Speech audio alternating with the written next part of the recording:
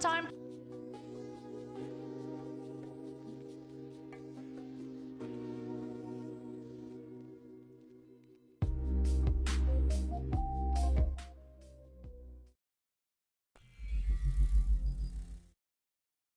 How's it going, everybody? Yo.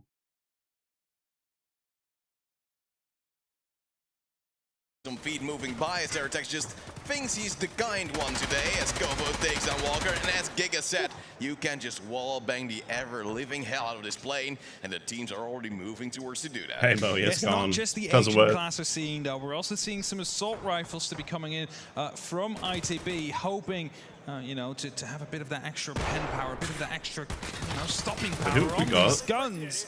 This code does go down by Philbo. 3-on-3. ITB will go down as well by the agent class, of course, using the MP9. And now, hey, gaming has gone. 25 seconds left on the clock. This first phase is going relatively quickly as someone gets spotted out there. But Terratex not quite able to get the shots through, but as he fires, everybody knows, oh, he's in that plane. Yeah, but he's lost his arm already, so he's like has his arms tied behind his back, but it's just different. And you just see the wallbangs coming out. It's a little bit of a poking game. No, I haven't. She might run out of ammo sometime soon. Time no, has at least already run out as Ghost takes down Brax. It's up towards a 2-on-2 with now the objective going live. A little bit of a spot coming down from Terratex, trying to move in, gets the shots down, and goes to half HP as Chris takes down Philbo. It's now a 1v2. Ghost, the man, the myth, the legend, has to make this work. Has to also get some more ammo because I believe he's already shot everything off his main. Now has the MP9 and a little bit to work with, but he's also bleeding out. Yeah, so he quickly has to get himself back up to speed, but still some time left, 15 seconds. And once the capture points are active, there's no warning yet that someone is indeed capturing. They might have expected him to go there and just holding off the angles now, but what we do know is that in 2 seconds that cleanup crew will come in. And we saw that basically come into effect in the very last round of the previous match, where Chris was looking to take the shot on the final VP player, and then he got suppressed by the cleanup crew, having to go back down, because otherwise he would have lost his head out there. Hey, man. Oh, actually goes down to Terratex, and the first round actually goes to Ascent. I was actually quite hyped for Ghost maybe to clutch it out because he still had a nade. He still, of course, had a stronger armor class to work with. But unfortunately, despite the 2 kills he got as wallbangs and just moving in like a menace, he ran out of bullets completely, and the wallbangs were there. Terratex was on the wing itself, and it's 1-0 for Ascent now moving towards the second round. And interesting to see that VP has set a certain meta with the MP9 being the favored weapon, as of course they are looking to do what they can in this new round. And ITB is moving across through Burger as well. Get some already nades being tossed out, but nothing really hitting. Cheeky Scapto will find blanks. A lot of ammo being used here in the M4. 60-round magazines to go with. We have 2 as a result, and Terratex taking some slight hits, looking to take the fight back towards them. Good to go. They will take the kill on Cheeky Scaff, so definitely making sure that ITB has the advantage in this round. Yeah, you just see ITB already just bringing the big guns rather than the SMGs. Chris now takes down Blitzer from the back. Get PP ammo with the SK though. Once again heal up as his arms are quite heavy. Mom Spaghetti. And looking for more is Philbo. Already close towards the point, maybe preemptively to get going for when that time runs out. But I've played Airpit before, and the issue with Airpit is Philbo taps out Terratex. The points are so incredibly open, more so than on the previous map of Bowl, and that makes it just incredibly hard to even take the point if you don't have airplane control. And as Demo said, there's I would say so, yeah. Taking airplane control takes at least 2 people. It wouldn't be some of the versions we've seen. They would have obviously made some refinements. Goes will find a kill onto Kobo, and now only up to Chris with the SKS. And we've talked about this before, is basically having to go for a capture quickly and hold off the one angle he might be visible from, but it seems that it's actually going to be the A-bomb site. So it's going to be Walker that gets the final kill. It's going with versus SVD with BT rounds. Good luck. In a camping position. Going on, and sometimes you rush, and usually you then die in this little peek in, and a big flick there from Chris. Oh yeah, this is the player trying to move around the group that plays a goal. Ended up competing. ITB had, and luckily were able to close things out here. That's cool. On towards Chris as well. 1-1 in towards the new round, and of course every round, the teams switch sides as well, just to make sure that it's balanced in that regard, and they have the ability to use whatever movement they want. Nade goes in, or flashbang rather, and the wallbangs again come in blank. Goes really low though, so he might be the first to fall or actually bleed out. Yeah, that's what I was thinking. I was like, does the SK, just the M4 and you get Look at Blitzergirl as well. The amount of damage just went through. Have to try and just heal up little bits of that and make sure you can get yourself back into the fight. You also need to continue fighting on. And that's cool. There's a health bar. There's always a second person out there. For now, we see a lot of fight going on around the airplane. The health bar on the bottom shows you how much health they've got. They can keep a hold of that because it is just a center part of that map. Every single bomb site can be seen from, capture site can be seen from that plane. This is something you need to keep under control. It's Blitzergirl taking down Chicky's Cat back to a 4-on-4, but damage has been dealt towards the ITB side goes, however, takes down Terror Attacks, and suddenly they have the favored amount of players. 20 seconds left, and these staircases, they seem to be the big issue currently, and as ITB has some happier setups, of course, they will not run as fast. Chris takes down Blitzer, but Filbo, how does he survive and takes down Kowo? Back to a 3-on-2, time is running out, and Filbo's already on the side. He barely survived though, he's having a heavy and a small bleeding. Only having 3 parts of his body left alive. He's gonna have a lot of sway, still gets the kill onto Chris though. He's gonna be taken down himself right afterwards, but Brax, the last man standing on the side of Ascend, using 9, the agent kit. Needs to find 2 more. Now Filbo is very low. 1 or 2 shots will be the death of him. And then Walker, he's fine. One running around with the agent kit. He's still got a good chest to play with here. Would be surprised if he's going for some pre-fire. But for now, they're just trying to find out which side is actually capturable. Blacked out limbs are now 30% less damage. Filbo. Yeah, Filbo's actually at the wrong one, and still he run into Brax, who is now both got the MP9 and a sniper rifle to work with. So he's set up for doom. He doesn't want to move in. He thinks, hey, I'm in the center of the map. The cleanup crew might be coming from the outside, so I might be on the safer side here. This is what we want. That's true. He's in the center, but that also means that the cleanup crew is coming in from every single angle, and as Walker is slowly starting to get himself into position, he's also going to try and find himself a good angle where he can hold them off. And he's being pushed right here. Gets taken down by the cleanup crew. Just 3 guys standing in your face. Yeah, he got 1, but you know, there's nothing you can do. There's 3 more coming around the corner out there. No. That's the doom scenario we're all hoping to avoid at every moment in time. And we're so close to the point, but he knew the moment he would just walk on it, he'd be taken down by his opponent. And that means suddenly it's still a very close. Oh, disgusting. I would be so mad, but also so amazed. That's a had eyes right there, the name of showdown. I don't know what happened with the fire. I told you. I played with him. He's absolutely insane, and you see it currently already. Yeah. He's just racking up kills. Despite him not having the lead, he's still 5-on-2. He's actually using 2 100-round mags. I mean, it's also a strategy. Don't need to reload. Who are the use those, so. Just wallbang into oblivion as broadcasters? Takes down I'm assuming they're like professional broadcasters, yeah. And takes down Terror Attacks again. Another headshot for the legend himself. So many bullets, so many spray, and actually not being hit at all currently. Also, that flashlight being a nuisance to his opponents. Even though he's using shit ammo, he's scaring people. Just like how often he's firing. Not going to be able to see anything. Of course, you just aim at the flashlight, shoot back, but it is definitely a bit disorienting to go over. Now, Ascend, they are leading by rounds, but in this round itself, 2 men down currently, and the plane control completely in the hands of ITB. You just saw someone out there on the upper part of the map, quickly went down. Not wanting to take that fight.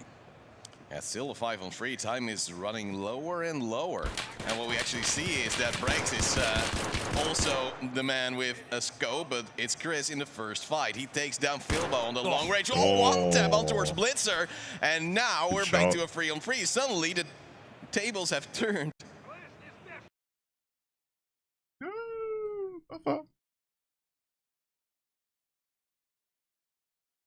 What's happening? Did it go down again? It did too, didn't it? No, no. What if they got broadcasting? That's a crash. That's OBS crashing. Look at chat go. Nah, we don't know when Arena's going to be released yet, Marcus. I reckon it's OBS. Whatever they're using to stream is crashing.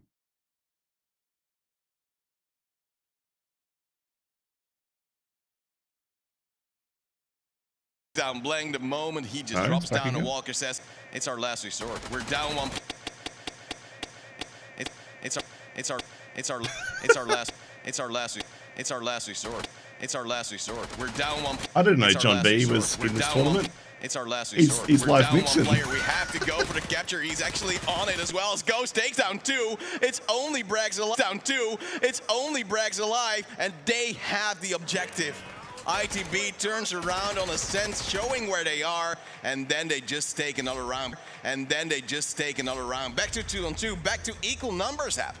And suddenly everything can happen here. It shows you how important that plane control is. It shows you how important that plane control is there, Chadwick, because they were capturing, he was sitting up on the plane wing, just able to find both those players pushing. Because the thing is, once that timer's ticking down from 7, you just need to get in there. You cannot just wait patiently. Oh, the cover as well. And he's just taking both out there as they push through. Like, Walker was laying down rather than walking, and just goes, is that sentry to take down 2 people trying to rush him down. That is confidence. That is trust in your team as well, and that's what we need right here. He fucking caught turntable. As Ghost then says, hey, they're trying to shoot up this staircase every time. I'm just gonna lay down here, take him out, because they will push, they will move. As Cheeky Scav sees bullets fly by, but Braggs will go lower after taking down Ghost himself. Yeah, takes down one of those top impactors on the side of ITB. They needed to capture the flag. Can you imagine how chaos that would be? Allows you to continue on that fight for just a little bit longer, especially on this plane. We just continue firing through. There's no way that they're going to be trying to fire some rounds back if you're firing with that 100-round magazine. But for now, just everybody holding off slightly. No one really moving. Brax healing himself back up to as far as he can. And we're just going to be waiting. That guy has a modded SVD with BT rounds. Are you for real? Ascend trying to play the time. I'm hoping makes a mistake. Is going on with the capture code? And Demo really hopes they don't, because he's one of the UK massive fans. That'd be, someone needs to, like, if that was like Nikita. Scouting around, looting a weapon in the meantime from someone, or receiving one, rather. And he's now a little bit of that. There's a bit of looping occurring, isn't there? What are they doing? Oh, now they've broken the audio.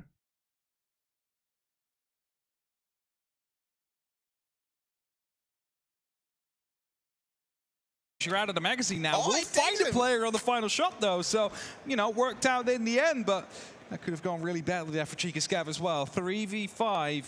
Ascend really in a good advantage here. They need to make sure they keep this up. They need to keep those capture points covered, because they have the advantage. And as Brax finds Blitzago, it's only up to Walker now. It's a clean round already coming down from Ascend. Only one player alive, and they take him down. Just a little bit of damage taken. But they managed to take the lead now, 3-2. See, this is what it's like living in Australia, guys. You get to see it in advance. You don't get the audio, but you get to see in advance.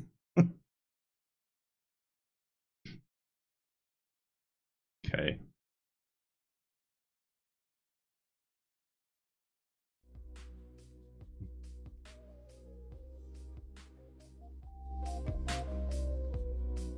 We are experiencing technical difficulties.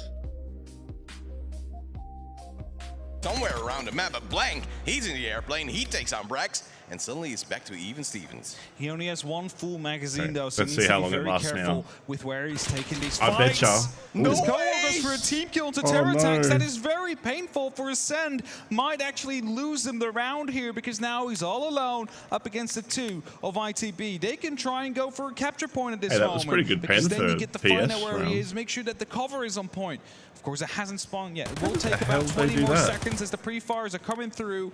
It's about 19 rounds of that mag, 2/3 through. The other ones are halfway through, so needs to be a bit patient with the ammo there. Cannot really pre-fire everything at this moment, but still has a grenade in pocket, and that's huge.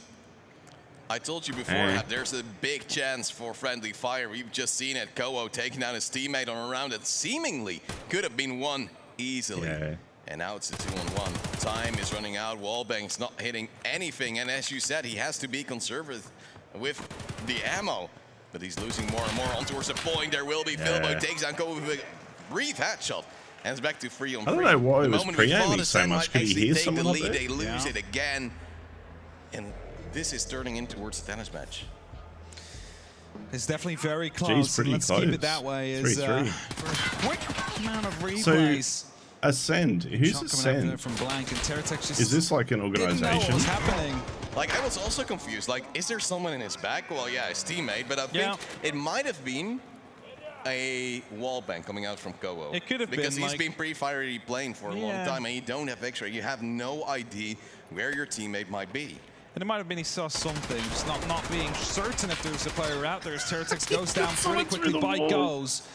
Blank will go down as well by Cheeky Self. The one-on-one trade. And this is basically the early game of every round. You just try and take that control at any cost possible. What's the ricochet chance of that ammunition? Basically set up for the rest of the round as ITB is losing another member to Cheeky Scav. It's Goes. Of course, playing with that big M4. Oh, Blitzer Girl, however, will try to just manhandle these plays and takes down another player back to metal. 3-on-3. Oh, little bit of love tap from the teammate. It's becoming more and more apparent, but then again, Blitzer came from the wrong side, so you can't blame him as Walker sees someone move by. Was it a friend or a foe? Nobody knows. Heavy bleed though, so needing to stop that quite quickly before it gets too out of hand. And try and patch yourself back up for the final phase of this first that makes sense. part of the round. Of course, as soon as the capture points go on, it's spreading out the map in the playable area until someone is deciding to get themselves in there, because that's just speeding things up a whole lot. As long as you have this playing, you should be good for like the cleanup crew, because it's very central. You're high up as well. It takes them some time to get there. There's some more likely they'll run into everybody else first. Yeah, especially Kobo currently in Burger, trying to pre-fire again, notifying where they are. The A point goes open, actually really close to him. But as Chris goes down, it's Filbo, the man of the hour. And only 2 more opponents standing by. Time tick, tick, ticking as Blitzer Girl will also receive a little bit of fire his way. And then has to wait it out. And as she pushes on, it's just trying to stay alive. Filbo losing their life in the meantime. There's about 10 seconds left on the very clock. close. It always comes down to just a few of them. So if you want to go capture, you want to do it quickly, because if you're caught out in the open, the Walker almost goes down, I believe, by a person prone on the ground. Ko on the ground indeed. Well, the cleanup crew is definitely coming out now, so they need to make a decision. Do we capture or do we try and hold off together? Oh, there's a nade coming in for a little bit of a cheeky bounce, and it might be perfect, but Brax already moves in as Kobo takes down Blitzer in the end. It's going to be Ascend taking the lead again, and this dance match is still continuing, going back and forth with Brax. Blitzer's 9 frags on him, and goes as well on towards 9, so both teams still performing so equal to each other, and still the play control is so paramount. I thought that grenade was really going to be getting the kill out there, but shot down before it was actually exploding. And you saw that final fight taken around a capture point when, you know, the cleanup crew was about to be coming through. So they knew they needed to speed it up. None of them had the plane under control anymore, so you're not wanting to hold out on that as well. RGD5 grenade about to be tossed through. Terratex is looking to go quite aggressive, but all the wall bangs quite scare him off. He cannot really go through, as Blank will find Cheeky Scav. So the entry will go to ITB.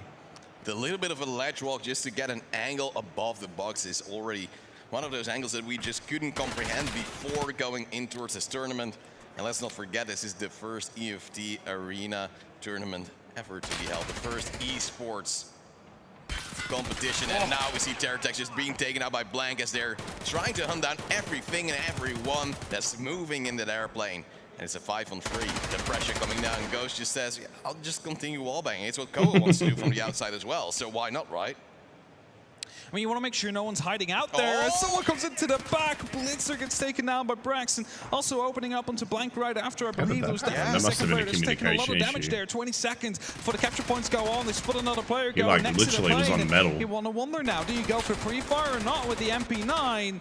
As Ghost takes down Chris, Kobo gets another team kill. We're having a second one coming in from Ascend, and again, might actually lose them an opportunity to get the second round ahead of themselves as he's being chased down by any member of ITB, who now soon have the opportunity to go for the capture point as well.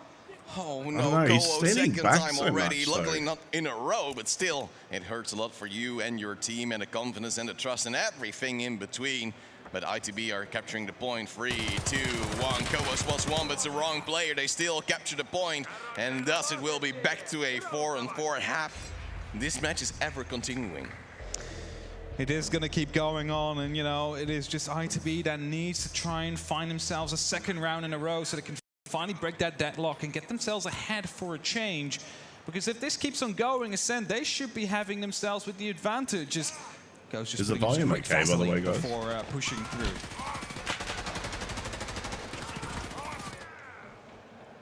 Recaps are good. Yeah, just breaks with the flank there. Could have been great, but then tries to move in towards safe grounds. Just shot in the face. I heard a joke being the last man standing with everyone on my team watching. It's the chaos, of course, of people trying to return but not having the right call. Sometimes it can be good though, Moe. All set in stone. And you see that it brings issues. Blank in the meantime takes down Cheeky's cap. A beautiful headshot with the MP9 as Terratex is trying to move around the plane. I believe gets spotted out, but it's Chris tapping away one and Terratex taking out the other. Terratex did a good play there. Again the lead, but for how long as Ghost? Man, that guy is going nuts with that. Back to even number. It's Ghost, of course, being tagged in another firefight. He's already on towards the second magazine. It could be a smidge louder. Also a hit from Breaks.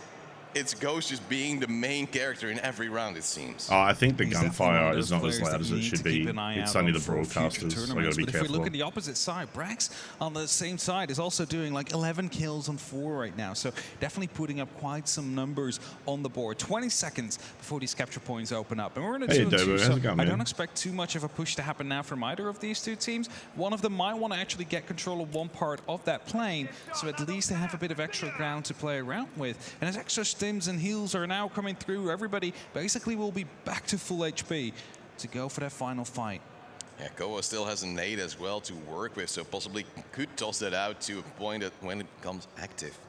Wait, does he only get again 2 rounds? Playing the long range despite being the agent as Koa has. So is this the new recall system? Tries to move through and get control on towards the A point with Do we know that for sure? a little bit of a window to check. Scared from every angle though, as Philbo is making a ton of noise, having the bunker class as well, and tries to move through safely and securely. But what he does not know is that Koa might know where he might be in time. Oh, what I'm saying, yeah, 15 seconds left, Koa makes noise. Okay, plane, contested, they know, top level. But will you be able to take the shot? I might turn it down just a 7 little bit seconds before the cleanup crew comes through. Moves need to be made here, but ITB, they also realize this is a very good opportunity to get themselves around ahead, to get the second one in a row, but they're going for the capture point right now. Both of them are close, so all they need to do is just hold off the plane and make sure they're not being shut down by it. He cannot... Oh! As soon as he watches back, but he somehow still gets the kill! He gets both! He hit-fired that. With a huge clutch, finds ITB as he gets team kill that doesn't matter. But the 5th round, they break the deadlock and they get themselves ahead. He seemed to look away in the moment he looks back. Hit fires both players with a beautiful spray.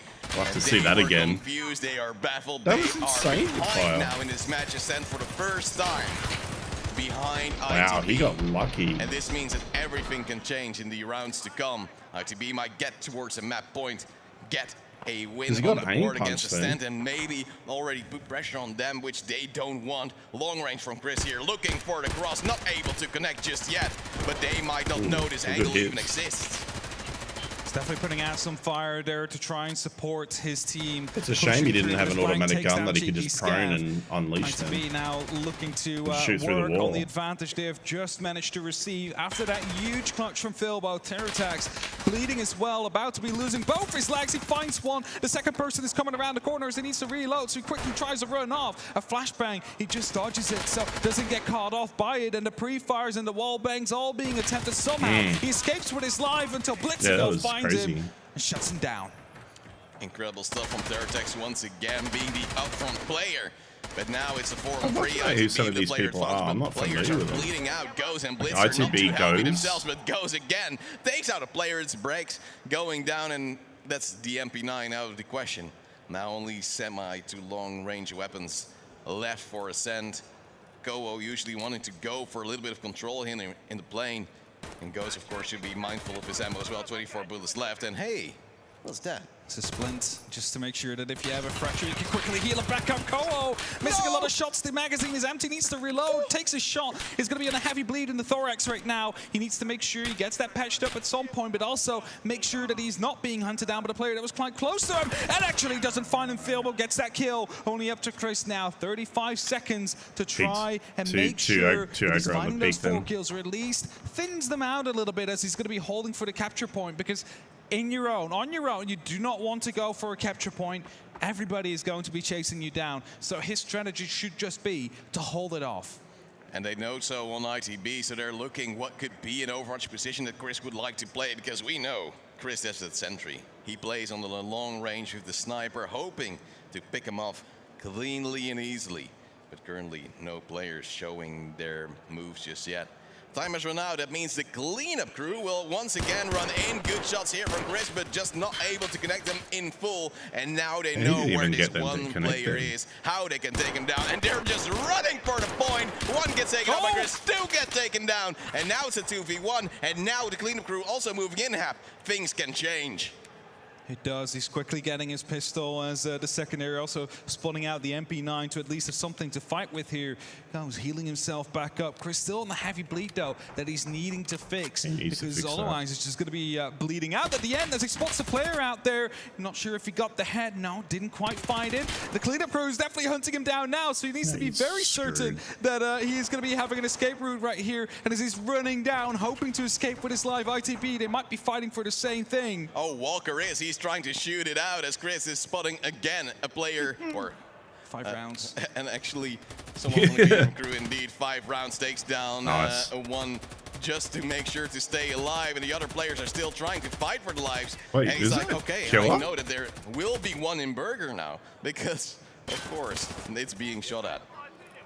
Somehow just alive. You have no ammo at all. Thing there, and we saw one of the players of ITB go down. He's got a full mag at cleanup least. crew, so Chris is just holding off. He's bleeding out. No, he bled out. That's what I was saying. He needs to take care of it. He was hoping to stall time, but he didn't have anything to stop the bleeding. He must have. Yeah, he must have had anything. Would do the duties needed. Unfortunately, unable to do so. ITB takes another round. Goes towards match point in a 6-4 situation. One more round, and they bring Ascent to a 0-2 and themselves to a 1-0. Definitely a big play from Chris right there. Almost brought it back to around 4% to equal the score, but it is going to be that match point for ITB right now.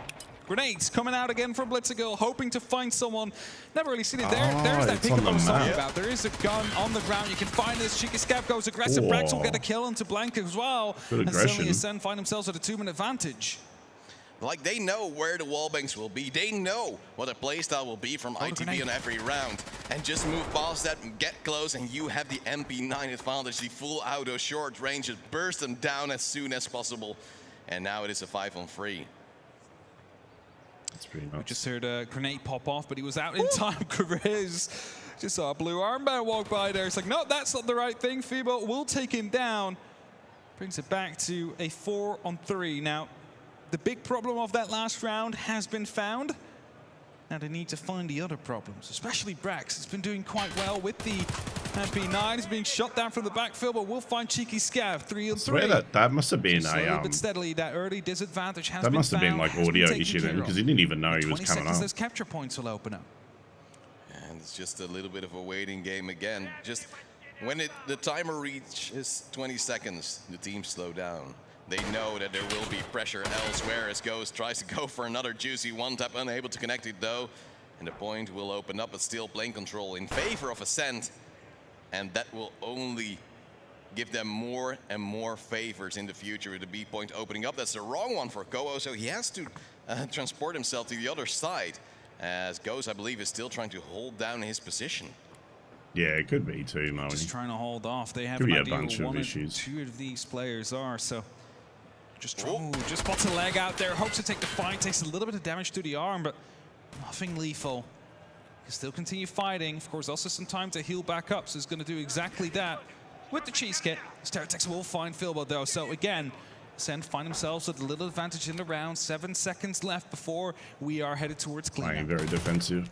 And we see Terratex just still trying to hold this down as Walker is having a longer angle. Ghost is actually close underneath the belly of the plane, and it might mean that Walker will want to move in towards the point relatively soon, the moment they actually notice there's going to be a fight from Ascent with the cleanup crew. Oh my god. I mean, the cleanup crew will be coming after the people that make the most noise, right? Like, they're just trying to find whoever they can. And oh, there's 2 players out there. The drop comes through. Ghost gets the kill to Kowo. The second player dropping afterward. Kowo isn't going to find him. Brax will find Ghost. So at least the trade's there. Walker, the last man standing, is taking some shots. Finds a player inside the belly of that plane. Needs to quickly head out as he reloads the MP9, hoping to reposition himself as he is quite known now. Capture started for just a second out there. He knows the player's out there. Also seen him now, but gets taken now by Brax to Ascend. They live another round. They stay alive for just longer. They might be actually able to close the gap in the next round. 6-5. This one was chaotic. Ascend took that early pressure, moving in so incredibly close. Took the 2 frags, but this turnaround from Ghost just moving around like a ballerina. Yeah, and that is the armor there, just keeping you alive. Looks like he has better armor than me. He's got a face shield and... at that moment. Does he have better armor than class 4? Either Ascend is going to be putting us to 6-6, a tiebreaker match point, or we are going to see ITB just. And they seem to be doing better when they're aggressive. That's a very important one to take down. It is the big head armor also being gone with the blackjack going out. And Ghost usually being the big player for his team. Luckily, Walker with the long range able to take down Kowo. Also one of the longer standing members of Ascend, usually remaining until the end of the round as Filbo gets taken out on range by the MP9. That was a good shot. SMG still work on range. Small advantage here for Ascend. A single extra body on the ground. And they know doesn't that look if like they it's the lose new this round, recoil. if it somehow slips away from them, it's a second loss they are receiving inside the group stage. It's not the best. I think this is still current live recoil. There's Blaine going prone on the back of the plane. He's just holding, waiting for some angle. It's actually friendly that he was seeing down there on the left bottom of his screen, I believe. This is the entirety of... no, it was actually an enemy out there. Terratex finds Blitzago. Oh, wow. Like, not quite able to respond fully. Just put out a couple of shots at him. But he's been seeing those legs the entire time. Finds the kill. A second person pushing him on the right. He needs to reload quickly, but Cheeky Scav will turn him down. Walker, the last man standing in that 1v3. And B9, 4 full mags. It's very doable. You can, Moe. They have been grabbing guns. The objective has just opened right now, and he's looking for the first player in the airplane. Takes him out. It's Brax falling, and he knows where the point is. Tries to go for the wallbang as it's instantly being captured, but Cheeky will just find the angle. Takes down Walker, and we go back to equal numbers. Hap, it's going to be 6-6, and suddenly everything is possible. It's really down to this last round now. Whoever will win this is going to be taking those points. Is going to be taking that victory. It looks like it. It's hard to tell with the MP9 because I don't have. It's been a very close fought match so far. A bit hard to say. And it's still doable for either of those. And I think it will really go down to whoever is going to be getting those very first kills into the airplane. And you see the Descent is rushing with 3 men right on. They want to get control of that. Terratex in front with the MP9. It's working for him, though. Because Ghost has been pre-firing this the entire time. So they're not going to be quite able to go through as Brax will take blank.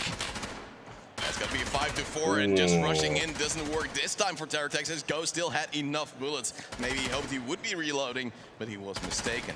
Back to a 4-on-4. Filbo's trying to hunt, but Ghost in the meantime takes on Brax as well. It's a 2-player advantage. Now looking for ITB, 60 but round, Kowo will try to respond, finally hitting his marks earlier on in the round and trying to get to grasp with the game. Cheeky trying to dance around of that middle point there. Some pre-fires are being attempted by Ghost. Get out in the open. He also knows that as soon as he finds that, the entire plane is suddenly under his control. That's what they're trying to go for. It's what wins you these rounds. Just swapping off, going up to the top. I believe he might have just heard something roll through, but he knows that someone is up on the top floor, so he's trying to push that, holding the angle. If they move just out of reach, should be a kill for him. And you know it will be Ghost, because if there's so many boots flying by, it can only be one player who has such a crazy amount. Again, being heavily hit in the meantime, having only 27 boots left in his magazine, expending a few more, and that's risky. I don't know if they will, Doc. They're making considerable changes all the time. Trying to move around, might go to the lower part of the plane again, as we do see players. They might do, but if they make a change, they'll want it to be what they're pretty happy with, at least initially. He's going to have to pick up a gun from someone else as soon as he is going to be running out of it. So that's right, actually, what he's doing at that point. 2 rounds left in Ghost magazine as Walker takes quite some shots. Is actually almost going down from the thorax there. And as soon as you lose a limb, you get shot in it. You take double the damage out there. So it's really important that you keep them up, or at least protected. As a grenade from Cole is going to be coming out. That might be very crucial in taking out the player that's defending the area. No, the grenade bounces back on the scoreboard, and Cole gets taken out by Cole Walker. Cheeky will find him in return, though. He's trying to go for the capture himself as Blitzer will shut him down. And it's Chris now watching over with the SKS. He's not quite hitting the shots. He needs to reposition himself, but that means they also know where he is. He's taking quite a lot of damage. It goes down. ITB win the map, win the game. Incredible stuff here from ITB to clutch it out in the end. Again, this round seemed to be Good able recovery to go from any Golden. way possible.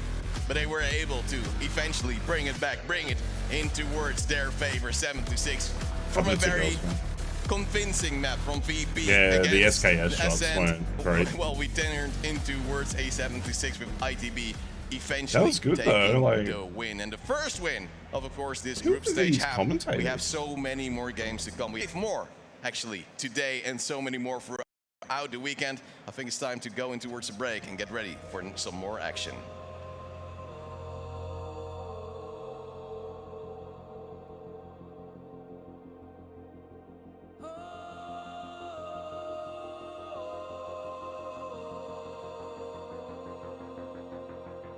Oh, okay. So they're actually going to be doing more. So this is only... Yeah, right, okay.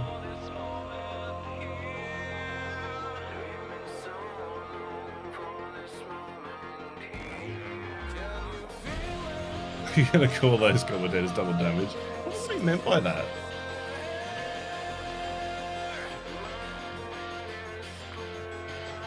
This is actually not true. If anything, he gets shot in a broken, busted leg. Like, it depends on what, if there's anything different on Arena.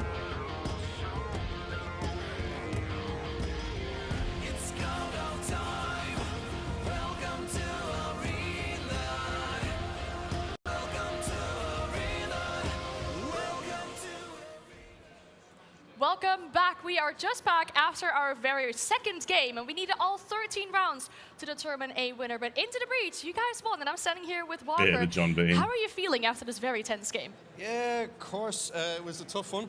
I mean, started out kind of more or less as we thought, and we slipped up towards the end. Nah, we, not for a long time, Molly. Blacked out limbs used to, if you shot someone and blacked out limbs like in the legs, you actually used to kill people back in the day. All right. How did prep go in? So you used to just use a shotgun with buckshot and go for legs, and as soon as you had a blacked out limb, the next shot that hit would kill you instantly. It was kind of tough. I mean, we had one guy away at a wedding. Pretty much when people used to wear Ford armor, you just go for their legs. So we were playing for the most part as 3, and the practice time was a bit, shaky. But happy now, confident now, and hopefully we can keep up the good luck and the good run. It's being away for good reasons, but also indeed good that you still got to get some kind of practice in. Yeah, How are you feeling now after you've won this very first game? Are you feeling we have ready no to get idea. more wins under the belt? Relieved.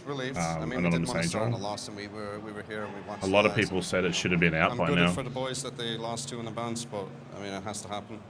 I know we have to avoid having that happen to us, Indeed, yeah, but you won your very first matchup, so you can go get ready and hopefully play your second matchup later today, and hopefully for you guys, the same result. Thank you so much. Yeah, thank you. Appreciate your time. Thank you. Right, and then after our second game, of course, there's a lot for us to talk about on the analyst desk, because it was a very close and very intense game. We have a quick commercial break, and then we'll be right back with you.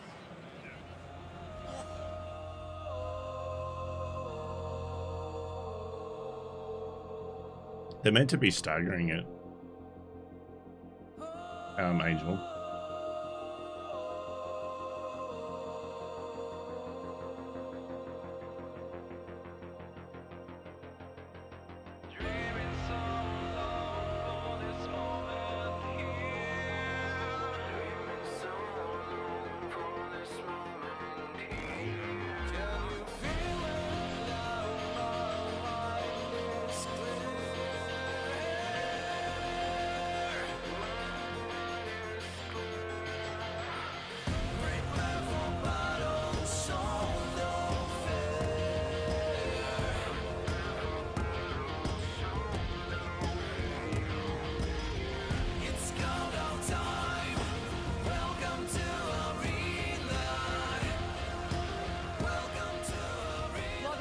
Welcome back to our analyst desk as well. We are here with Demo, with Giga, and we have a lot to say about this game, I think, because it was very close. Right in the middle. It almost slipped out of the hands of Into the Breach, but they still managed to secure it.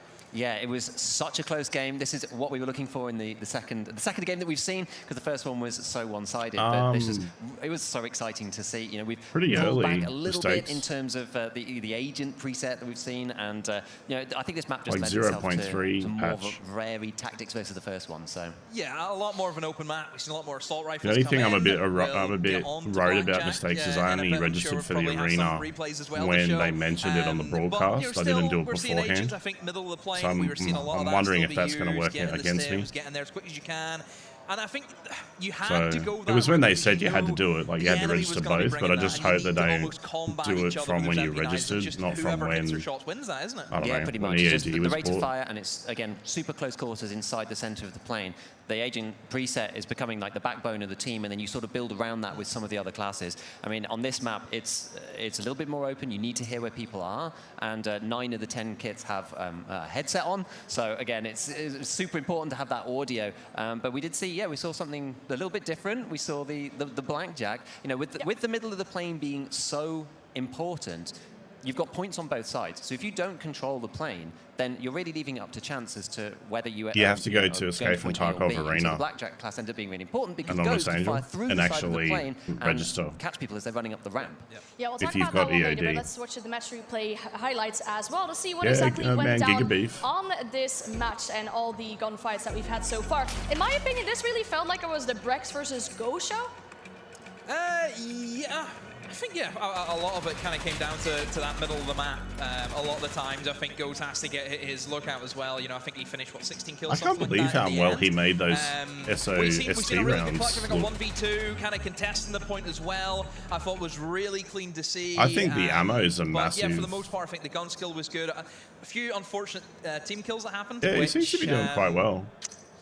It happens, and I think that's the realism though. You don't really get to see who is in your team unless you can see what color they're wearing on their arm. Yeah, you know, exactly. And difficult. sometimes you just can't tell. You know, if there's situations where you can only see the person's head or their legs, you actually don't know what team they're on. So if you're not communicating fully, it can be very difficult to actually know. You know, in the moment you say, "Is that you? Is that you?" Like, how can you just can't get away with that? If you're too late with that, you're already killed in the process, for example, as Giga well. would So be I think really round good 9 was for a the really masses important too. round as well. Like That he would was explain when it in a Finland was way securing where the if you're not a objective and he shut Tarkov down player, 2 of the enemy players, you'd that was be huge. sort of able Yeah, to get what he's I think, talking about. just to get them back into where they need to. It was very back and forth. It kind of felt as though it was maybe running away in the direction, but having a clutch just pulls you right back into the game. It gets the momentum up. It gets it going again.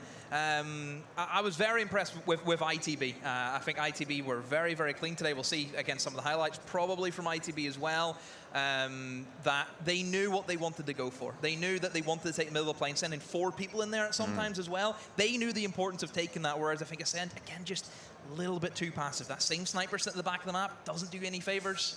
Yeah, we're going to see some highlights again from this game. I don't but like the mentioned idea Ascent of still at players sniper sitting thing. that Do you feel far like back. Ascent did kind of the same? You can't react to certain think it's situations unfortunate or to go for the sniper. opportunities. I think just with ITB's ability to send Walker to go and get the fixed weapon spawns on the map, he could pick the MP9 class and then go and get an SVD with a Voodoo on it. So he actually didn't have to go and pick a sniper class, because remember, you're stuck with it, right? So if the situation isn't working with the Sentry, you just have to roll with it. Whereas like Walker's got an MP9 and an SVD, but you can only go and pick it up if you want to, if that's what your team's going to do in that particular round. I mean, it keeps you really flexible, and for this map, it worked out. They knew what they wanted to do, like, very strongly. Yeah, for sure. I mean, we talked about this a lot, about that gun pick-up points around the map, but there's many more games that we have to play. I mean, we just had this one, a very, very close game. It's time for Into the Breach to rest a little bit, because Virtus.pro is coming back. They're playing their second game, looking to get a second victory as well. Yes, and they're playing against at least you get BP right rounds, after though. our short break. PP rounds, from the looks of it. So if you got class 4, man, the amount of wallbangs this guy got was insane for Goes. Like, he made that gun look way better than it is.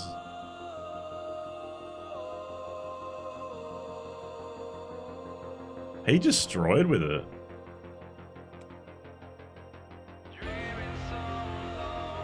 Like that there, how do they not hear?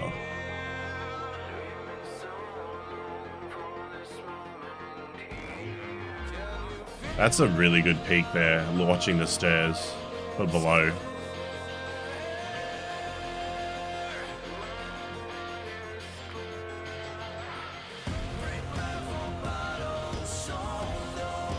So who's next? HPT and VP. SOST, he was using the flesh rounds. It's flesh rounds, yeah? Is it flesh rounds? What's the ricochet chance on that ammo? Yeah, let's have a look. Bears ready. Blue team. Red team.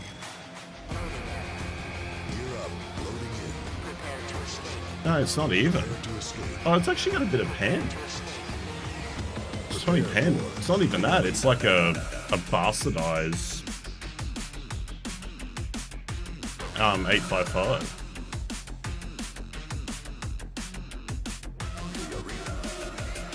Yeah, so he was using these. 69 and 20. Wow, he did really good for that though. No increased recoil. Frag chance. I don't think you can see ricochet. No, you can't.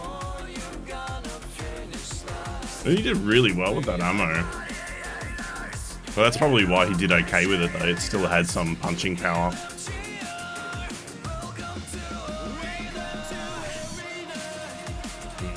Interesting.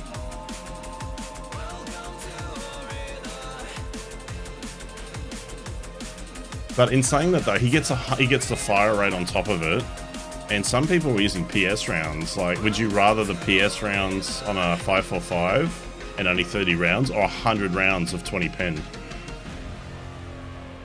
with no increased recoil, like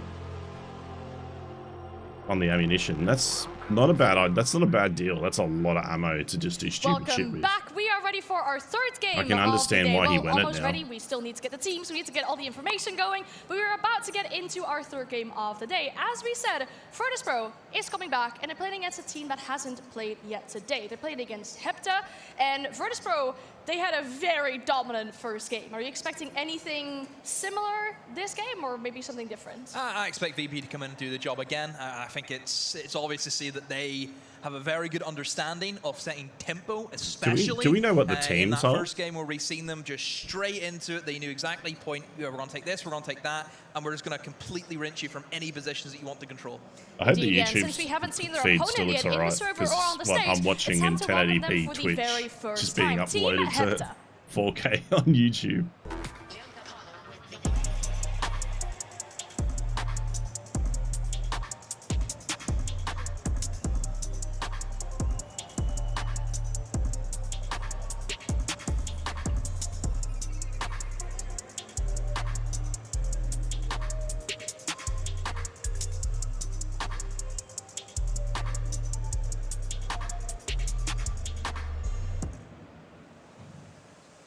Oh, really, Uber? Hell's yeah, dude.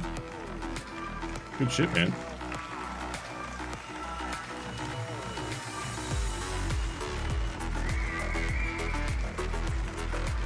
What's that song?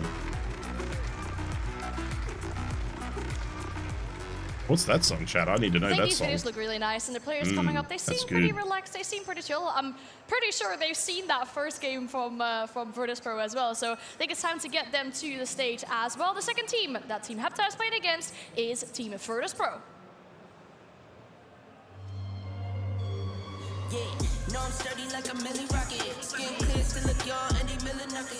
To make him look tough, yeah.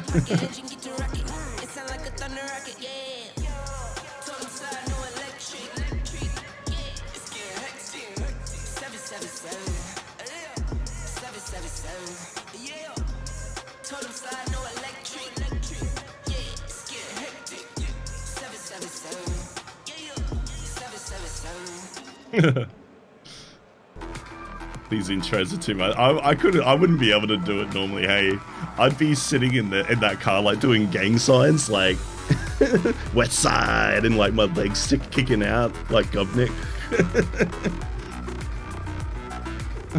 This one like feels familiar for them. They've done this before today. You'd have to do something stupid. You couldn't be able to just sit there and look serious. Specifically, because we'll have a look at the player lineups as well. One of these players that really stood out to me was Hard. Yeah, he had a few moments where I think there was time where he had to go for the clutch. I think he was kind of stuck. Probably the only time that VP looked actually quite weak around. He was able to get them out of that. I also think FMX was and if we had to do it again too, I would just get like cardboard cutouts of us and put it in there. Such a standout performance, a very dominant well, I mean, performance. it does the same thing, it's yeah. True, it's true. They did super well, but I mean, I'd remind everybody that, you know, one of the few PvP-centric tournaments we actually had in Tarkov, the Punisher tournament, Hard was in the top 3 for that. So, you know, he's a really good player. And as I said, there's some people who are not necessarily as well known in the community that are just insane at the game. And this is their time to shine. That is so very true. I mean, we know that Virtus Pro has some kind of experience within competitive, especially on the EU side. There's some insane but then PvPers for on EU. Hepta, when I spoke to these players, they said, oh, well, we're like 7 content creator friends. So we kind of have this, well, previous pro players or pro players with experience going on against content creators. Do you feel like that might benefit Virtus Pro, or would that put any fear in the thoughts of Hepta, maybe? I mean, it's hard, isn't it? You know, if you haven't played like professional esports together as a team, it's a different thing. But, you know, hopefully with the experience they've got, they're able to, you know, pull something together. I mean, most people are probably aware of Maya. You know, he's got an item in the game, so, you know, he's an OG of Tarkov, and he's got, you know, got a good crew with him. So hopefully they can, you know, they've been practicing a lot and can pull it together. Yeah. Indeed, yeah, and we talk about, if we talk about Hepta as well, for example, when talking to these players, they said like, oh, we had this early access in Gamescom, but we played Arena, so they have the experience. They played this game before. I mean, as much as that, like, it's a bit cringy for the teams, I mean, it's their first tournament too. Like, they are trying to make it like, hey, we are trying to be esports. We're trying to be serious, you know what I mean? And we should be the first team to make sure that we are ready and, you know, enter the stage.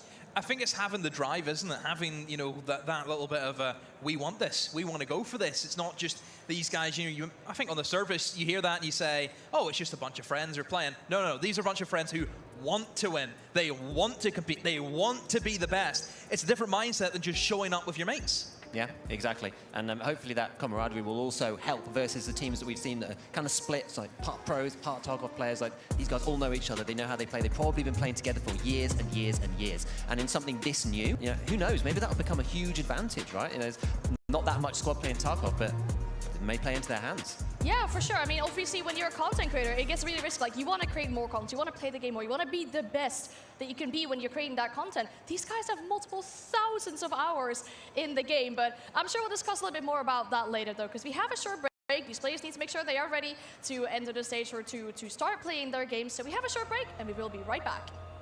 See, you know what really sucks? We don't get to see their kits. Like now, what should be happening right now is that we should be able to see kits of what they're picking, so we get an idea before they even start playing. That's where they're stuffing up here, because you've got to try and figure it out in game now. Because that way we can tell what ammo they got. We can get an idea of how effective certain people are going to be with each kit.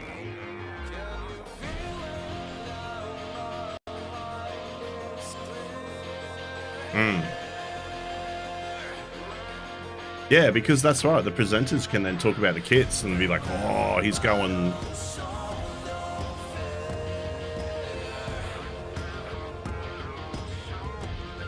Like, if it was current recall system and I was in this tournament and you guys knew who I was and I picked the Saiga with flechette ammo, I mean... I might have a better chance than some other guns.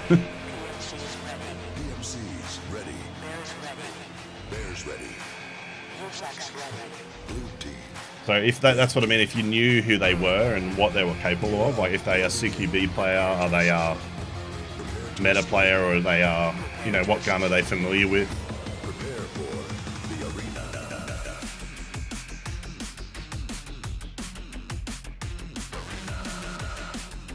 I haven't actually heard this John B song in its entirety, but he's done a good job.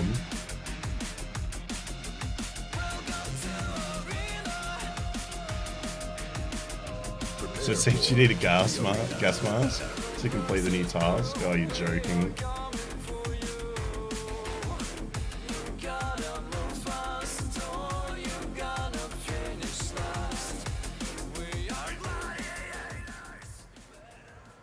Our teams are setting up behind us on the stage, and they should almost be ready to get into the game. But once we have those two teams, there's still one vital part that we are missing.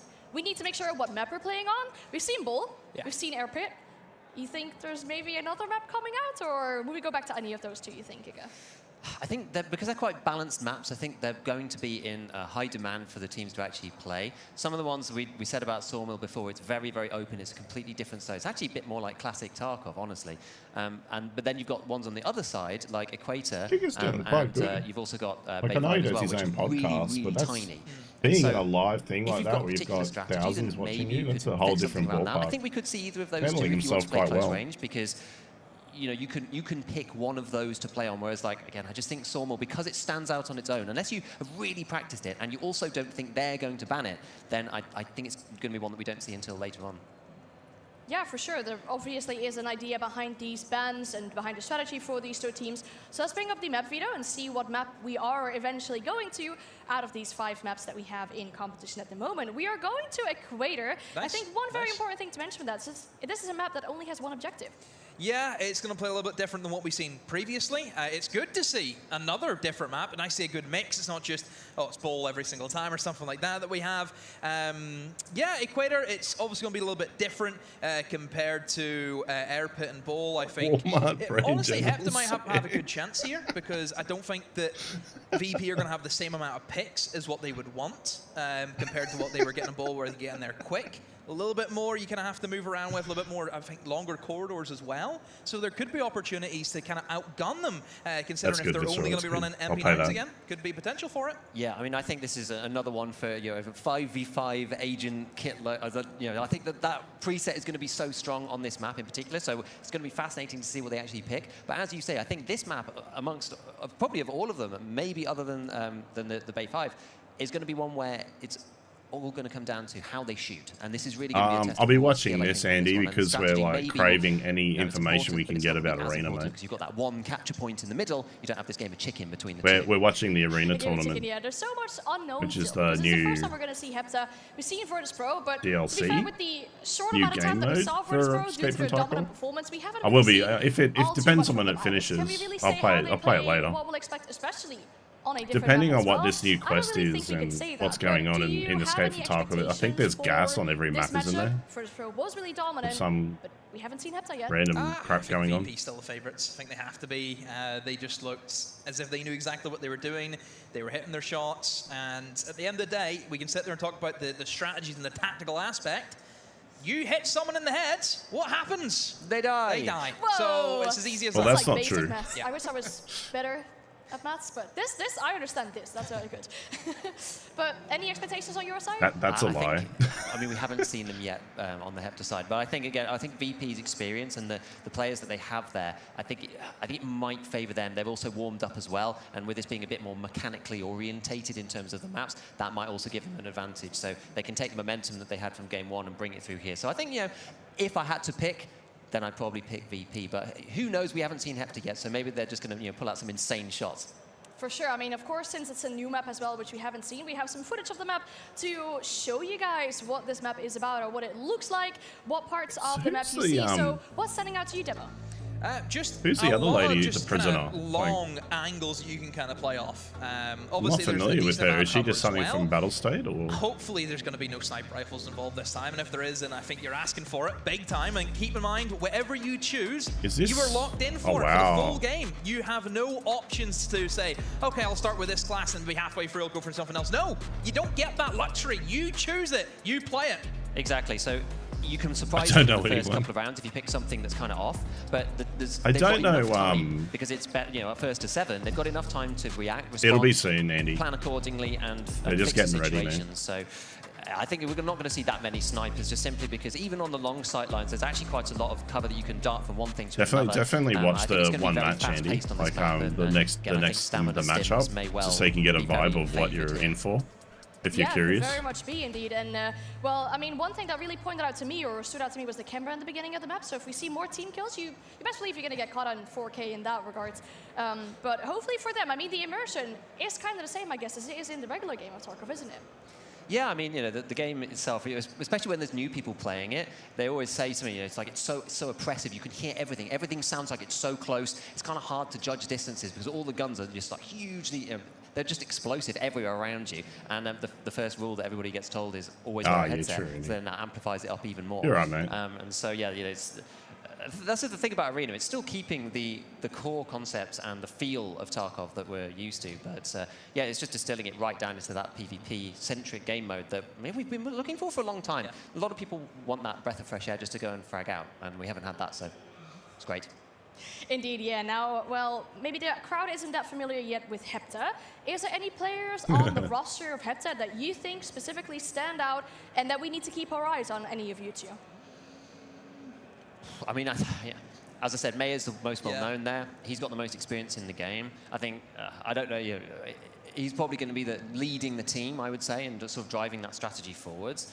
But you know, they've got some other really great players as well. Two Twisted as well is extremely good. So it's so hard to know because when you're playing Tarkov, and especially if you're a creator as well, you're trying to make content out of the game. That's not always just PvP frag movies, right? We've moved on from that a long time ago. And so a lot of what you do in Tarkov is, especially when you're on stream, is you're talking to people and like moving through the map, and the amount of actual gunfights you get into is not actually that high. You could go a whole raid without even seeing anyone. Yeah. That's the realism of playing, you know, Tarkov just normally is you might even get a chance to fire your weapon. In this, if you don't fire your weapon, we're going to have questions asked at you, first of all.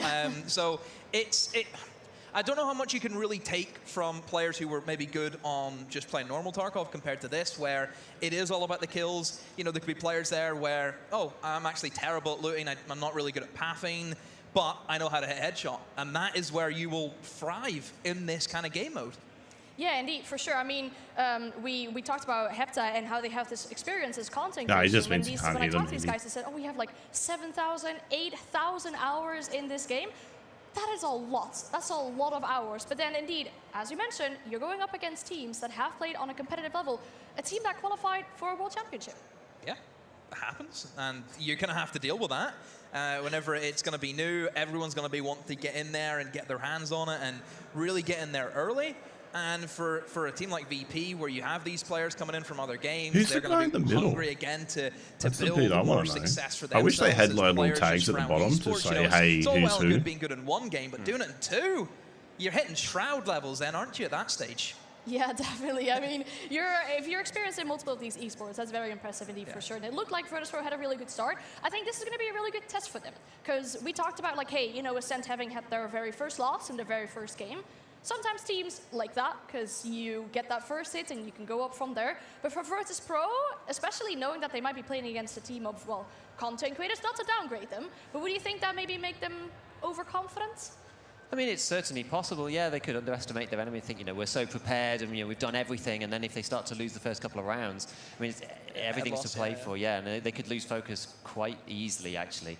So we're going to have to see, especially given that they're, you know, we've said they practice a lot, but they are, a split team, you know, 2 Tarkov mains and then 3 Rainbow Six guys. So it's, you know, who knows? Maybe it'll all come down to that, you know, the prior relationship that the players have got together, and then Hepta will use that to win. It's hard to say right now.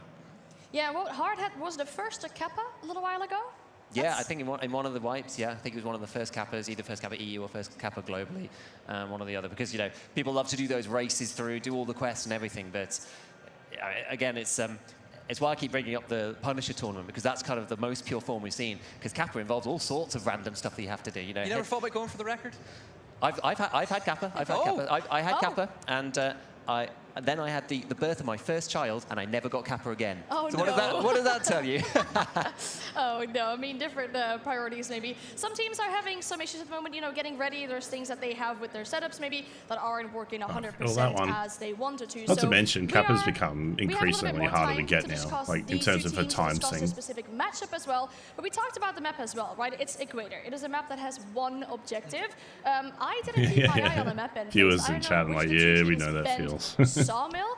But I just heard that the teams are actually ready, so that's something very exciting. We should be getting into the game very shortly. Really? And, you know, Cass is obviously to guide you through that, so Happen Tolisma, take it away. We are quite ready to jump in towards a new map, a new match, and of course, a new team. We've seen VP, they destroyed Ascent in the first match, and we're really curious to see on the map that we are saying that, of course, has long angles if the MP9s would strike again up. Yeah, that's it, right? There's some longer angles, but of course, if everybody's running an MP9 with no helmets, you can just, you know, play with that red dot and just get the one taps out on those heads. So it is going to be interesting to see how this map will develop. Are we seeing different kits coming through? I mean, we saw the M4 with the 100-round magazines in the previous one. I mean, if it is such long angles, and, you know, I saw a lot of wood in there, so you might be able to do some bangs there as well. Maybe that's a better kit to go for. Yeah, and as the analyst desk already mentioned, the interesting thing is that this map has only one objective. However, it's completely enclosed. It's almost entombed by the slightly elevated angles around it, and it's all like pretty much besides a few elevated points, it's all ground floor on this map, isn't it? There's no like big obstacle in the center of the map like the plane. They might have to be forced to move in because otherwise you just can't protect the objective. I mean, this is the thing as well, right? They knew one was far away, so you basically always have the numbers advantage when you're going for a close push. And that is something they might not really have now until they figure out whether or not there is someone playing on that distance.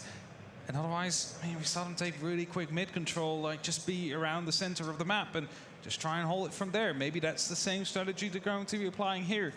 Again, we don't know. We just have to wait and see how this map plays out for the very first time. It's good that we've had 3 games, and the third map is also being shown right now because it allows us to get a bit of a feel for each and every map.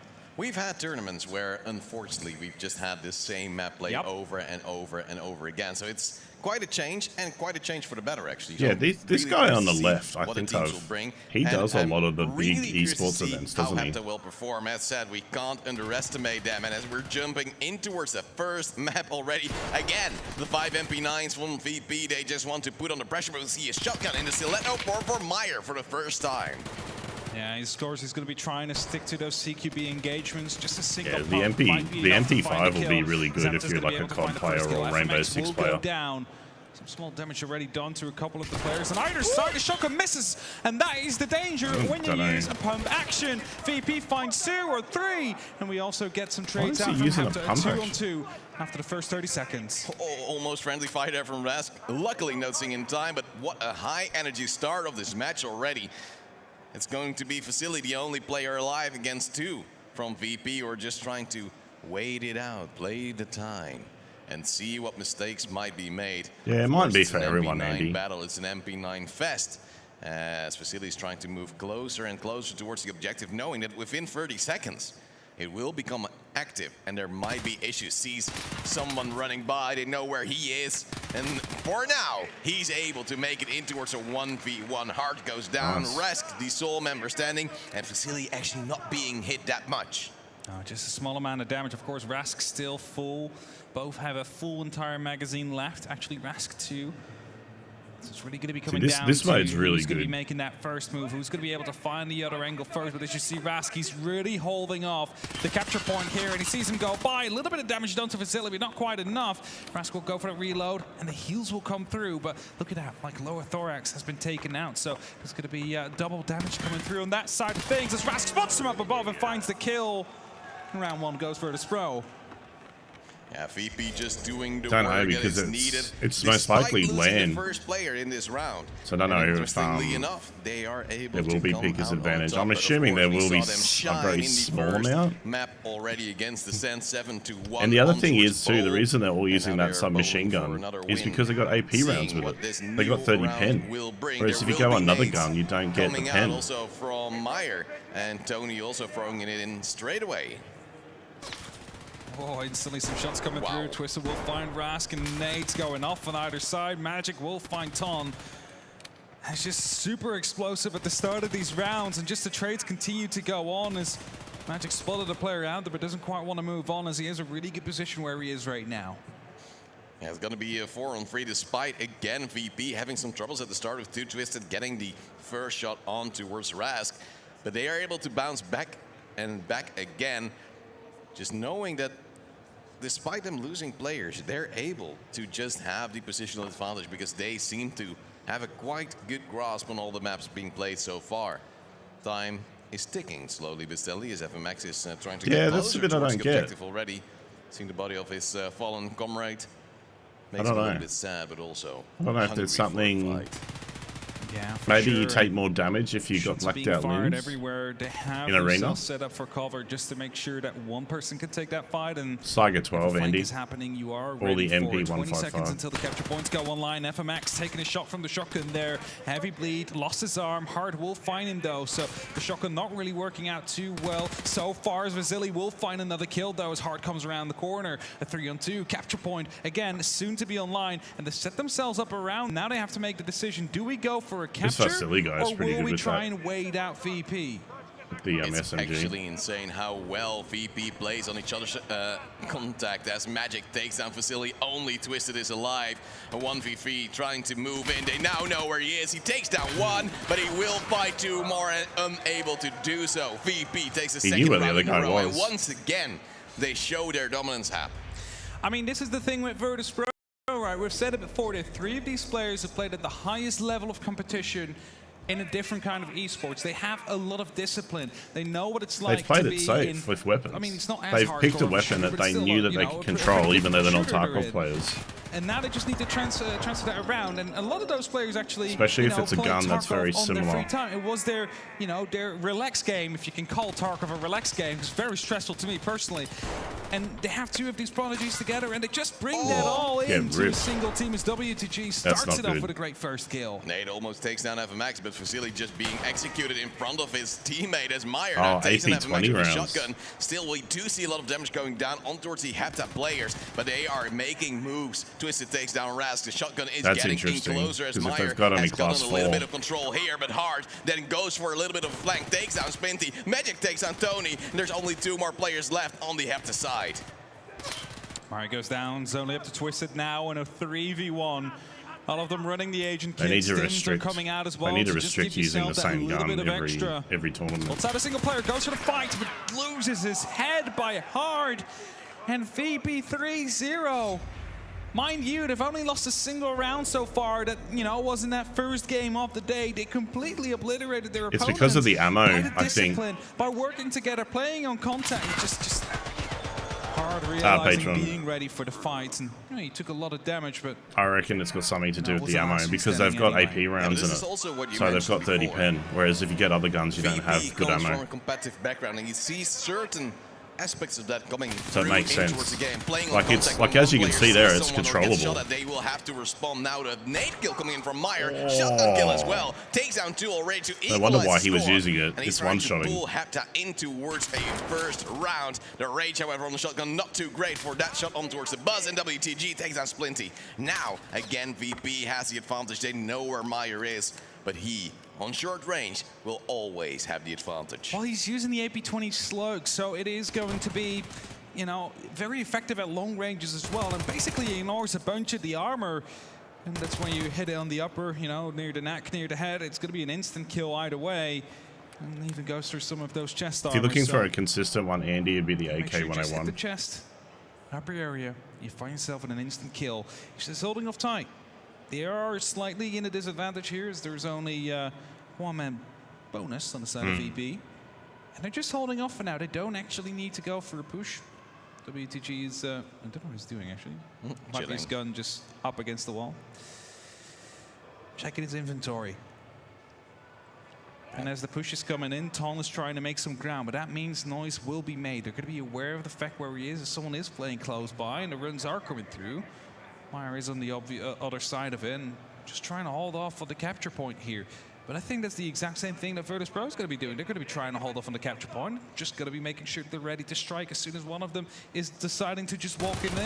Oh, WTG takes on Meyer. They now also know where Tony is because he just shot at the buzz, as I believe Hard was trying to peek from there. So now it's a 3v1. They can go on towards the side, but they don't even have to. WTG moves in, takes down the last kill, and now it's already up to a 4-0 for VP. And we were contemplating, was it just a lucky, good, quick game on the first one? It was a 7-1 against They're consistent. But it seems to be They've got a consistent gun. All skill. I don't get It's a the different map as well. It's not like we've just seen one map from some of the guns the other teams have used. They've obviously picked guns that they're familiar with. Maybe we get to see all 5 maps from VP over the time, but definitely great place coming now. Because look at the fire rate of the MP9 too. It's very controlable. Maybe it is the new recoil. I didn't think at range that this would be so good recoil-wise. Passive or aggressive from that point onwards. FMX now takes down Meyer, so it's back to a 4-on-4. The shotgun being taken out. Usually the nades being used at the start of the game. This map, relatively close combat, your nades can reach wherever, and if you know that VP usually doesn't play too quickly at the start, you can take him out accordingly. Hard now takes down Tony, as he will be getting a headshot in return. Splinty also going relatively low. They know where he is. They're trying to hunt him down, and so they will. Hard takes him down in the end. 4-on-2 situation. VP, and yet another round, yet again so dominant. Only up to Twisted now.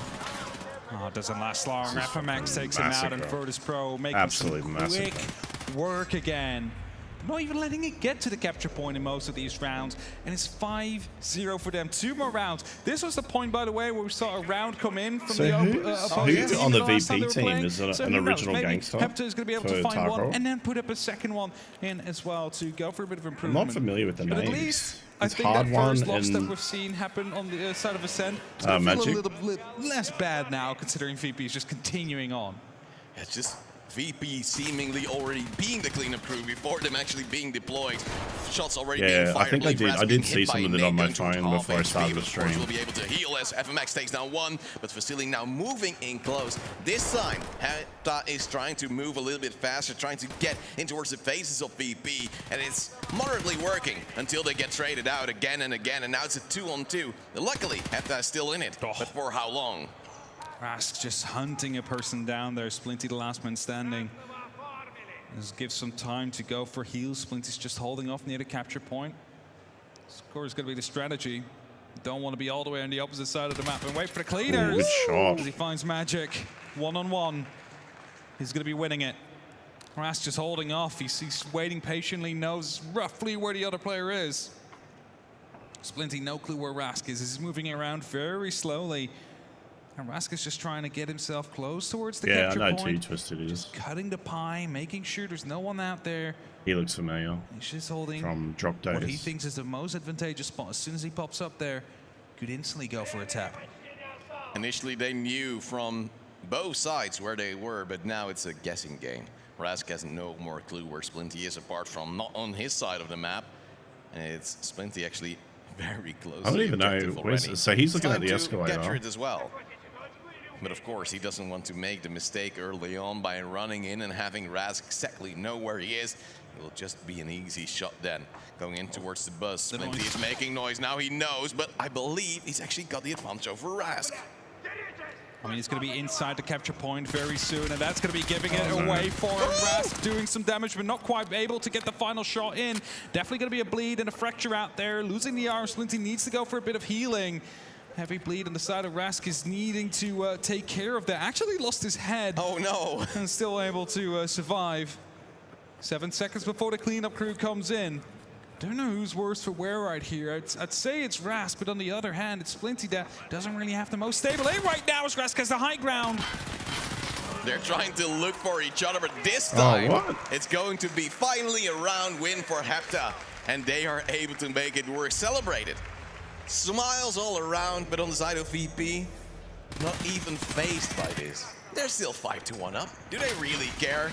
Well, probably not. And you see, it's just a little bit of a trading fest. This time, Hepta actually moved as couples, trying to be able to they're doing a good job. You can tell they've got experience hosting and events. Just a little bit of cover helps Splinty here to get the round in. 5-1, Hepta able to bounce back slightly.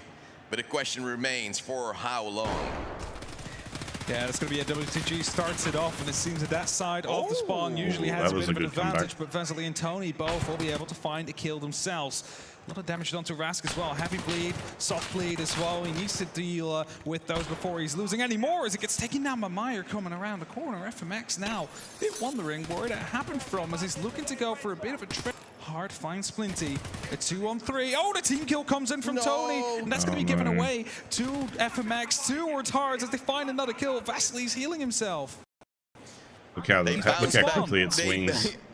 Did you know that the spawn is actually the safest place if the cleanup crew comes in?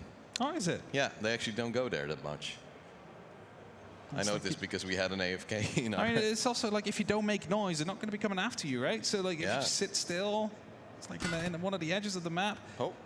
Like if I were Vasily right now, I would not want to hold out and spawn because the capture moment is still coming up first. And oh, look at that, just looking through the pellet out there, trying to get some information, and it works out as well as it finds Hard.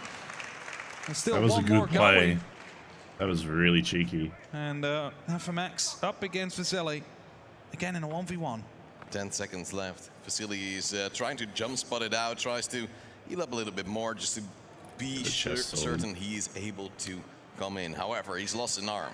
That's gonna be quite costly towards him. Gets spotted as he jumps out. And FMX, why did he didn't do a super jump, Superman jump. We should mention, Hepta again he in just this did a little round jump. really strong.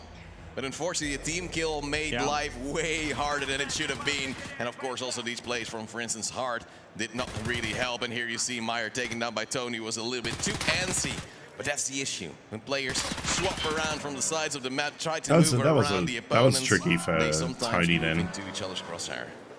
I mean, it's a call out that comes in, right? Like he's on the box, and then he didn't know he might have realized his mate was flaking around. Killed.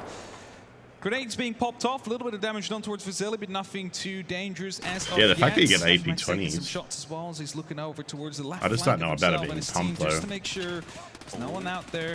He's actually strafing back and forth. There's 2 kills coming in on the VP side. Make it free as they're on their match point as well. Tony goes down, only Meyer alive, but not for too much longer. It's a 7-1. VP takes yet another match with yet another 7-1 scoreline. Hard this time the top fragger with 11-5, and he was already highlighted in the previous match, of course, by our analyst because he was doing so well, and once again, he just shows how strong he is.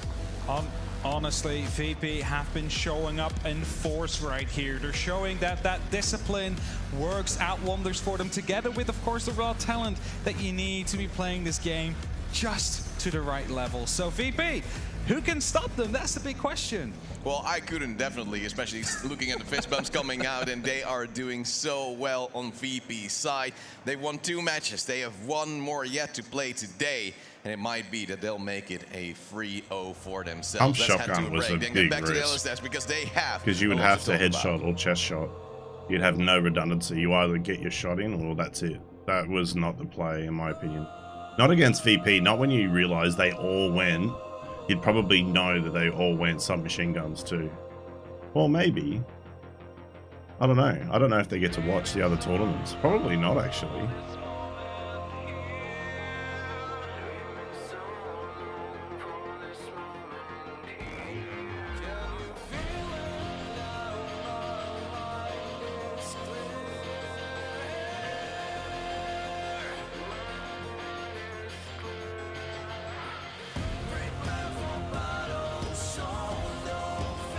God, I've been really battling hay fever today. I'm kind of glad that this tournament's on because I'm a bit under the weather at the moment.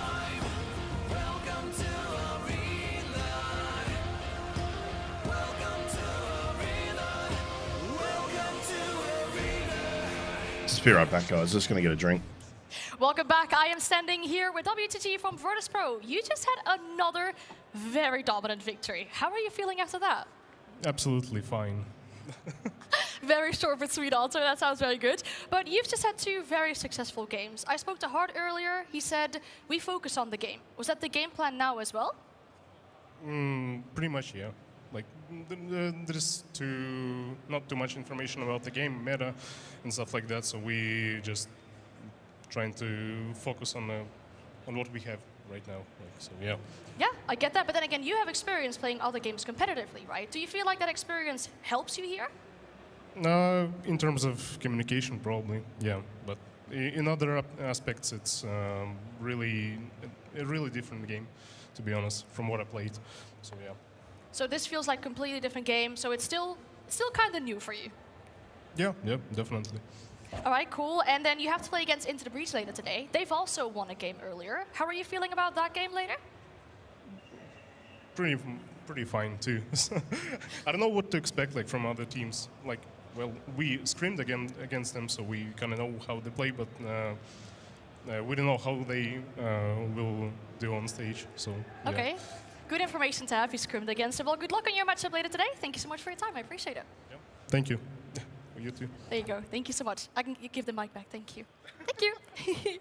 All right, so we have in our interview here some very wise words. They were scrim partners before, so very much looking forward to that matchup later because they have seen each other on the server, but there are still so many games that we have today in as a whole, and we have a lot to say about this one as well. A quick break, and we will be right back with you.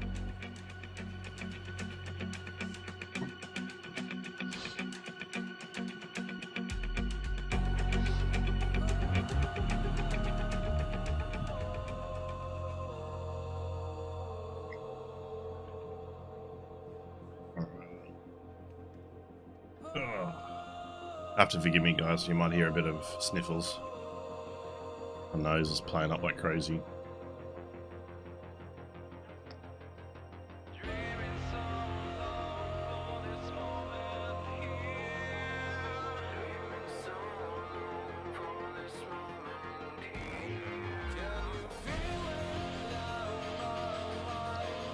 If you play VP, you have to match their MP9s.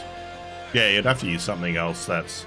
Because I don't blame them. It's a controllable gun, at least in Arena.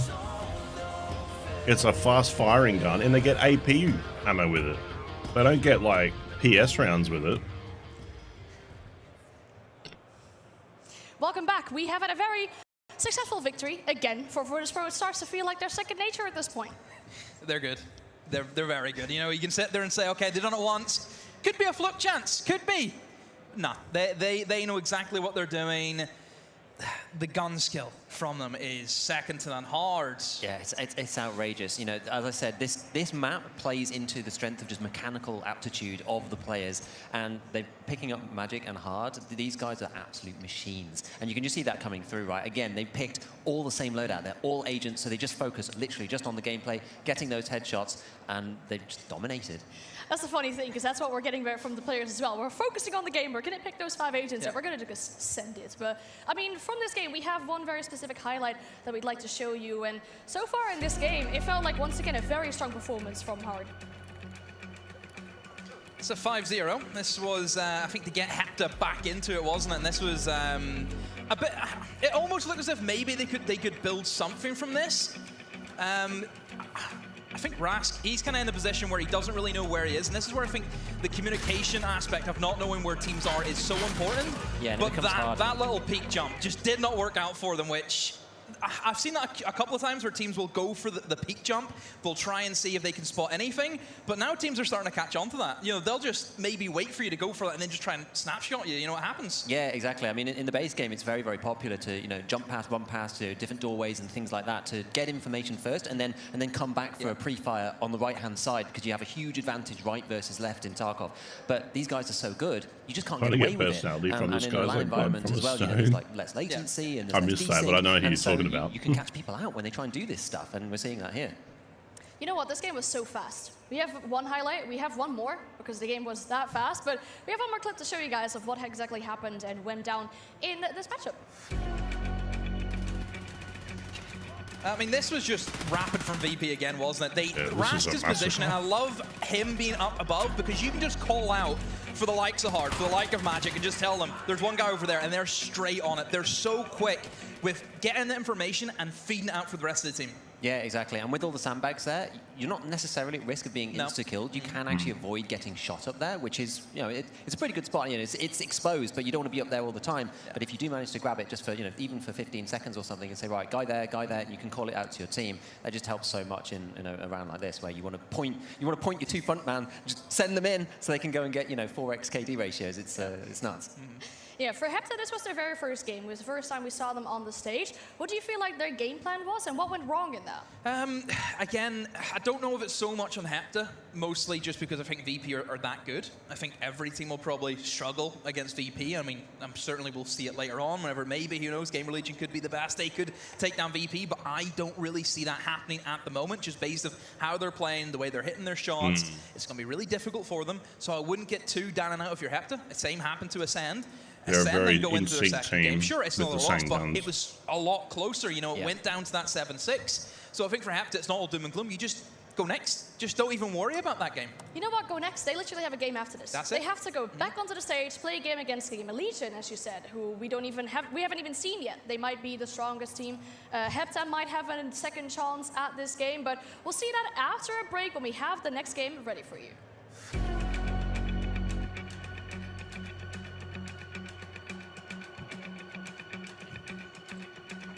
I would love to see the kits they get to use, or what they can pick. But based on the ammo type I've seen, no wonder they're using the SMG. Oops, I haven't got the mute. Sorry if you're hearing some eating noises. I needed a snack.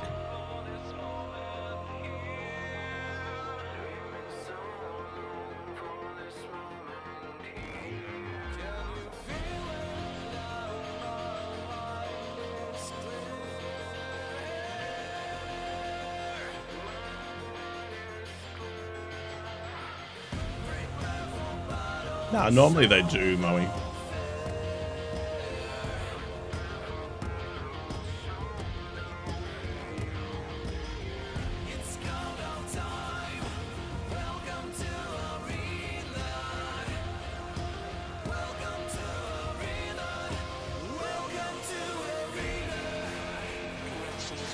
DMC's ready. Bears ready. Blue team. Red team. Gear up. Loading in. Prepare to escape. It was a P90 with its S190. Yeah, that'd be good. Prepare for the arena.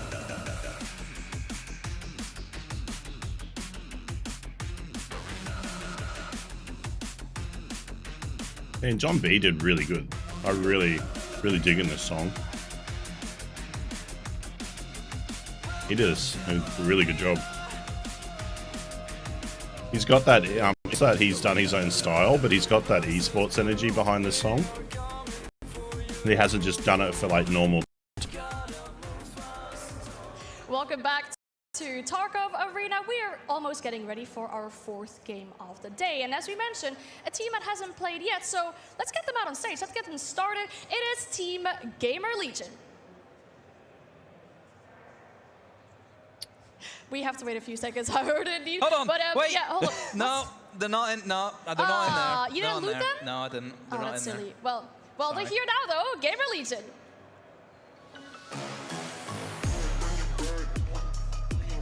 Yeah, see, they should be bringing up names here. They said as fast as possible, so I was like, She forgets to get muting.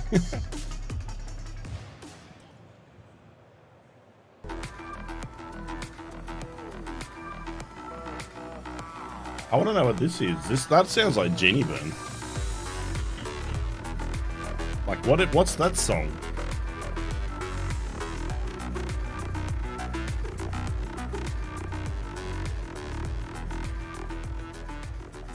Demo Giga, in all honesty, do you think you would get spooked with the fire on stage like that?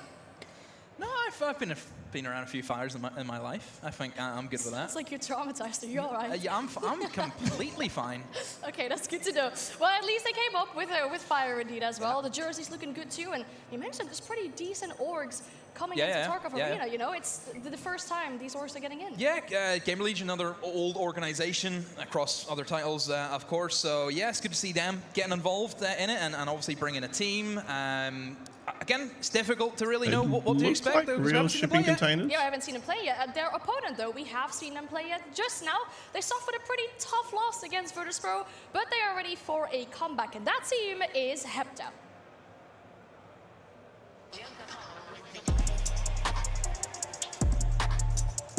Hey, Eddie.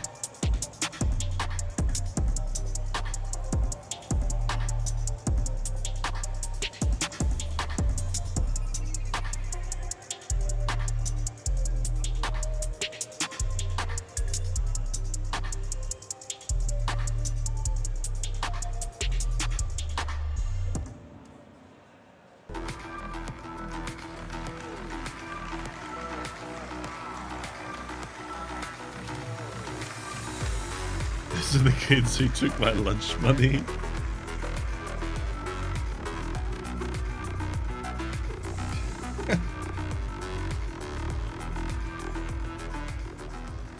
Right, we've I would seen be Hepta come horrible at onto one the of these stage. events They, because they, I of would have course, looked had at that it loss, when and I they just am suffered not against doing Virtus.pro. that. They're ready to go again against Team Sorry Gamer guys, Legion. I'm Now, sick. I think we should focus our I attention can't on get in the because bed. we haven't seen them before.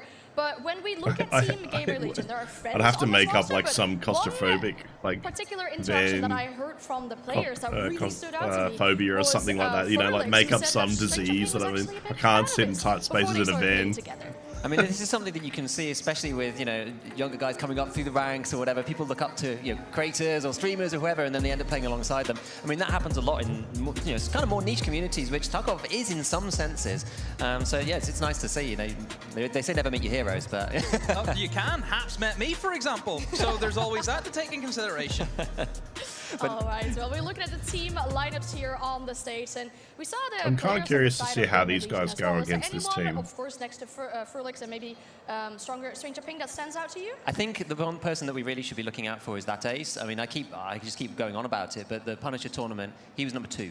So he's another one of these guys who's extremely gifted. I said Hard was number 3, so he's kind of in the same caliber. So I expect him as well with Bay 5. It's a really mechanically orientated map. It's a little bit more complicated, but it's small and tight again. So, you know, expect a lot of these fast SMGs. And, you know, if he can frontline, I think he could do really well. Is that your map prediction, Bay 5? Is that what you think? We haven't seen it yet. Yeah. Could be a good one. Yeah. I would be down right. for 4 out of 5 maps after the first 4 games. Yeah. That would definitely be something I'd like to see there. But yeah, we talked about Hepta as well. They have a lot of experience. They just suffered a loss. What do you want to see from them now? What do they need to change? Oh, I just want to see them just go in there and just play. You know, there shouldn't be any pressure. You got the first game out of the way. You've played the game on LAN now. You can go in there again, learn from that experience similar to Ascend, but do one better than Ascend and go and win the game. You know, go 1-1 rather than the 0-2. Indeed, yeah, 100%. What do you want to see from Hepta in this regard? What do they need to change in your opinion? What I'm impressed with so far is that, you know, we're going to see this developing meta, and people are using the agent class a lot. And they were actually brave enough to go and pick the shotgun class, which is it's a one-tap to the chest if you hit it. Now, it is hard against these players because there's lots of peaks, there's lots of leaning. It makes it very difficult to get those shots off, especially with pump action. They need to they gave it a definitely go, you know, look at made revising on it. it. But I mean, it's the first one. So, you know, they're willing to try and change it up to do something to beat the, you know, what looks like is coming out as the strongest class. So, yeah, they're willing to try things. So hopefully, I want to see them mix it up and try something different again. Yeah, on the side of Gamer Legion back, we heard that Furlix and Coco are friends together, but then you also said that you know Bakisi a little bit, because he creates content as well. Yeah, so he's also quite, you know, he's a decent sized YouTuber, so, you know, he's, Bakey's, he makes everybody... YouTube friends. Yeah, YouTube friends, exactly. But he makes everybody laugh in the community, you know, he's a very, very funny guy. People love watching him stream. He's, you know, he's a proper joker, so... Indeed, yeah, that sounds very good. I mean, I'm curious to see what's going to happen between these two teams. We'll have a map video, obviously, as well later. But any early predictions on? Because Hepta, they need something better now. Yeah, I just want to see them just go in there. And maybe, I know you want to see the shotgun. I think at this stage, I think VP have proved it. just streamline it. That's the best way to go. If you want to go 5 agents, it's working for them. Why could it not work for you? You know what? I want to see 5 agents versus 5 agents, and then we'll find out who is the better fragger. That's it. But, I mean, we're going to find out more about the map and about what is going to happen eventually in this game. We'll have a short break, and we'll be right back.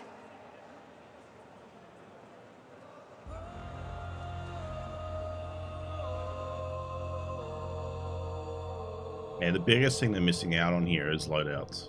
Being able to see the loadouts. What they're picking and what they're going to go. Man, Twitch is going crazy with the bitrate. What is going on? Goes from like 5 up to 10, 11.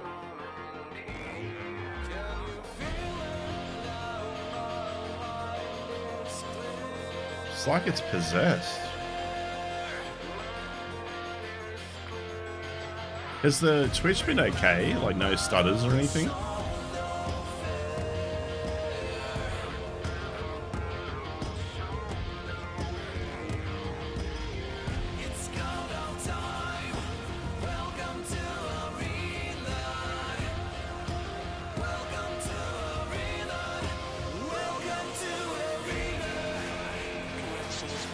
Been okay? Yeah, alright. Good to know. Bears ready. Blue team. Red team. Gear up. Loading in. Prepare to escape. Prepare to escape. Prepare to escape. Prepare for the arena. Good old mac and cheese. Yeah, tacos tonight. They're pretty good.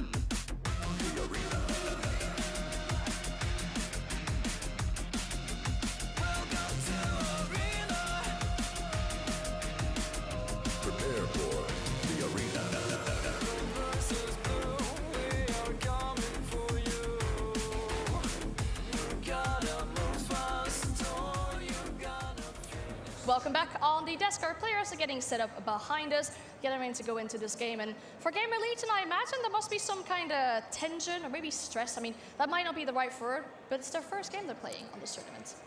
It's a good thing and a bad thing. I think the bad thing is you still have yet to play your first game. So yeah, it can happen. But the good thing is they've seen already quite a few games being played. So they should have a good understanding of how maps have been played out, how teams are performing at the moment. They've had a chance just to watch their opponents, the same way that we said maybe that favors ITB. They've just seen what Ascend were able to do. ITB went on to then beat Ascend.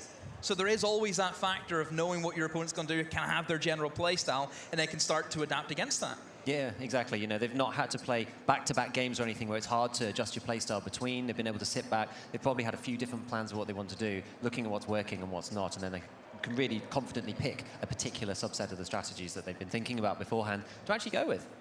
Yeah, I definitely think due to that previous game being such a stomp, Game Religion probably found out the weaknesses on the side of Hepta, and hopefully for them, they can see those same weaknesses in the map. It depends, of course, on what map we'll see as well. We have 5 maps. We said we've seen 3 of those already. Yeah. We kind of want to see a 4th extra map, but Sawmill is probably not in the... Well, it's between Sawmill and Bay 5. That's where we're at. He already thinks it's going to be Bay 5. That's what he thinks it's going to be. So we'll see if he's right. But yeah, I think, you know, Sawmill, obviously potential, but I still think it's going to be that game of chicken. Yeah, we'll have a map video very soon, though, I want on to see the woods to see if you were, in fact, right, and it was going to be Bay 5. And it's looking like you were right, in fact, about Bay 5. So how are you feeling about this map specifically? He gets a present. Here you go. Spend that wisely. Excellent, nice. Excellent. 50 million rubles in the bank. No, I just think it's really, really good. I actually kind of prefer Bay 5 to Equator, it's honestly. Very close Sawmill as well. The game of chicken almost. He just handed the main card over. Sawmill. That is quite interesting. But yeah, so Equator's like... Bay 5 is also really mechanical, a bit like Equator, but it's more twisty. There's more up and down. You have these containers that are lying on their side. You can run up. You can hide yourself in them. There must be, yeah. I believe there must be something where they can maybe ban container than some of the other material we've seen. We've seen people getting shot through the side of the plane. Or something to do with per wave that they do. They get to select their preferred map, but then they have to change it. There's actually different damages without knowing specifics. So it's, maybe the teams have even tested that. They know where to sit so they can and can't get shot in certain places. So yeah, Bay 5 is really complicated. Because it doesn't make sense. It doesn't look like it's per round. All right, and Bay 5, similar to the map we just saw, only has one objective as well. Now, we saw that on the side of Hepta, you know, trying to, of course, secure objectives. Do you feel like that might play in here as well, that there's only just one objective on this map? Well, one objective's a little bit different. We've kind of highlighted that you have to push the middle for, you know, for example, Air Pit, for example, you need to take the plane. If you don't take the plane, then you don't really have a choice of which catch point it could be. If you don't go for it. So I think in a map where there's only one, you don't have to worry about rushing out. You don't have to worry about getting control of the middle. It's just more about where do you want to see yourself be positioned, and more importantly, how do you want to play it? Are you going to be the aggressors onto the capture point, or will you just sit in a container? Will you just sit and play Overwatch almost and waiting for the enemy to go for it? And then if that doesn't happen for both teams, then there's a few guys I know who might come in and clear them out. Yeah, exactly. Now, we've seen that it was slightly less aggressive, bizarrely being on a smaller map, as you say, but the map control is less important, and the teams tend to sort of circle around the middle, kind of waiting, and sometimes one team will go completely down before that actually happens, but they're all just sort of waiting for the capture point to come up, and they're sort of playing around the center. No, you're not incentivized to go into the middle until the time, but because you don't need to move, it's nowhere near as important to have that control as it is on the other two maps where you've got the split points. Yeah, for sure. And you talk about that one objective in the middle. Let's have a look at some footage of this map as well, so we can see exactly whereabouts that objective is and how this map looks like in general. Demo, your thoughts on this map? Yeah, well, if you need something shipped, this is probably a good place to go to. There's a lot of containers, like Giga mentioned. It has a lot of cover that you can also have. You can hide in them, a couple of good peaks as well. You can get in like for a bit of vantage points as well. It's just, there isn't really a lot of long sights. It's mostly kind of like container, a little bit of walking container, a little bit of walking. It's pretty close. Again, this is where we have to come back to the agent class. It has to be a no-brainer. I think so, yeah. There's one long sight line down one side, but if you're not kitted for it, you just won't take that angle. And so I don't really think there's any point in having a longer range kit on this map particularly. Who knows, maybe we'll see something, maybe they'll figure something out, because you can see over some of the containers, and that's the only way that you get other sight lines, but you're also very exposed, so it's going to be another close range map, I think. I'm very happy that I get to talk about the map and not have to play the game, because I tried playing this map but myself, it'll encourage people lost. to then actually go to the capture point or but then again, we saw teams come fighting out with rather than just camping, because if you only have the one point, it's like, well, it's too map layout.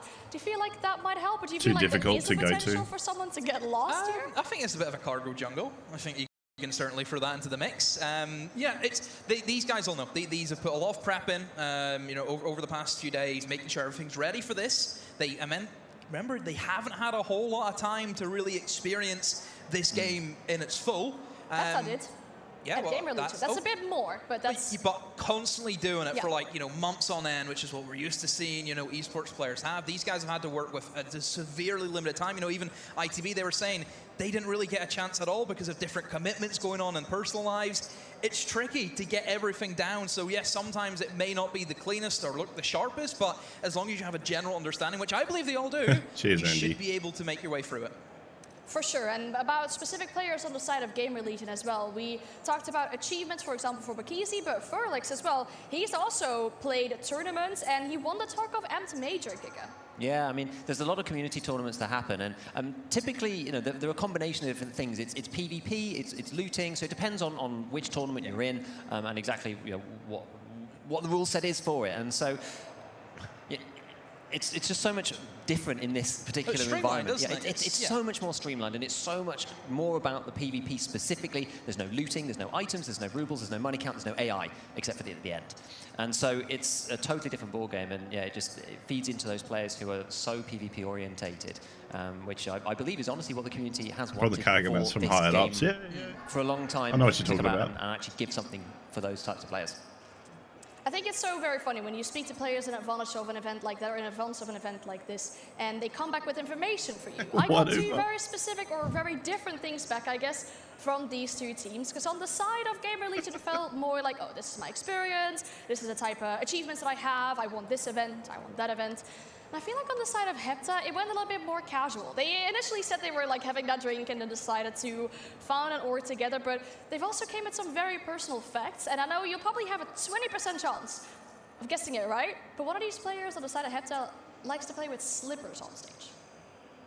You run up there and you go have a look, and you come back and you tell us, okay? That's what I'll say. Can I send him? Can we do that? Some investigating. I mean, if you want to, you could. I don't know what the person be looking at their feet like that, but I mean, you can try.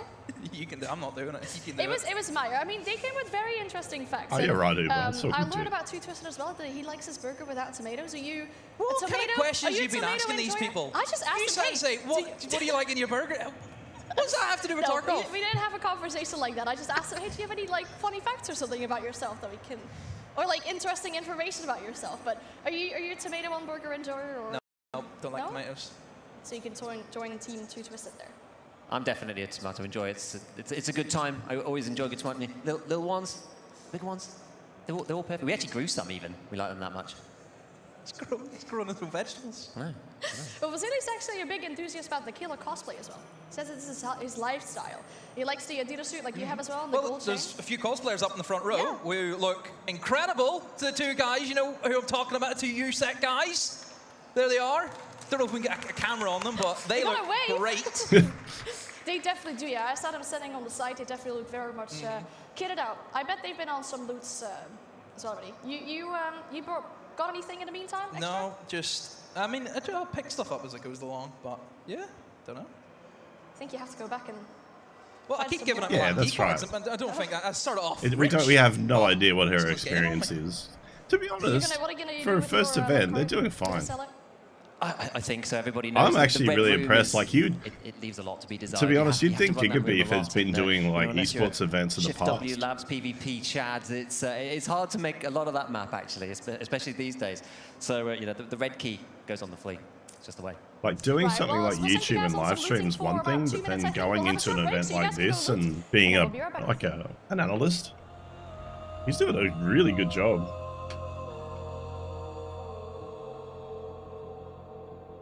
But I mean, that's one reason why we watch his YouTube videos, isn't it?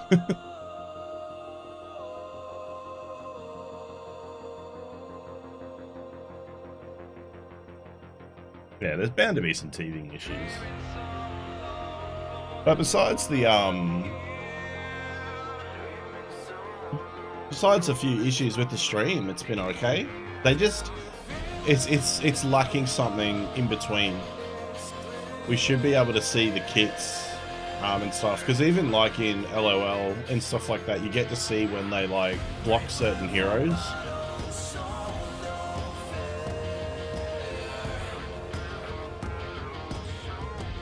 Yeah, he's not very, like, he's on point and he's very, like, using his knowledge, but he's not generalizing too much. He is pulling into his knowledge and applying it, but also in a way that other people can understand it. Like I said, you'd think that he's been like an actual proper esports broadcaster. Blue team, red team. Gear up, loading in. Prepare to escape. Prepare to escape. I wouldn't be surprised that he's called up again. Then in saying that though, doing an analyst gig and then doing a live gig is a completely different ballpark. Like I would struggle to do live commentating of the fight unfolding.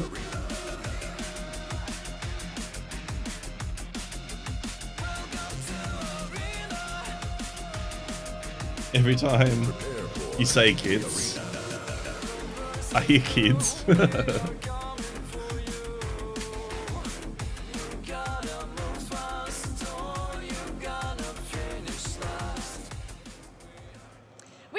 And our players are setting up behind us still. We have some more footage of this map because, as we said, we haven't even seen this map yet. We haven't seen it in play yet, so we'll take a closer look at this map once again. And any additional things that you mentioned the containers, of course, but I mean, maybe the LMGs or the shotguns are going to be important with that? Yeah, it's interesting. I think there's one thing that stands out to me is that in some of the other tests, there was a lot of grenade spam actually going on.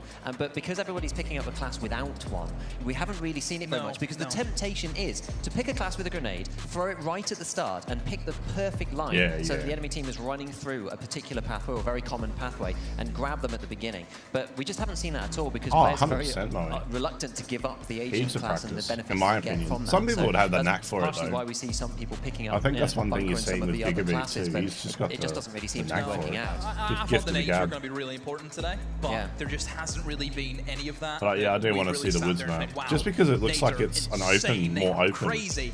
Just, it really hasn't Not played just out that way. CQB. Just, again, teams I feel are just playing just a little bit too safe. It's almost like they want to try and keep the nades if someone's contesting the point. That's what it feels like most of the time that the bunker classes are going for. Yeah, that's what we saw before, wasn't it? But I think also Yo, teams that have got Drake, how's it going, players dude? that they want to push their kind of headshotting and just their aim abilities, they're more incentivized Thank to you just so not go much for for it. the So I raid, feel that brother. if some of the teams feel like they're starting to be behind, and maybe you're up against VP, that might be a strategy. Say, look, we're not going to out-aim these guys, so now we're going to have to start pressuring them out of the spawn. We're going to have to start pushing them. You know, they want to rush forward as fast as they can with SJ6 with these classes. We're now going to start nading down those lines, and you can easily catch one or two people out. The explosion radius is quite high. And on certain maps, actually not so much on Bay 5, but on certain maps, there's only so many places you can go. Equator's very much like that. You've got those two very distinct left and right branches, and you can nade down there right from the beginning, and people don't like going through the middle so much. Should have told Tep that before they played. That's what you should have done. Someone's going to have to be in there, the coaching staff. That's what you should be doing.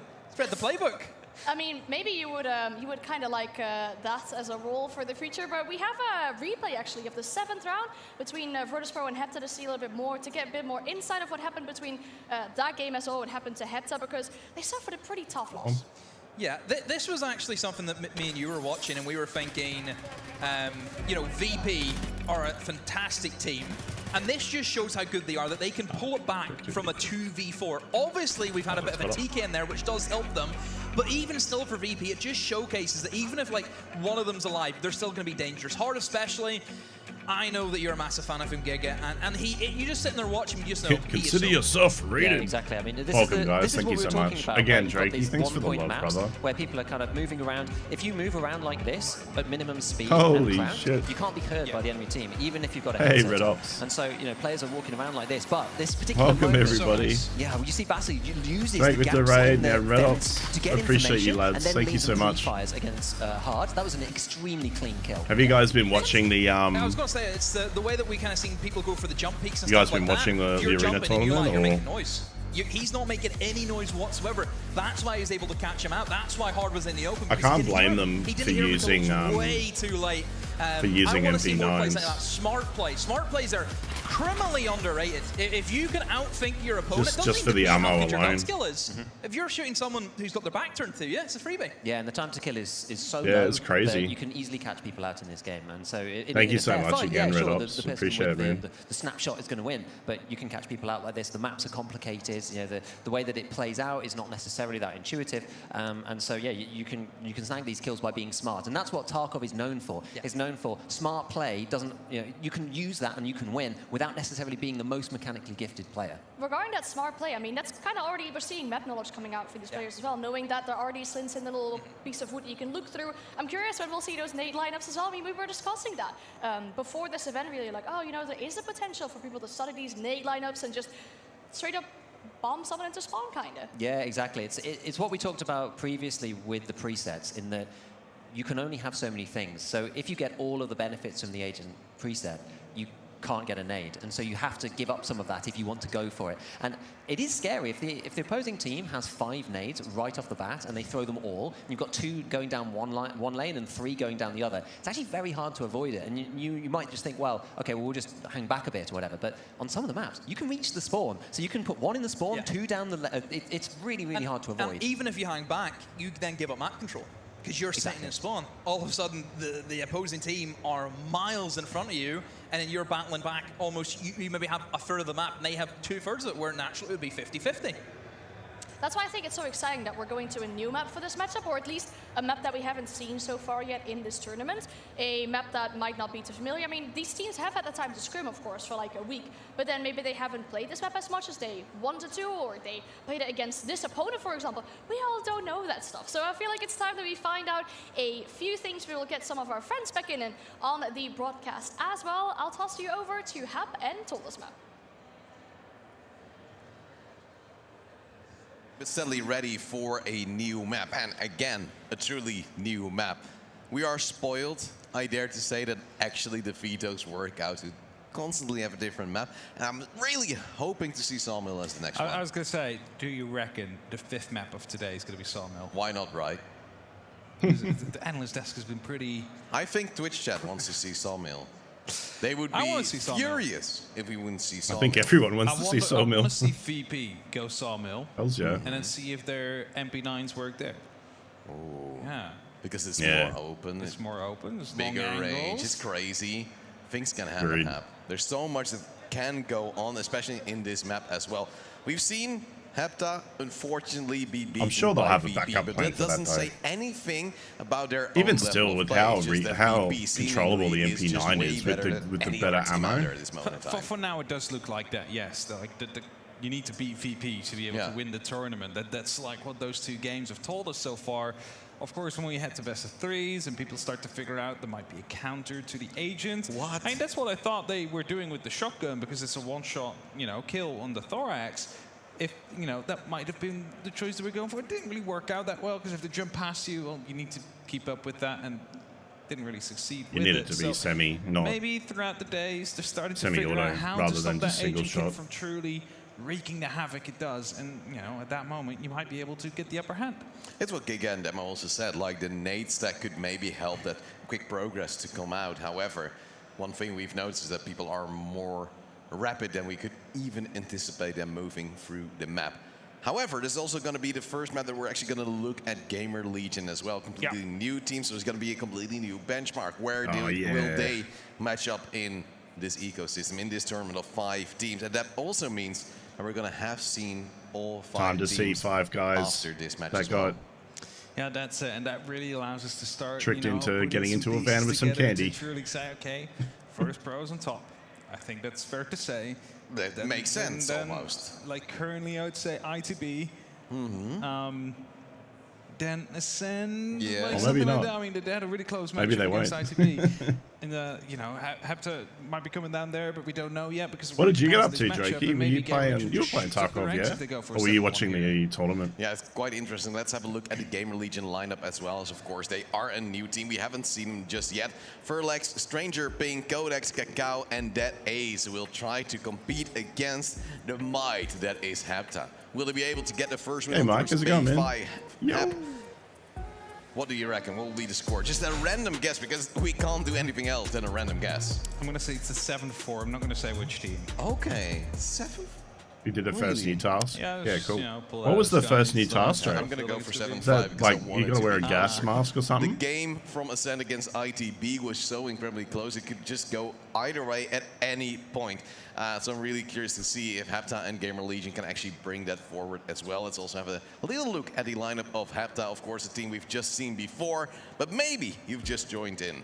It's Meyer, 2 Twisted TVs, Squeeze, Splinty, and Tommy. They will try to, this time, come back from that terrible loss they just faced against VP. In case you are, in fact, just tuning in, they got destroyed 7-1 by the Virtus Pro lineup. But then again, the same happened to Ascend in their first match, and then again, Ascend also made it really close against Into the Breach. Yeah, they've definitely made it close. So we're just going to have to wait and see what comes up. But for those of you that are just tuning in, you might have not really watched any Escape from Tarkov On the land before. bridge, Crazy. next to It the is, main bridge on customs. this hardcore, realistic shooter that we, some of us On the know and land love, bridge. Oh, and yeah, others so the have a wooden bit of a bridge. love-hate relationship with it because they lose all their rubles all the time. You die within 8 but seconds without the gas as they mask. go No on, kidding.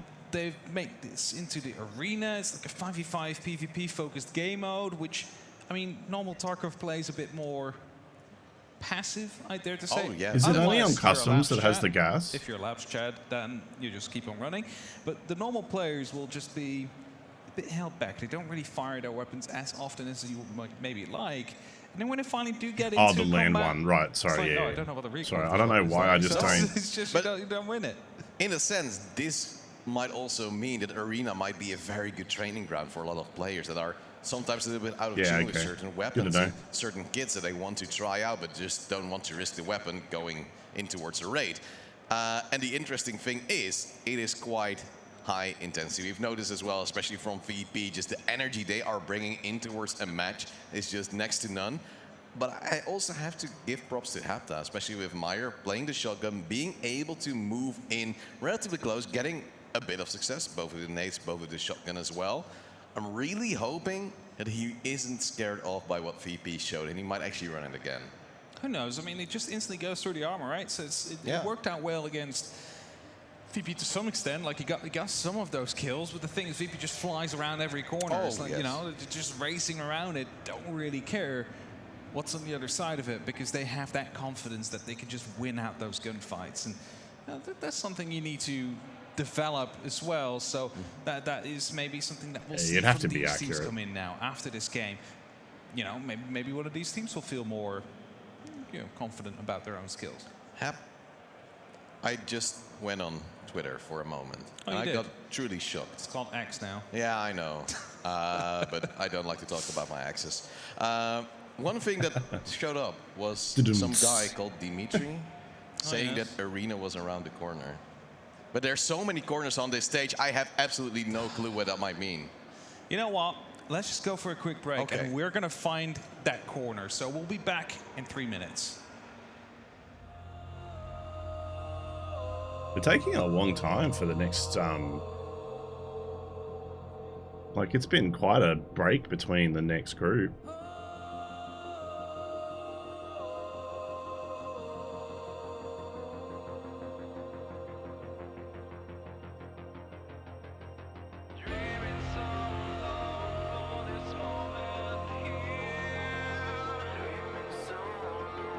Yeah, most likely, Moe.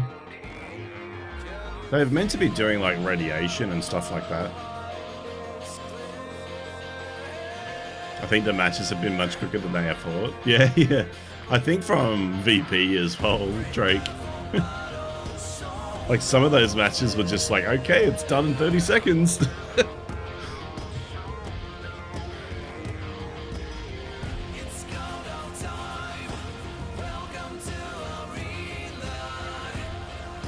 Nah, this one's been considerably longer. BMC's ready. Bears ready. Oh yeah, but he's done a good job with it though. Red team. It's probably going to wear thin a bit by the end of the night though, but... I just want to see the Sawmill map. I hope the next group, ITB versus VP, that's going to be interesting. I reckon VP are going to be, unless it's Sawmill, I reckon VP have got it in the bag there as well. Based on what I've seen so far.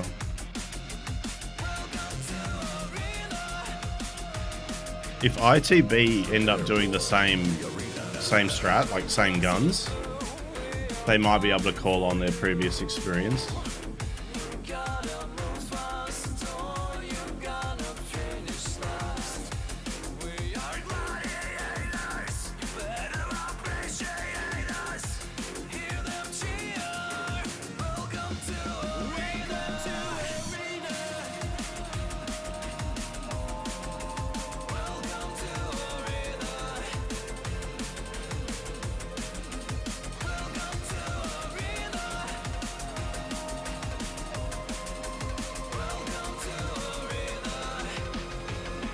Must be a good feeling though, hearing your song play, you know, getting good received well and getting good play time.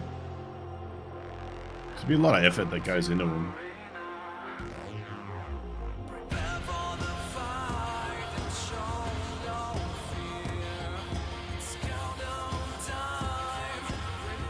It's silly dances.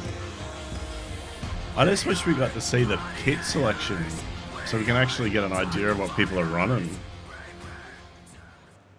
Welcome back to, of course, the biggest and, of course, the first EFT Arena Tournament. We're getting ready to get in towards our, actually, fourth match of today, and it will be between Gamer Legion and Hepta. Hepta just taking a loss against VP with a 1-7 scoreline. That, unfortunately for them, their first demise on Equator, but we're changing maps, so we might be changing preset kits as well. Who knows? We get to see if we're going to see different classes here. Of course, a completely different kind of map again. That'd be good if they did change it up. I wouldn't be surprised if we see more. It'd be a bit annoying if we just see MP9 all night. Well, so far as one of the favorite presets. Also, though, we've seen the M4 with like the 100-round magazines. Really good if you want to pre-fire things. Well, I'm not really sure if this is the map where you just infinitely throwing send bullets downrange on the plane. Ghost would do so. I'm pretty sure that he would. And the interesting thing is that people might be saying, well, we pretty much exclusively see Agent? Why wouldn't we just see Agent the entirety of the tournament? Will it not get a little bit stale? Well, lucky you! We actually had something covered for that. In the first phase, in the group stage, a part of the event, we will have certain restrictions to certain kits. And then when we move on towards the bracket stage, actually the kits will change as well. So the presets will go up in tier, the armor will be better, the weapons will be better. And suddenly, the game will change entirely. Will there still be SMGs to run around with, or will people more likely go for heavier weaponry? It's going to be the big question, but we don't know until we actually see it. And I was thinking about this, like now, you know, Arena is apparently around the corner. Don't really know which corner it is yet. Didn't have enough time to find out. But you're going to have all these presets, and, you know, like the Agent kit running quite supreme now. You're going to be using the MP9. Maybe we're going to see more MP9s come into the actual Escape from Tarkov as well, because people get experience with this weapon, and then they'll be roaming around and like, well, I've played this so much. This is now my best weapon ever. This is my best weapon. I'm just going to play with it. I'm just going to run with it. And then suddenly, we see more aggressive players just in the normal raid scheme than messing up. Possibly. Thinking they're really good. I would love to see someone who's confident as Saigo with the shit. Again, so, I mean, I would maybe love to see that. Circular kind of meta that will get us something. Well, the interesting thing is, of course, you have to keep in mind what's in the preset entirely, because, of course, ammo might be different than what you have in your stash. Yes, very true. And that will have quite an impact on, of course, penetrating the armor, just doing damage overall and enjoying life in that sense. But we are getting ready for Hepta versus Gamer Legion slowly. It's going to be Bay 5. It's going to be a different map. It's going to be more like our stage, actually, because, as said by the analyst desk, there's going to be a lot of sea containers there. They are quite strong, I've noticed. I've tried to run into. I tried to run into one. It didn't budge. Yeah. Well, thanks for trying to hype me up, but I didn't put a dent in it. Yeah. I'm weak. No. I mean, it is metal, right? So it is just going to be quite tough to get through.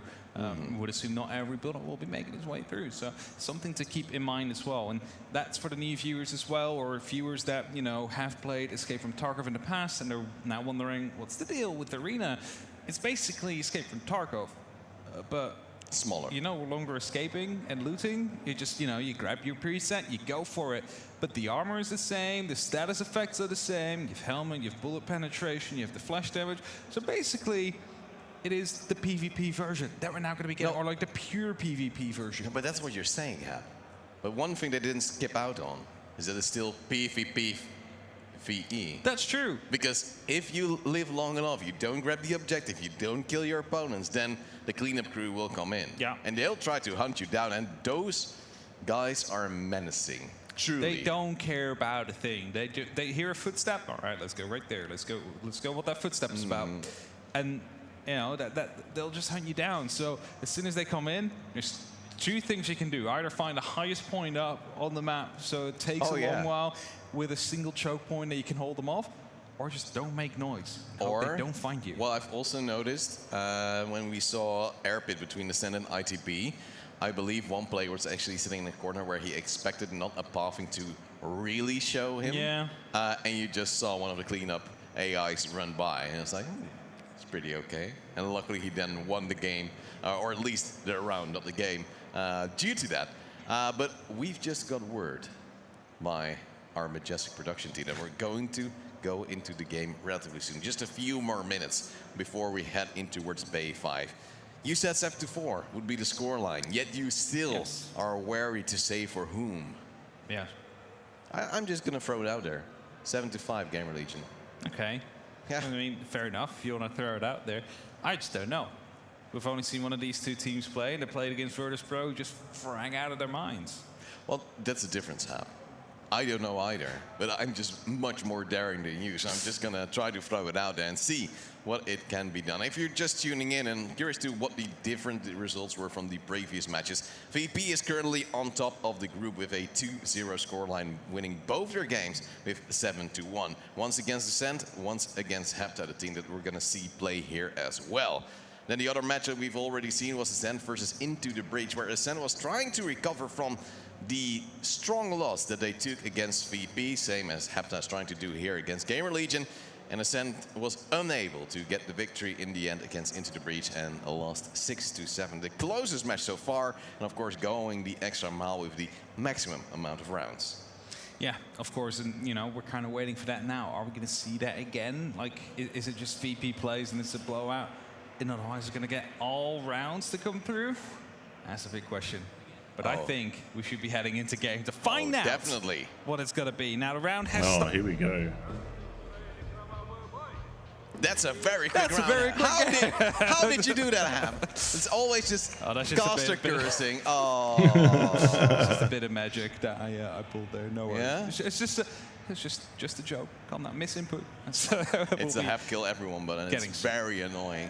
I actually did see some agents come out. I actually did see a stiletto as well, as people are very hyped all of a sudden. I'm not really sure. I think it was the people on the stage that were just waving.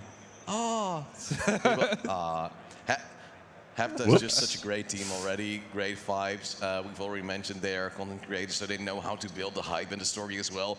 And I dare to say, they have the biggest fan club here today.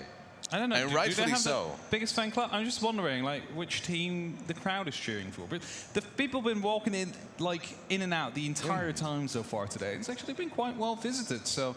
And interestingly enough, I tried to check the crowd a little bit as well. And one team that I just constantly keep seeing, trying to look at every different game as well, is Into the Breach. Yeah. They're thinking like, we could spend time practicing, but then at that moment in time, you're just playing your own game still. However, when you're in the stadium here, when you're looking at what's happening in the arena at that moment in time, you can actually learn from maybe the best if you're looking at VP currently, but also think about different playstyles, different preset kits that might actually work out for you rather than just staying full agent. Yeah, that's it. Or find a way to stop that agent. Maybe, like, you know, you find a way how you're going to be able to stop these kind of rushes. Maybe it's like a double setup on the corner. I mean, we saw some of it, like one person prone, the other one crouching up next to the wall. Like, it might be a one-on-one trade that you're going to be getting, either or. So yeah, that's something to keep in mind as well. But I don't see them now, so. They're scared. They're probably scared. And they'll be playing the next match after this one, and they're going to play against VP. So I can imagine them saying, we just saw VP play again. We know how they play. We hope to play on Equator and know how to cancel the agent, as is the main factor of success for the VP side. And I'm guessing they're just trying to get timings on how can you cancel out the agent trying to rush in and get certain control points on certain maps. Because this is the time for them to do so, and maybe to prepare for that W to come in. It might be where they're trying to find some like last-second nade angles that we were talking about, right? Like, it was being strategized that maybe if we can throw the nades in their spawns early on and we can continue doing that, we're going to be able to get an advantage there. But the VP's been out so quickly, and they just run right ahead as soon as those doors open up. Yeah, and the crazy thing is, it's not mindless running. No, like, you could just rush in and die. It's like whatever. Yeah. But VP actually sets up default setups where they just have two people being able to contest whatever contact comes out. So whenever someone is in a firefight, there will always be a guy ready to stand by, counter, refrag, do whatever. One thing I will say though, control the map that way. Yeah, they definitely kept is so far out of all the fights that we've seen, right? Like, we haven't seen smoke grenades, flashbangs, really. The only thing I think I've really seen is the odd grenade go off. If you are being flanked, someone is at least there to get the trade kill from out. memory, I haven't really even heard flashbangs going off. It wasn't a 7-0, it's just... it's a 7-0 again. I'm never going to let you toss in towards the game again. I'm never going to trust you. Someone just got kicked out of the game. Well, we've been together for so long, casting events. These things happen. Yeah, but it's just weird that they're not though. Like, especially like smoke grenades. Cursing everything. They're celebrating again, so let's go. My heroes. Oh, they want to hear the crowd as well. So we've turned it into a best of 5, but the last map was worth everything. Paid for cheating. That's what we've done. Nah, mate, he shared a kit. Third map's worth 3 points. Triple or shared nothing. a kit with his teammate. If we have it again, it's a best of 7. You've now seen Hepta win twice. Do you think they will win? Yeah, they're winning at 7-4. All right. That's it. Yeah. No. Yeah, maybe 7-0 actually. Would have been somewhere between those. Would have been a really BM guess to throw in, but it would have actually worked out, unfortunately for you. But looking forward towards maybe also the later games of today. Of course, we're gonna look at Gamer League first, have that right now when it starts.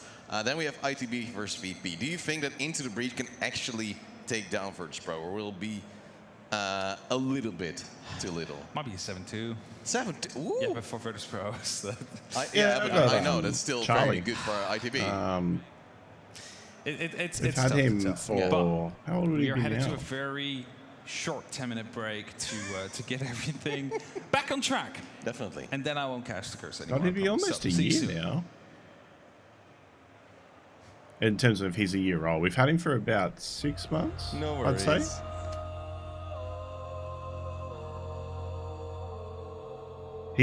He's a Chihuahua, but he's a short-haired Chihuahua. But he kind of looks like a German Shepherd. You know, the token black and brown German Shepherd. And he's really long for a Chihuahua. So he's almost got like a little sausage dog in him, like, you know, that long body.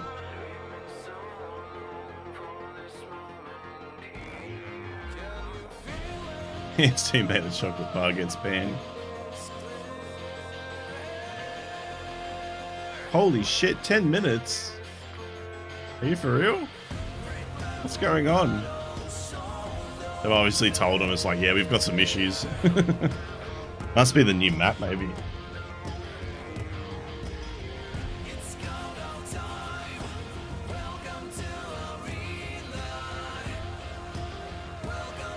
Is there anywhere that's got kits? DMC's ready. Bears ready. Gotta turn that down a bit. Blue team. Red EFT. gear up. Loading in. Did anyone take any screenshots? Prepare for the arena.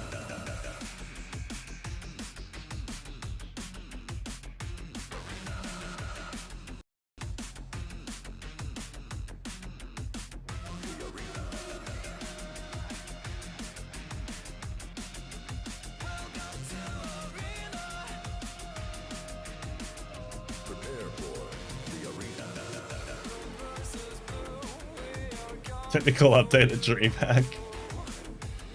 Respect for having a doggo. Yeah, this is bad. Like, they were on a good flow. Like, it was really like punching through. But yeah, I must admit, this is taking a long time to get into the next match.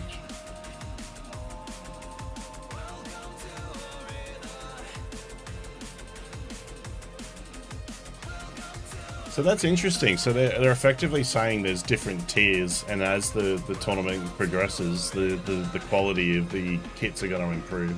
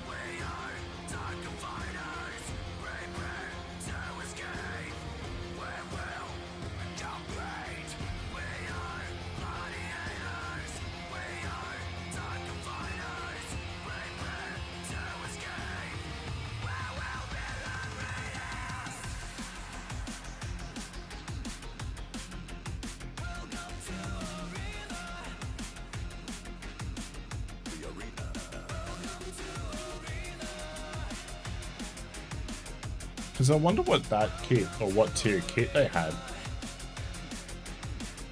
Prepare for the arena.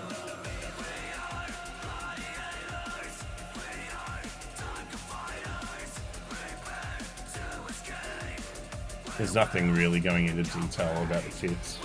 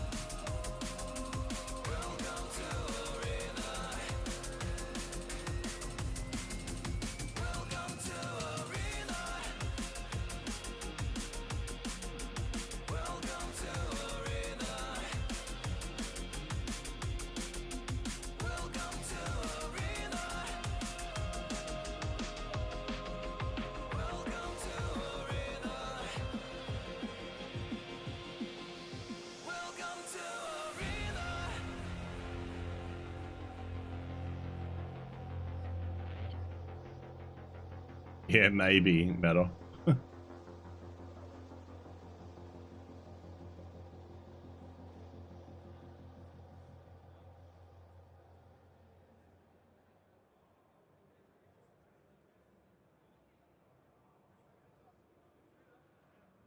Yeah, you can't see the whole kit. Like for all the screenshots online and stuff like that, it's very minimal from the looks of it. Oh no, I don't even think they've got a spare song back queued up.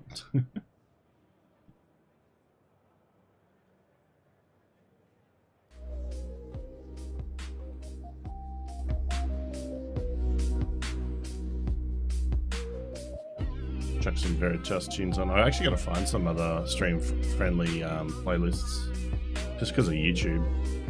I can't play my normal playlist. It's a lot harder on YouTube. I know. Oh, they do have music playing now. Oh no, they're just replaying the same song. We might just turn that down and play some of our own music for a bit, just to. I don't want to like burn out Johnny V's.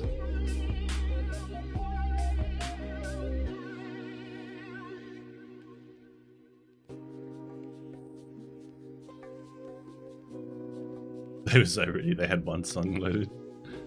Well, normally it's been working fine. It's been a bit repetitive, but it's been working fine.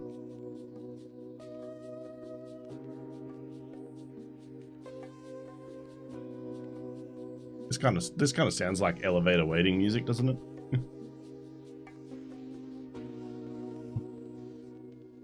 I would love to see the Saiga. I'm just trying to think of what other guns would be good in Arena. So Saiga, I'd love to just see the Saiga, if it's got flechettes. Not the AP20, but if it's got flechette, that would be really sick to see. What other guns would be good to see? I guess it depends on the ammo, really. I guess the Val would be pretty good to see if it's got, like, SP6. That would be pretty strong. At least in CQB. Although, I hate the initial recoil of that gun. I reckon that would get you killed in Arena. See, it comes down to the mods, really. Like, what mods have they got on them? Because, like, you can easily say, oh, M4 is going to be good. Although... Goes did a really good job with the M4, and it did look like it had too many mods.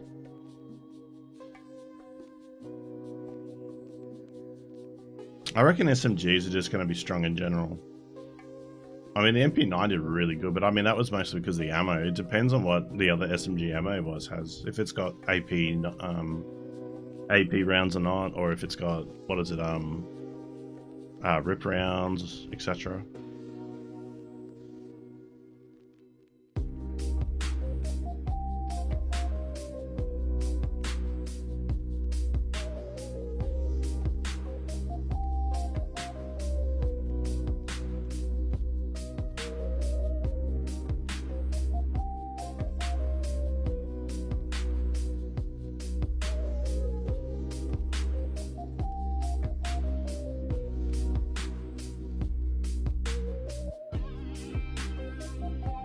Oh, for 100%, dude. I've been playing since about the same time, man. Late in 2010, I think, and or early. Yeah, no, it would have been late in 2017.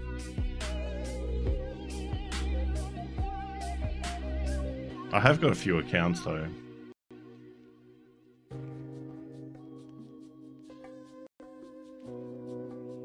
Because I bought another account quite early on. Because I needed to use another account for testing. Because I used to run it on 2 machines to test ammo and armor back in the day. Like way back in the day. This is when like Anton was even doing his videos on armor and all that sort of stuff. I was actually doing my own testing. But the biggest problem you got... hang on, let me just turn that down if they've got talking. I'll skip that one actually. The biggest thing that I don't like is the newer maps are all performing worse and worse. So it started with Reserve, and then you had Lighthouse, which was the first map that required more than 10, ideally more than 10 gig of VRAM, and now Streets, which doesn't even use your video card anymore. Lights is a bit like that though, but it's not as bad. It still uses your video card at least a little bit, but I don't know what the F is going on with Streets. Streets, like my 4090 barely gets used. It's sitting, it doesn't even boost clock. It's not even getting used that much. Currently the strongest team out there. However, we have not had the chance to look at Gamer Legion just yet, and they are a seasoned team of FPS players. And it's time to see if they can match up against the German squad, who are of course ready to strike once again. Yeah, that's and this game could also give us a bit of the complete picture and what the actual rankings are going to be. There should be the biggest problem is that Streets is using your CPU. If you get a new CPU, you get increased performance. It just doesn't touch the video card at all, though. Like it's just it doesn't make sense. Like why can customs, Shoreline, Woods, your 4090 is going rampant. And at least boosting and being utilized. But you go to Streets and it just stops. It just makes no sense.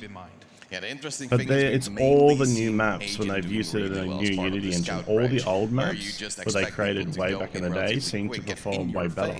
However, the MP9 that they are running actually also does even though they've made additions to those maps. Sometimes on long range, of course, it's not the best weapon out there for that category. But still, we've seen, for instance, Chris on Into the Breach, who was on that sniper class, trying to beat that Overwatch, taken out because when you take the sniper, you take a strong weapon, you lose your head armor.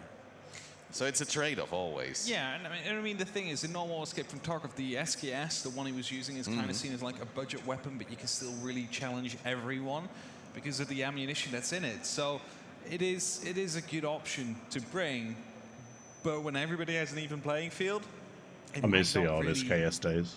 Be the best pick at that point, but we don't know that yet. We need some more time. It's just because Tarkov benefits from the increased cash. And we still have a lot of phase 1 matches coming in, as of course we effectively not using the RAM, so it's just the game sitting in the cache, and you'll get the FPS bonus. But even if you have a fast, high-clocking CPU, you'll still get the benefit. That also means that we're limiting the presets.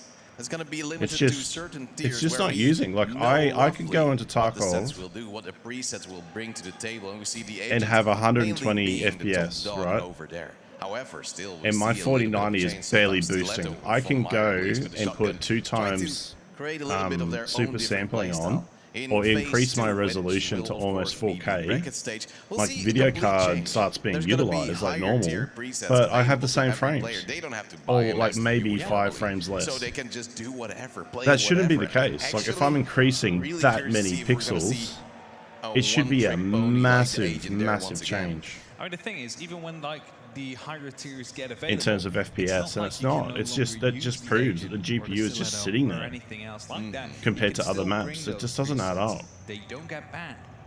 So it is just going to be like that balancing act. Like maybe the agent just, I mean, it's a very light kit. You have some armor, no head protection, so you know. It just depends, yeah. So you've kind of got like the required specs at least to play the map. Matter. You know, the higher tiered ones. We do get some helmet, but you're the only thing that's really probably hurting you there is the 30. Oh, the 3070 Ti is not too bad. It'd be nice to have a little bit more VRAM, but it's, even if you're playing in medium detail, that would probably get around that. As well. If you know that it's got enough armor pen to also take also that Streets tick box that you can do for lower textures, all it does is apparently drop down your tier of graphics. So if you're running high in every other game, it'll drop it down to medium. Higher firepower, or if you're on medium, it'll drop it down to low. If you're on low already, that tick box does nothing.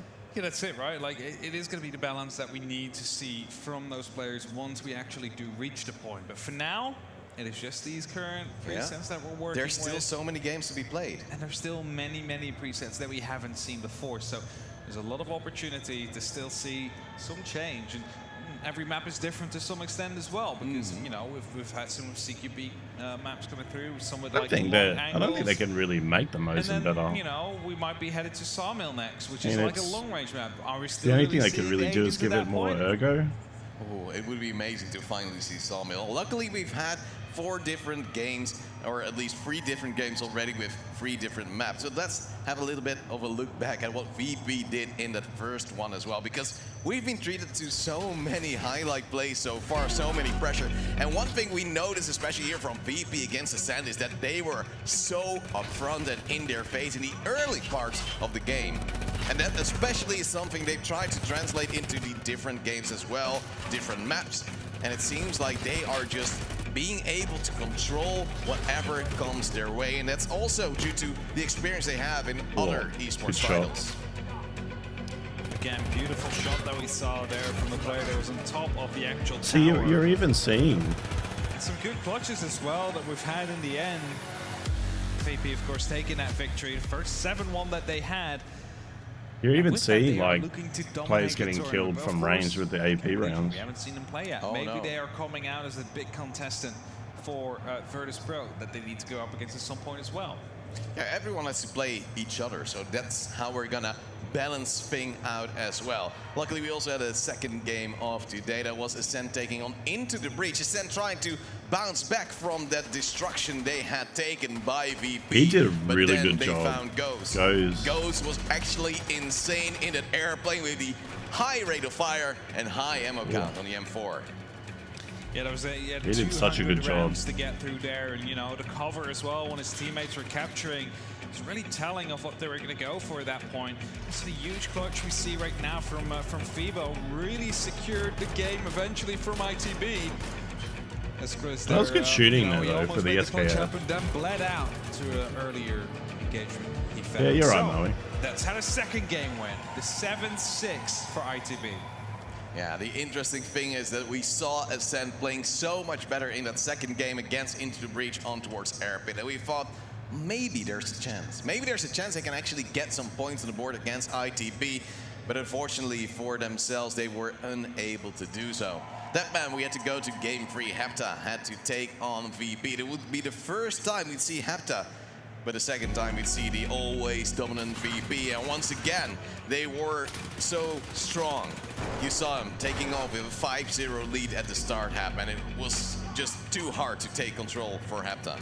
Yeah, it definitely was too difficult to try and get anything in. And I think that's truly due to Virtus Pro, like playing together like a very experienced esports team. They were refragging, they were playing on contact, they were basically always there with someone to find a response. Yeah, that sucks for Tony then when he got the team kill. Even if it was a 1v1, usually they kept themselves nicely he wouldn't have known. Held off the right angles, made sure that they had the objective in mind, because that's how eventually you win these games.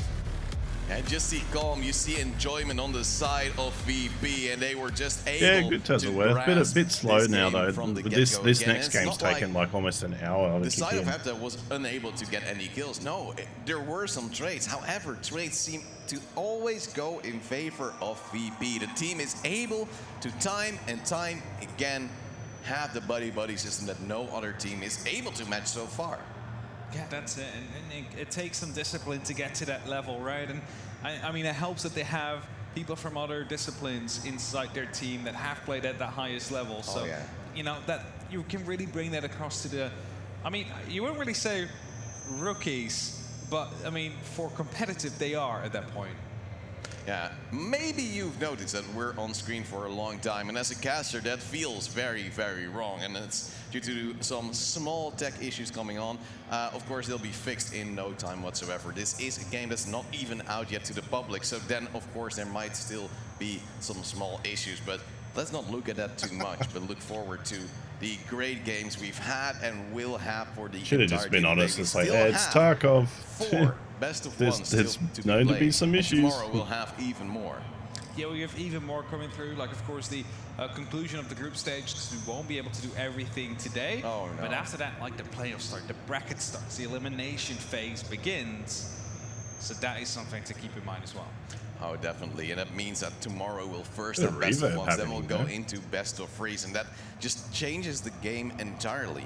I'm really curious to see if there's going to be a preference in towards maps, if we're going to see Sawmill either today or tomorrow in the best of 3 system, because we also saw in the previous match it was almost able to go through in the final bit. It was the last map to be banned, and then we saw Equator. We're even I run now high detail. I used to, even with the 4090, I used to run medium detail. It still opens a chance, but now I've just gone to running high and take the small hit, because it's only a very small hit in the grand scheme of things. As of course, this will even be with how my we're going rig to play now. it out on Saturday and Sunday. First, Don't get me wrong, there are we're gonna frames. have I the could get best more teams of frames the by group running medium have a detail little bit of a and turning chance, stuff a little off, bit but of the a game looks shortcut pretty on shit. towards the grand final if needed.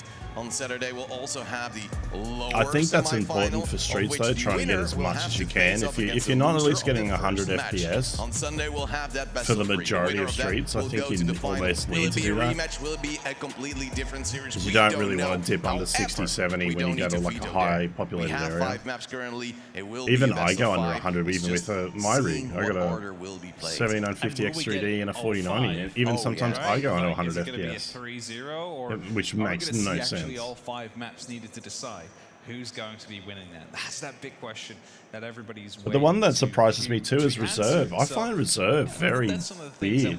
It's almost like whenever they add something underground, especially, into an additional map, it really bogs down the machine.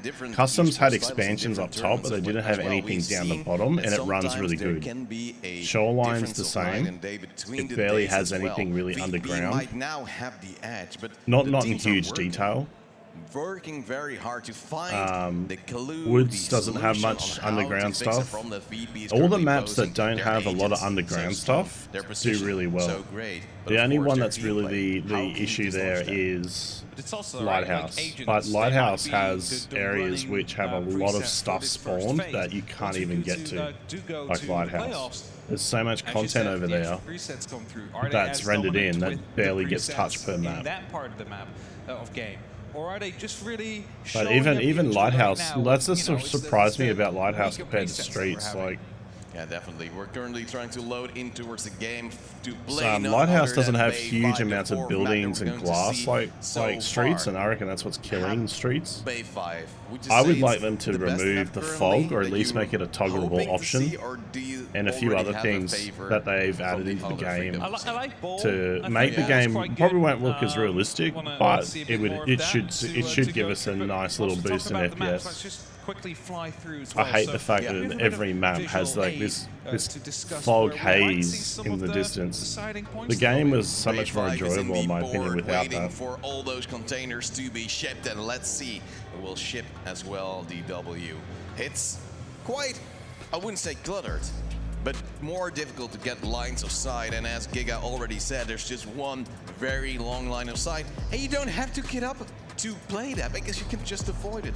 As long as you just have someone around the corner waiting for a possible rush to come through, because if they know you're not watching it, they'll just take you out in the back. And of course, being the objective, and when the time runs out of the initial killing phase, you might have to go there and try to close things out. Also a map with a bit of elevation to come through, right? Like you have the containers that you can hide in on all different kinds of level on the map, like ground floor, just one above, and maybe even another one stacked on top of that. So that is definitely something to keep in mind. Yeah, the big thing is that in every map so far that we've seen, elevation is a big key factor.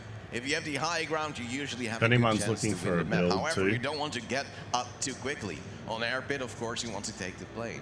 On towards bowl, you might not want to go in towards the tower because you are so visible. However, the jumper slightly higher than the rest. I'll just drop them down for a little bit, just so that that we know when they start.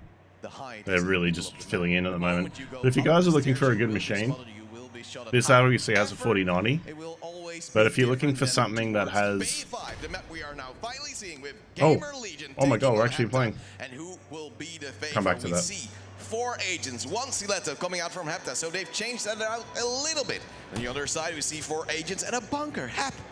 It's almost similar but different. Yeah, we do have indeed that one person playing a different kit, and I think the Stiletto is just there to basically... Look at the shotgun, hey? Oh!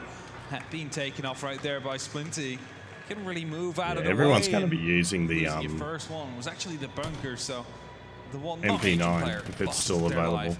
Mayor playing around with, of course, the stilettos, hoping to find just a chest. That's all he really needs to find.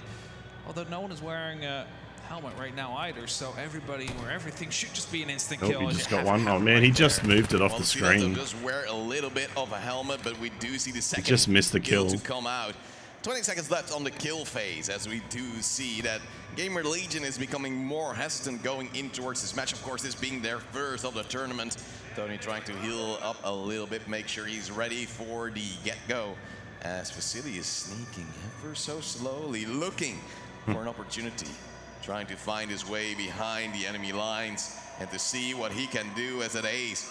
Is trying to also look at the difference in this team now. They're all at the SMG. Even that Ace had a vision on towards the back of one player, is able to get some shots in on towards the second, but unable to really connect. That means Gamer Legion still down. Two players unable to get the shots in, and now Ace will pull the trigger. Did he think that it was his team? Has taken the time to almost let a teammate die, but now they know where Ace is. Now they know where Kakao is, and they will try to hunt them down. I was going to say, he was just watching that person the entire time. He's like, that's no threat to me. It's Tony will find one. The objective is looking to be captured if it wasn't for that ace. Taking down a triple. Whoa. Only up to Twister right now. He gets one. Is he going to be able to get the second one as well? No. Gamer Legion able to find themselves that first round. Kakao actually we missed taking the just ace about away all the from fights that ace, then. which would have been very telling with his name as well to instantly start off. They filtered through game, people who were just at the back him, he was unable to when everyone was getting all the kills then. To put in so much pressure for his team, Heta being baffled, and also Splinty trying to get around. And this lineup, they knew that Ace was there, so it confuses me that they just didn't want to play against it. Of course, they had a player flanking, but the player was too late. That's the thing though, right? Like, you don't know where you're getting killed from. There's no kill cam. Is Kakao is going to be able to find Tony. Right now, they're just holding off some angles, just pre-firing here and there. There's plenty of ammunition to do that for a little while. You don't want to waste everything though, as you're going to need it later parts of the round. The first frag coming in, slowing down afterwards. Gamer Legion not wanting to risk it. And in this arena, every mistake can be costly, as now there will also be two Twisted falling. And that means it's a 5-on-3. Time is dwindling down. 40 seconds, still a lot of time though. But Heta is losing more and more players, and more shots are being fired. Vasily is also a little bit on edge now. Oh, we just saw someone walk by there as he was watching around with the ult. Still finds to get the kill eventually. Bringing it back slightly into equal numbers, but he's basically being pinned down right now. He's going to need some help from his teammates if he wants to escape that alive. A heavy bleed and an instant headshot from Mayer is going to be bringing it back towards a 3-3. As Gamer Legion loses another player, it seems like Heta might be able to get a round win here.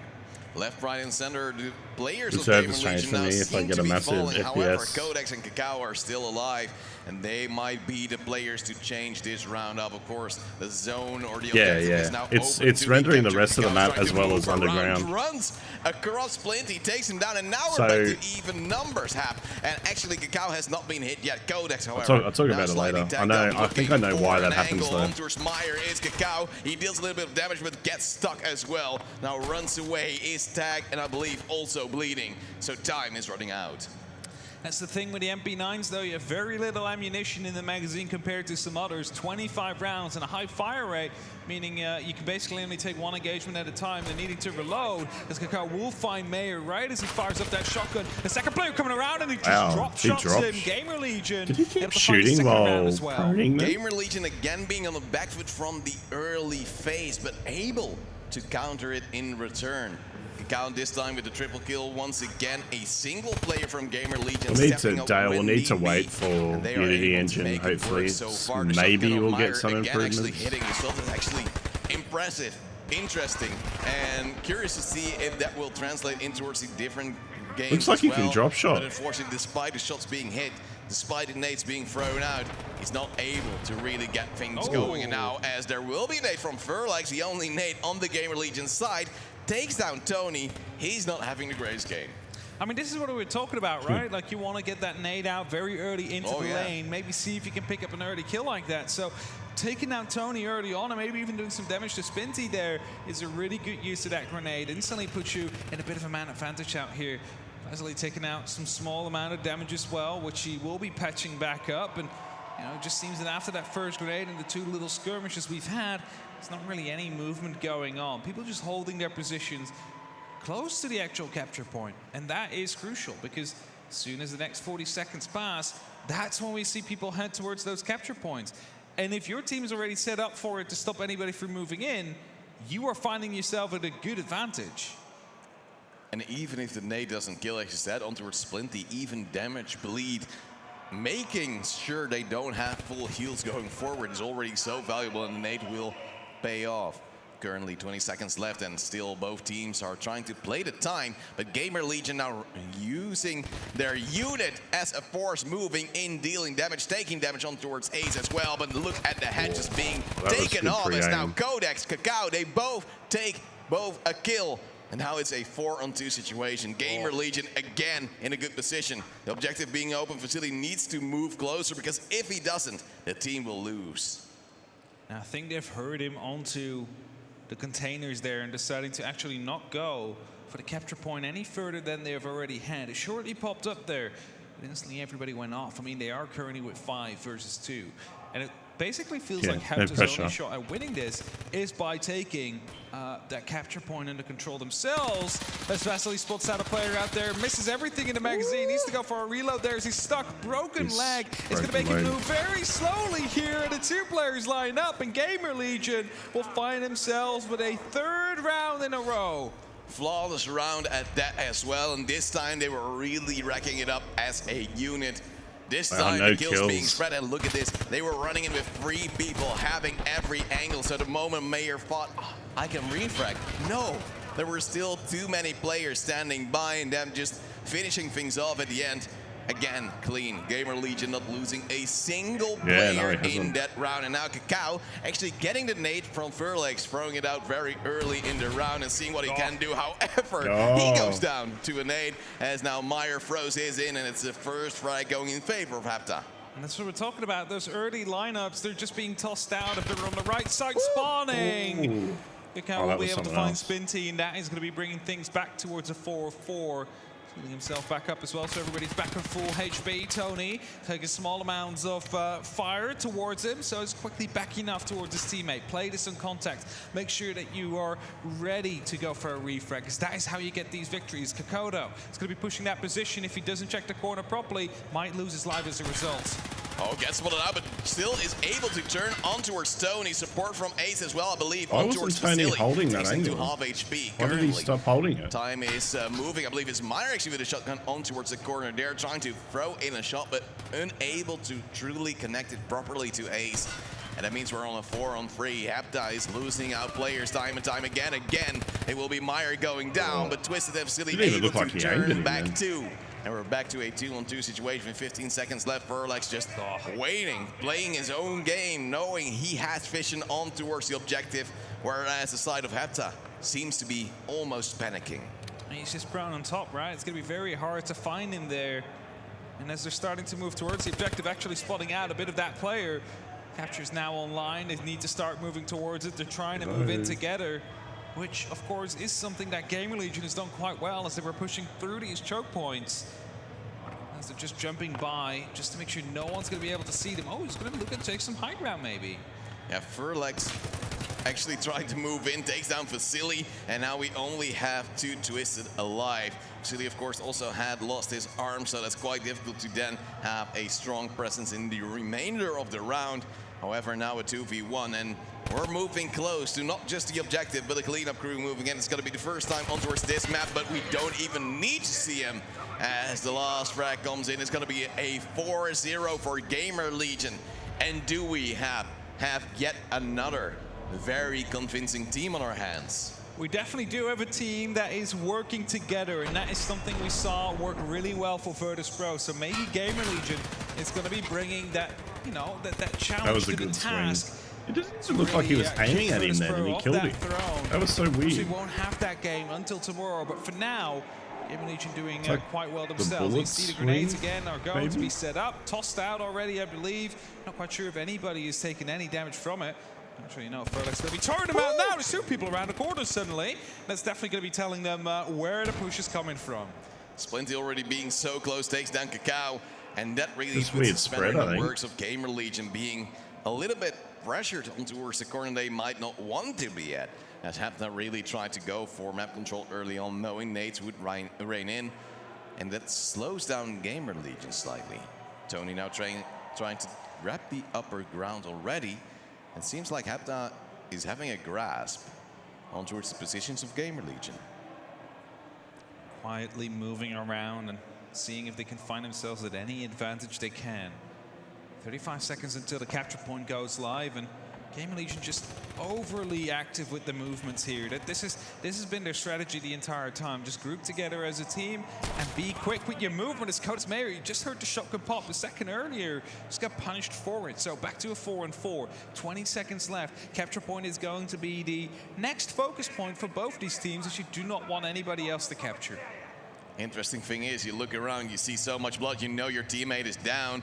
Almost a friendly fire there from Too Twisted, but luckily able to control himself. It's a 4-on-4 still with 4-0 lead for Gamer Legion. Shots being fired, but now the objective being open. Codex is trying to move in, spots a player, goes for the hipfire, takes out Splinty. Not even a single point of damage on towards himself. He still stands, he still fights, and he looks to find more Hapta players. They are up top. Tony has been spotted out. He knows he's being chased down, but from where? There is a player, but is unable to connect again. Gamer Legion still surviving, it seems. If Furlex are taking down to the high ground, he got the kill. He would have ran back out again. It's going to be a fractured though and a bleed to come through, so he's going to be hampered a little bit for the remainder of this round, but a capture is going through. 5 seconds is all they need to do left, and Twisted, he has been spotted, and they just hold down the angle. He needed to continue pushing there. There was no other way he could go, and that's a 5-0 right now in favor of Gamer Legion. They are looking to make this a very quick one, just like Virtus Pro did. Unbelievable stuff here from Gamer Legion, where we said they are moving as a unit. Interestingly enough, we again see solo plays doing the work. Of course, the ace was trying to cover off the objective, have some support from his team, but Furlex just really hero play himself. Codex as well, just moving in, and now we hear the nades flying off, but not dealing any damage. Kakao is trying to move in close, looking to spot a head. Thought he saw something, was unable to really shoot at anything. Closely checking. Hapta also knows that this is not the time for risks anymore, because they might be ending themselves up on a match point. And I'm not saying the stiletto doesn't work, because there's obviously some kills as you see trades coming in from either side, but the thing is, everybody's stuck with their presets, right? Like, you cannot change it halfway through the game. But it's not like the agent is the issue, because it's reigning supreme for the opposite side. It's a 4-on-3 chilling currently, by the door. We still have the shotgun of Meyer trying to work things out on whatever range he can. And from the aggression we saw from Gamer Legion in the previous rounds, now they are slowing it down. On this side, they are waiting for Hapta to make their mark, make their mistake mainly. And as Furlex has healed up, he's ready to fight again, looking with his rifle to see who he can find, as Kakao has been hit up, wants to heal, and he might need They can't to change. as well, They can't looking change to, kits. hopefully survive and fight. I think it means they the can't objective change kits in game, about can't to they? Or open up. before, right? That means they can still change per, or is he saying they're locked down? They can't change for the rest of the tournament. Back up, and indeed the objective is opened up. 40 seconds to try and capture that before the cleanup crew will come through. Now they need to move on, and bullet just whizzes by the head, and again the capture is going through. We've seen this before from Gamer Legion. They're just holding off any entrance you have towards the point, and they just win the round again. And Mayer not able to do anything about it, not even close towards the capture point, and we have a 6-0 coming out from Gamer Legion. A map point here for Gamer Legion to finish off their first match with great success. If they are able to close things out here, they might be the team to rival VP. Hapta is unable to make their mark. That's pretty crazy. And quietly unable to get any big kills in. If you look at the death counter on Gamer Legion, it's not like they played 6 rounds. No, seems like they played much less. Yeah, it's definitely not high up on the kill boards right there. And it's very equal on the side of Gamer Legion as you see a trait coming out actually in favor of Hepta as they find themselves with 2 kills.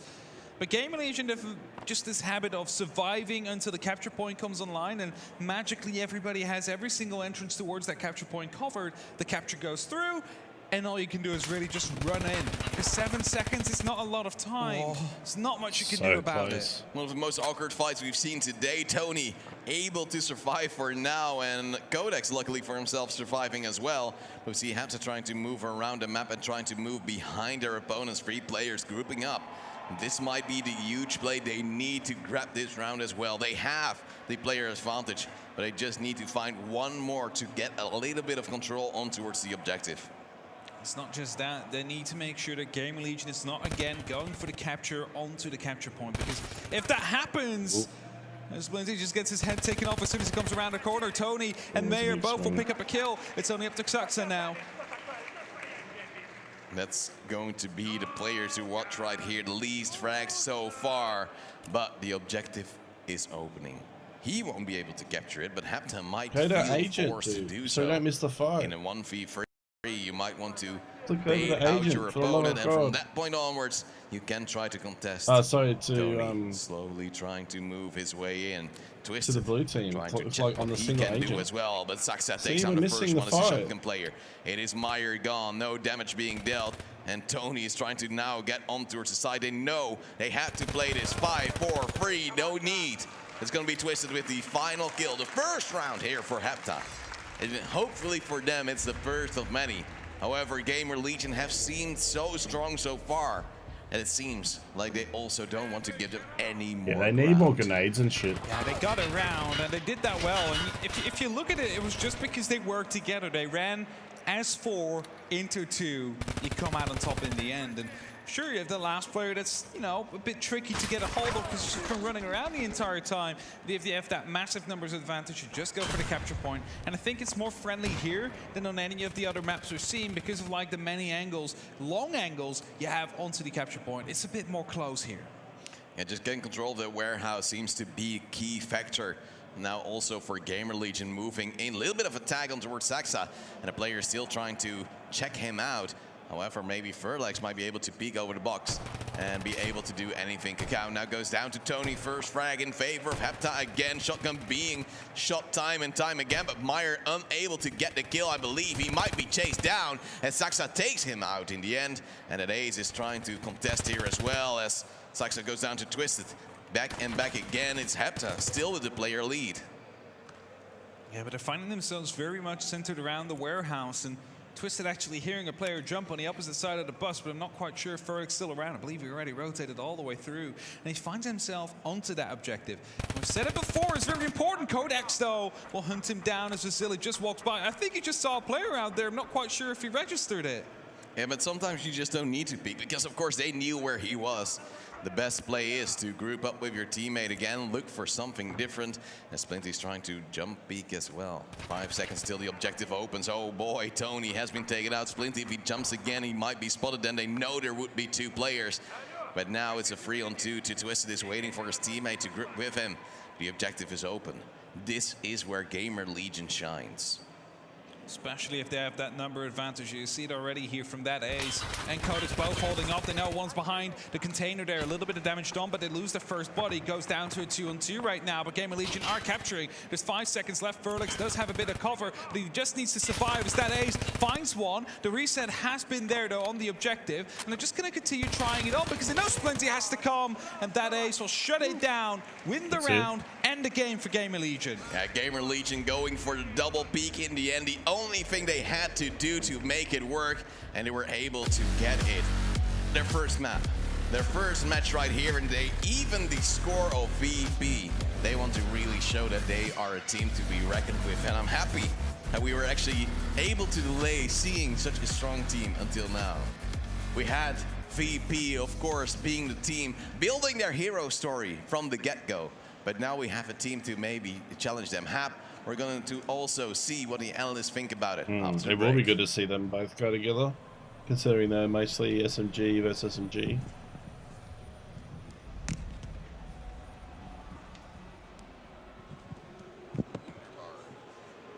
Actually, I'm curious about this next game.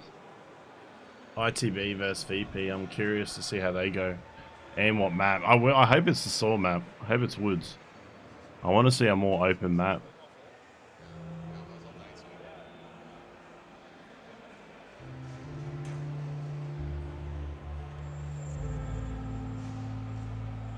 Yeah, it looks like in terms of... I mean, they are playing on land, though.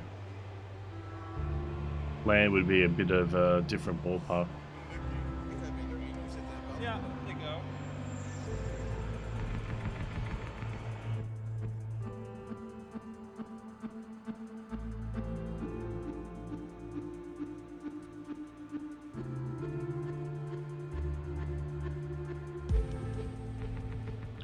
Welcome to Tarkov Arena. I am joined by that ace from Gamer Legion. You guys had a very solid victory, but your personal performance was really good too. Are you happy with the way you performed today?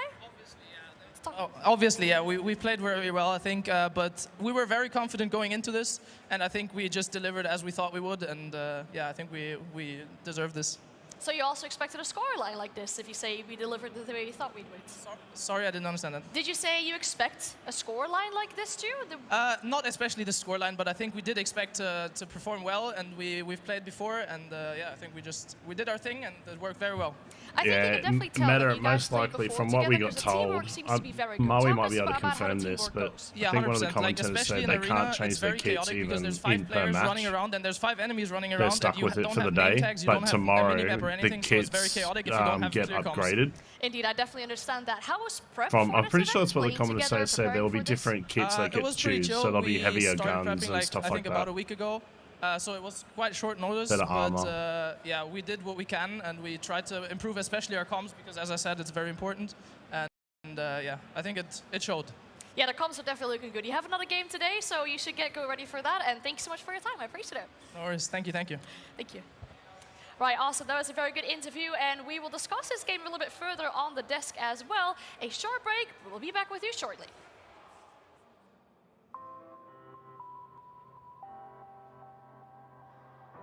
As far as I'm aware,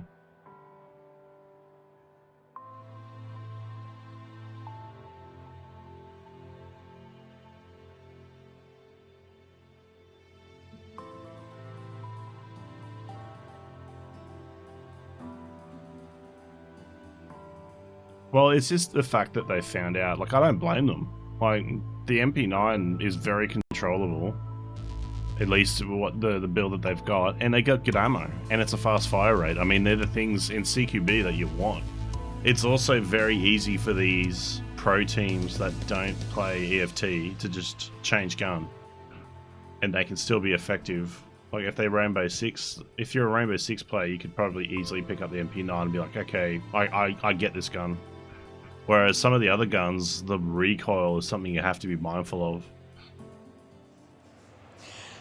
Welcome back to the Analyst Desk. My name is Ad, and I'm joined by Demo and Giga, and another dominating game. It seems like in this group stage, some teams are really handing out stumps to other teams, Giga. Yeah, I mean, we've been talking about it in the back, and we just don't think that the scoreline really reflects how this game went at all. I know that it looks very dominating, but a lot of the actual individual matches were quite even and could have gone either way. I do think they got a little bit unlucky there, actually, even though you know the score was very, very decisive in the end. It could have been a lot closer, honestly.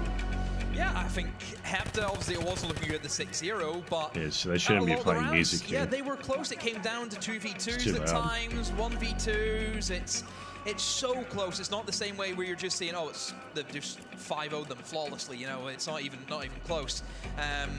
You know, I think Hepta played a lot better than what they did, obviously, against VP. I think they looked more as a team. I liked the way they were doubling up. I think their partnerships were strong.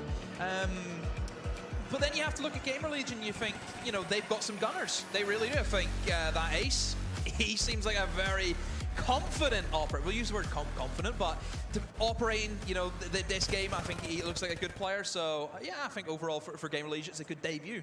Exactly, exactly. We saw some amazing plays, just scouts for information, people using the way they that can the do map it. They has can got do lots it of from the different fact layers. that you don't get as much ammo. Exactly, so you can, do the jumps over, look You don't get it, because like you said, you don't get as much armor, you don't get as much ammo, you mightn't get grenades. Stage, the communication's really, really important. It's those little things just make a huge difference to the team, getting that info and just clean sweeping. Yeah. It almost looked like there was a comeback possibility from Hepta, but that final round, of course, being very strong once again from Gamer Legion. Well, even at this stage, you still have to give Hepta, a chance. And we were sitting here thinking, Gamer Legion, they have it'll the just be advantage. because of They go straight this. to the camp point. They're not messing around. I think when the actually game goes thought that live, I Hepta were think in you'll good find a positions lot to of people cover will that, use their own but kits. there was just a few Or they'll go to the They mode. miss a couple of shots and will get punished. I was thinking at this stage, Hepta were in a good position. They had vision. They could see that they're going for the capture. But Gamer Legion, they were ready for their angles. I noticed don't that think a lot so, of the time, Uber. Gamer Legion moving through the early portions of the map, they knew what angles to cover. They knew where they were going to come from. So that preparation work has worked really, really well for them. You mentioned before jumping over cover, using that elevation to scout. I think straight away, nearly every single round that Gamer Legion had, they had somebody who had drawn on top of a cargo right off the early game, just to have a little look, see if he can see anyone, and then jump down straight away. I think moments like that really separates them. We could talk about the preparation. When we were interviewing that ace on the stream on the desk, he said, oh, well, we're talking about our comms as well, or we're preparing for our comms, playing together, getting that all settled. I feel like that definitely showed today. Their communication was pretty good. Absolutely, yeah. We saw various movements that they were doing together as, going even as a team of three, a guy at the front, one on the left and one back. And then when they're meeting the enemy players, maybe they'll snag a headshot first while they're reloading. But Someone else yeah, comes I up would and like to tries see and some do the new 2v1 and take kits, them, but to the be teammates honest. behind, I'm a bit they over engage the them instead, and they're MP9. not expecting them to be there. And we saw those kind of little Like, groups I get of it, Gamer but Legion players moving through and just cleaning that up. shouldn't with be the extra only info kit that had. they And use. that's really how they ended up getting so many round Should be wins like because of these little an advantages intervention that where we it's just like, built hey up guys, through, we're going to have which, to get used to they choose just new weren't able kit. to counter against. We've seen a few times as well already in this tournament. Team kills have happened, and that's because sometimes you really have no idea, is that your mate or is that the enemy? There's a few times where we're kind of seeing Gamer Legion lock onto the heads of their own team, and we were worried, oh dear, but no, they nice and calm. But the thing is that that's the but same something thing that that I think we've seen occurs even already with the in team normal kills, but Gamer tournaments Legion too. have not It's had those always issues. like, And to be fair, VP like if you look at the only time Punisher VP challenges, TK'd is at the end of the round whenever they're just trying to lower each other's KDs. MP7 is that's the highly levels we're dealing dominating. with. Yeah, we need someone to kind SMGs of are nerf Virtus Pro all because they've been so relatively good so far solid. in this tournament. 2-0 It's only in their people current that are season. stuffing They actually around have a really that chance don't use to the go meta guns. 3-0 today because they are playing the game after And this it's the one. same Virtus as Pro will be just taking it EFT on in against general. Into the Breach right after a break. The recoil changes they've gotten made over times, it's just, they've got these beautifully skinned guns, but no one uses them because the gun's shit. They've nerfed it to oblivion. And it's such a shame. That shotgun is satisfying, but God, you'd have to hit your shots.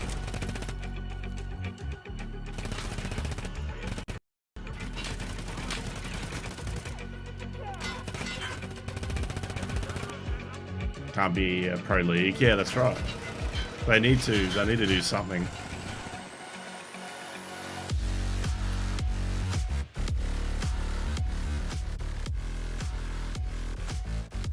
Yeah, maybe limit the kits to one person per team. Yeah, I can get behind that. If you want to watch it directly instead of on my stream, you just got to go to Battle State Games channel. They've got it hosted there.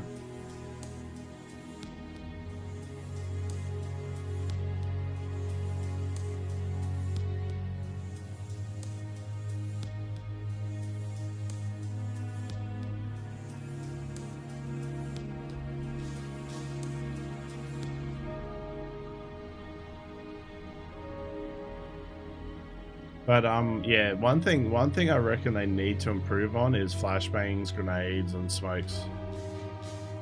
Because at the moment, like, because you can't change your kits effectively.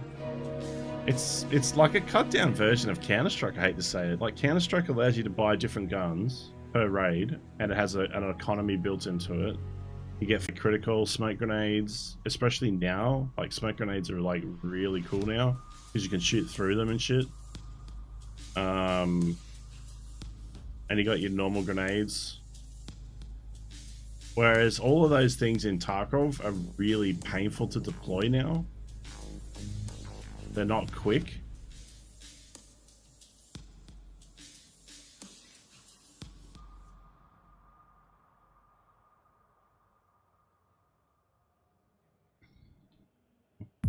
So yeah, I'd like to see a bit more grenade options just to try and do some different plays. I reckon that would be huge.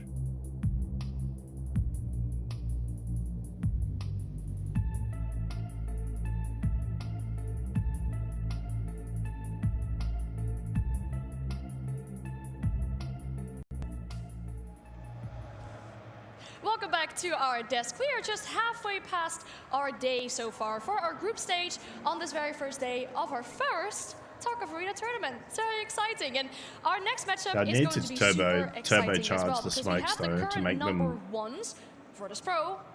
to make them fill the map quicker though. Just because of the short game time, they can't wait for like 30 seconds for the smoke grenade to be effective. Groups, and that is into the breach. They also managed to secure a victory earlier today. That was a pretty close one. They nearly let that slip away against Ascend. So let's welcome these two teams to the stage, starting with Virtus Pro. Yeah, that's right. They lured them into the van with treats, some candy. Anyone seen Predators 2? Want some candy? Is that line as tech tips? Don't. Bang buzz. Oh yeah. If we start, no, I better not go. Let's not go down that path. Whatever that song is, I've got to have my phone out and put it near my headset. I want to find out what that song is. That tune is sick. They lured them in with 4090s. Man, I would so... Man, Moe, if they asked me to get into a van and take some pictures and at the end of it you got a 4090, I would hell do that. I don't care if it was creams, man. If I'm walking away with $3 grand, $3 grand GPU, well, that's what they cost in Australia. I'm like, hell's yeah. We're already starting to see that. It feels like that who is going to stop this team? I know we're only 2 games in, but there is just, it seems like such a sheer I'd be straight in. You just see all these people diving into the van. Well. It's just, yo, take all these pictures, where's my 4090 than everyone else. Yeah, and they're so well organized. Yeah. It's crazy just to watch them play. Yeah, they have to, of course, beat Into the Breach now as well. But for Into the Breach, there's an opportunity as well for them to take that second spot into the groups, or in the groups currently as it stands. So let's welcome Into the Breach to the stage.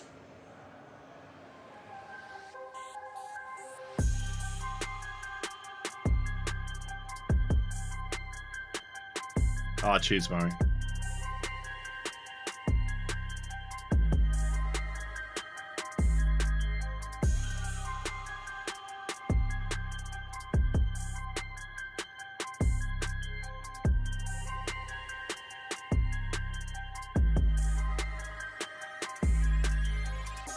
You know what I'd do? I'd have a cigarette or something, or a cigar. Like I'd have a cigarette, I reckon.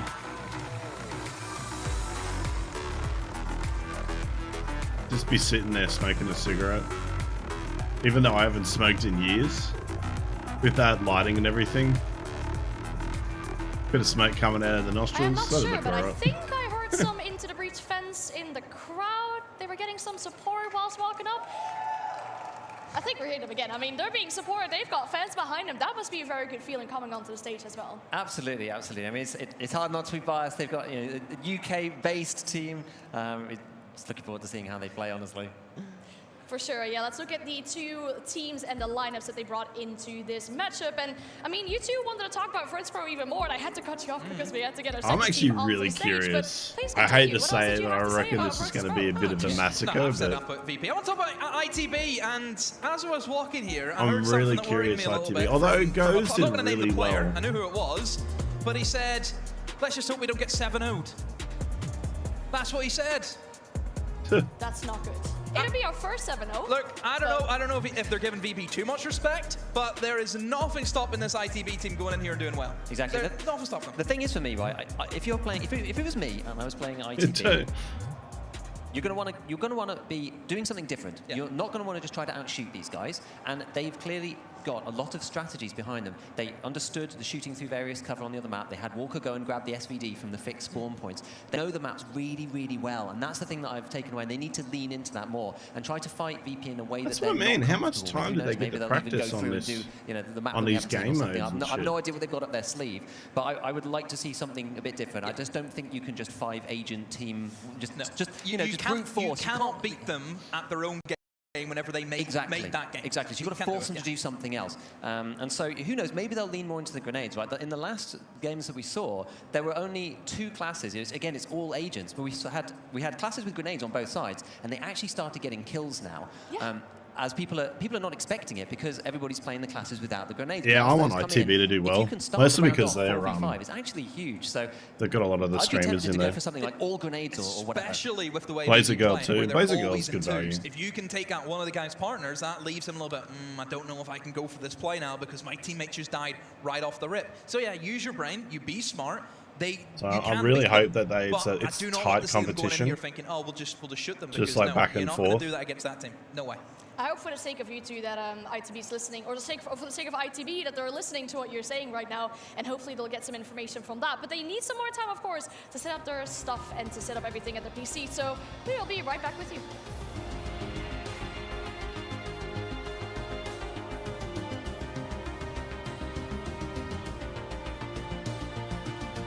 What they should be doing is actually showcasing the maps here.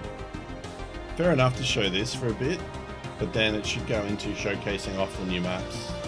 So if people tune in, they've got something to look at.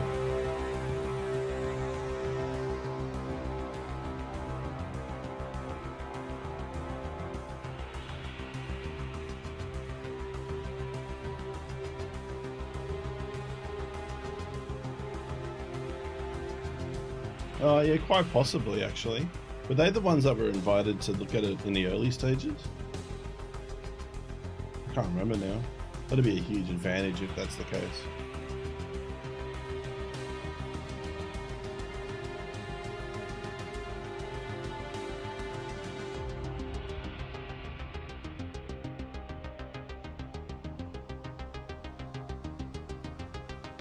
The name's got its own music.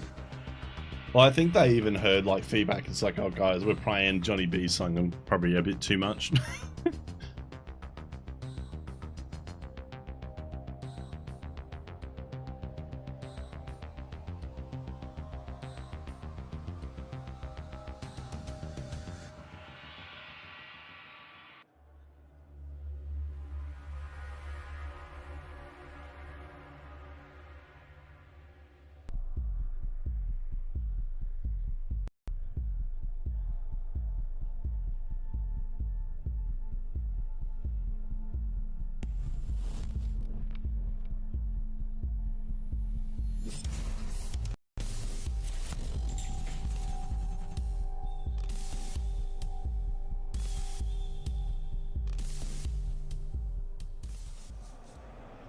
Welcome back, and we do have our 2 teams almost ready to go into our game. A few things we still need to discuss. I mean, we talked about the 2 games. We need to talk about the map as well that we're eventually going to be playing. So we've had 4 games. We had 4 different maps. Are we going to see a sawmill, or am I on some insane kind of copium here right now? Copium? I think it's copium. You've used all my copium in my bag. So, yes. That is such a shame. This is the thing, though, right? If I was ITB and doing something random, then I would want it to be picked. But if I was VP, I would definitely not, right? And so because of that, I just don't think it's going to get let through. VP will not let go to Sawmill. They just won't, because it does not fit their playstyle. You know, it's all well and good playing these run and gun maps with the class setups that they have, but whenever you take it to a much more long-range fight, that's where they will have issues. Exactly, and they might win, but they don't know. Whereas this is tested. They've done it twice already, and it seemed relatively straightforward for them. So. We can do lots of theory crafting, but we can also have a look at what the eventual map ban phase or map veto is going to look like. So it's going on our screen right now, and we are going to Bay 5, which is a map that neither of these teams have played yet. Just think it favors VP, just based on what we've seen during the last game, where it is pretty CQB heavy. There's opportunities for a lot of information game. I think VP will do that. But I do think nades can be abused here for ITB, like we mentioned, if they want to go down the nade route. it's a possibility. Absolutely, yeah. I mean, I think because Equator and Bay 5 are just the smallest maps. I think Equator's, as I said, a much more like straight-up shooter. Well, they showed us that, didn't they? They yeah, played it the exactly. last time, so. And Bay 5 is a little more finicky, but that's the thing. If you can combine the CQB, just raw skill of your players, and the strategy that they've also shown, I think they could do well. Yeah. But then again, I mean, we're going to see some more footage of the map now, but we've seen this map just now, this previous game, but is this a smart thing to do as Into the Breach? Like, you have not seen Virtus.pro on this map yet. We saw that Virtus.pro has strategies. They work together very well. They seem to know what angles they need to cover. The music's really do good. You want 100%. to take them to unknown territory? It's one of the reasons why Evan is in my intros on YouTube. I used a lot of play them on maps that they've already played music. and look absolutely incredible on. You want to try and take them out of the comfort zone. Again, we don't know what the comfort zone is. VP could be great at every map, but we don't know until we see, and we see it over, you know, multiple times that they play, and we start compiling results, and then that's where you start to get, oh, you actually are good at this map based on the stats. I think VP here, again, they're probably just going to bring the same lineup again. 5 agents, juice up, get in positions, really good opportunities for information spotting. We know that already. Good opportunities for flanks. We've seen Rask play a lot more high ground whenever they were playing Equator, so I'd say they'll probably be the same for him. Just up there, spotting out, calling out as best as he can. Yeah, exactly. I mean, I think that ITB are just going to have to lean into map knowledge. If this is a map that they're happy playing, you know, we know that they like to wallbang and they've got all those spots set out. So maybe there's positions around the map that they're comfortable with saying, right, if I'm in here, I can't be shot. If people are in there, I can be. We've got, you know, sight lines that we're going to call out people in that we then know that we can basically get free kills if we pick up one of these heavier kits and we can then shoot through the containers. I think that's the kind of thing that I'm going to be looking for them to do. You have to play try your to get game, an advantage. You have to play your own game. And their game, especially whenever we seen them in air pit, was let's do a couple of cheese strategies. You know, let's just go for the wall bangs. Let's try and play a little bit more slow paced. Let's let the enemy come to you because we'll be setting up almost ambushes. That's what it feels like. Yeah, exactly. So they just need to lean into that, not get drawn into this just like, you know, trading mindset, because I think if they do that, it's going to be a war of attrition, and I think VP will just end up walking over them. But then again, for Virtus.pro, I guess we expect a 5 agent lineup again? Oh, no doubt. No doubt in my mind. I think so. It's so difficult to beat that particular preset. You get a bit of everything. You don't get a grenade, which is why we haven't seen that much nading yet. Which is why I think it's something that, you know, could end up putting a bit of a spanner in the works for them. I was like browsing through the possible presets they've got, and there's one that I think might end up being okay, but I don't know if anyone will pick it. But there's a preset with the MP5 SD with a 50-round drum. The ammo's not very good, but the agent class has no helmet, and you get a class 4 helmet with it. So if everyone's going for headshots, like they are, we see. I mean, I would say greater than 50% of the kills are headshots. It actually takes 2 or 3 shots from the MP9 to go through if you don't hit them directly in the face. Yeah. And so if you catch somebody from behind, you actually might not kill them. And we talked about this. We said if everyone's running agent, okay, how do we stop that? You don't try and play agent v agent, because that's then who's better at gun skill. You try and pick these classes, which in theory should counter that class. We know there isn't a whole lot apart from the whole run and gun playstyle that Agent gets. So you want to try and maybe go in with a little bit more of a beefier loadout where you can maybe just trade shots equally, but you'll come out on top because you've got the better weapon in terms of what they have, and you have better armor in terms of what they have. Talking about that, you reckon we see Ghosts as just hold down mouse 1 blackjack setup? It depends on what they've got in terms of warbangs, because that was a really funny kit. You know, the 100-round mag, the bullets aren't that good because you've got so much ammo. You can have your team just call out enemy players around the map, and then you can just hold down mouse 1 through a piece of terrain and just slowly kill them. And look what we've seen already as well from this map. There is so many places that you can jump up and spot for your team. There is a lot of opportunities for that. So in terms of headsets, does it really make a difference? Probably not. You know, we mentioned Gamer Legion. They talked about their comms. Comms are crucial. You don't need to hear the enemy if you know where they are. Yeah. Exactly. Yeah, it's funny. I mean, most of the kits that have been picked are all the ones with headsets, but there are some of these other funny ones, like we saw Mayor using a shotgun. That one doesn't have a headset. I think you can get away with 1 player or 2 players having a non-headset preset, which then allows the team to you lean on them to get the information, and you use your beefier loadout to get the kills. And that was definitely the same with the blackjack class that Goes was using, because that one didn't have the headset, but everybody else did, so they could spot for him. He's in the plane and he's just shooting through all of the terrain. Right, there's one running up, just it just goes off, and he's used 50 bullets. He's still got half a mag left. Just make sure it doesn't overheat and stuff like that. But if we are looking on the side of Virtus.pro, I think the main player that, in my opinion, has stood out so far has to be Hard. I'm not sure if you two agree, and I'm also very curious. Oh, you don't agree? Yeah, yeah. No, I said no, I do. I was going to say, you can find me deep, I guess. Don't worry. I really don't mind if you say different. But then, if we look at Into the Breach, is there any player that has been standing out to you, other than maybe the Ghost, like Blackjack Crazy? I think it's difficult to not look past Ghost with his Blackjack, isn't it? Because he was the main kind of, the way they built that team comp was around him, playing in the middle. They know how important it was for Airpit in terms of taking the middle of the map. We're on different circumstances now. It's not about the middle of the map in this one. It's about more the outside surrounding areas, and then you try and set up for maybe a bit of a kill point in the middle, but it is quite difficult to do. And VP, it's very rare even that VP even lets you get to that point. They're that quick, they're that fast in the trigger. We're seeing them clean it up even before the capture point gets enabled. That's how quick these guys are. Yeah, exactly. And then we also don't have these special weapon spots. We saw Walker almost every round going up the little tower at the side, grabbing the SVD with the Voodoo, which is extremely, like, there are no kits with the Voodoo at all. The best you can get is the Elcan on the SKS that we did see some of the teams using. But, you know, there isn't anything like that on this. So we're going to have to see how they reposition everybody to get what they need done.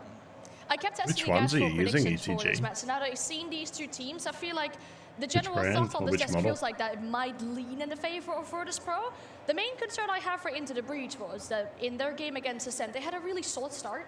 They had a very good round count, and then they almost let it slip away from their hands. Is that something they might have had time to work on? Oh, it was very back and forth, wasn't it? I think it's one of those games where obviously momentum's nice to have, and you just want to keep just stringing the rounds one after another, which we've seen, you know, VP, Gamer Legion do very well. But whenever it is back and forth, I think you almost get more invested into the game, and you start to maybe heat up during the later rounds.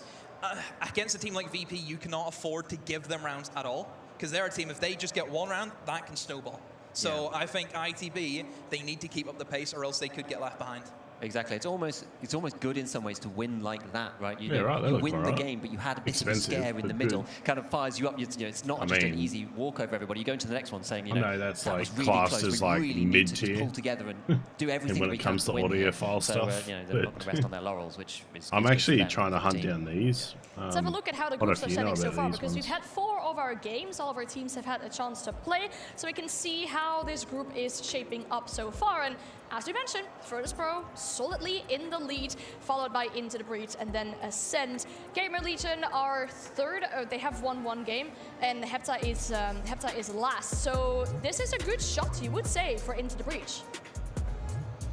Yeah, I mean, they stand in good stead. I mean, they've got 1 game under their belt, which is obviously amazing for them. It's a bit terrifying going against Virtus, but if they can start using...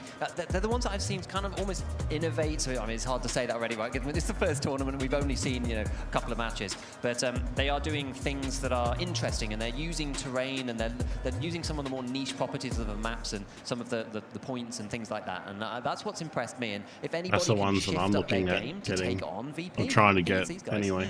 Yeah, and also whenever you look at everyone else, remember, it's the top 4. That's all you need to get. As long as you can avoid that 5th place, you will be playing. I've actually got my... I've been using an old closeback to cool the master because we mentioned the MH. playoff bracket, the best of 3 what is it, is for the top 2 of the group stage, a double elimination bracket. So you want to ideally be top 2 and have that extra safety net in case you lose the game. Nice. Yeah. It's always nice, but they're really good. They're meant to be like the FPS kings for imaging, ETG, if for analog. If we look into the rules or how ideally want to use like a DAC amp though.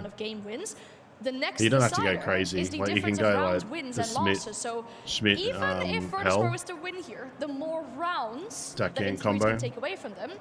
I would like to get something that a DAC amp combo that has some form of EQ. Across competitions where that is literally what it's I'd also like to have balanced as well, balanced output.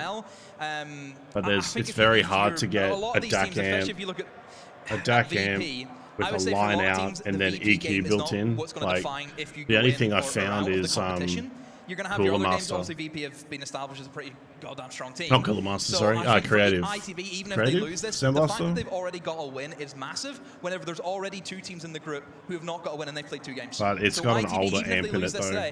It's got 2, but it's got an older amp, but it's got a lot of functionality. Yeah, the Philo K7 would probably be the other one I would recommend. A short break, and hopefully we'll have the game right after that. The Philo K7 is probably one on my list as well. I don't think it's got as much power as the Schmidt Hell, but I like the K7 for the balanced option, balanced headphone option.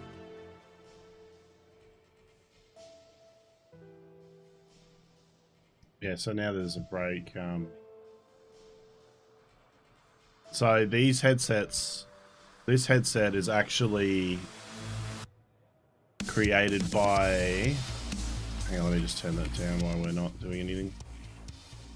So this headset's actually created by Vic, forgotten his last name, but it was the guy that Steve Jobs hired to start Apple's effectively music studio and music acoustics and shit in the early days. And he's come out with his own headset. And they're like custom drivers, but there's got this crosswave technology. And the imaging's meant to be really good. So as you can see in the image here, it's kind of sends sound in different directions. And in terms of FPS, I've heard that this is like insane. If you want imaging and to hear footsteps, etc., it doesn't get much better. But it's also an audiophile headphone. So you can still use it for other stuff. It's probably not as good for music as some others, obviously, but if you were going to go for gaming and music in general, not FPS, it would have to be the Maxwell's. That way you don't need a DAC as well. This is the more expensive one. I think they've got two. These are planar headphones.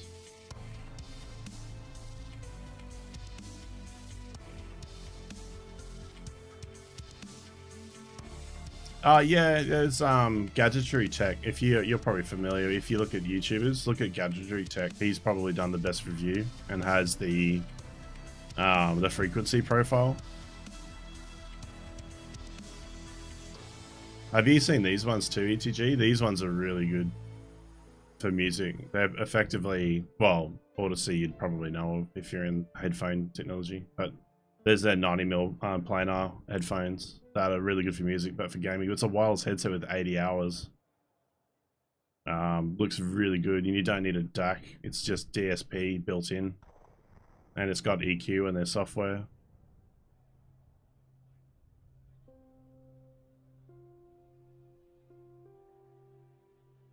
Never imagined them for that. Yeah, yeah.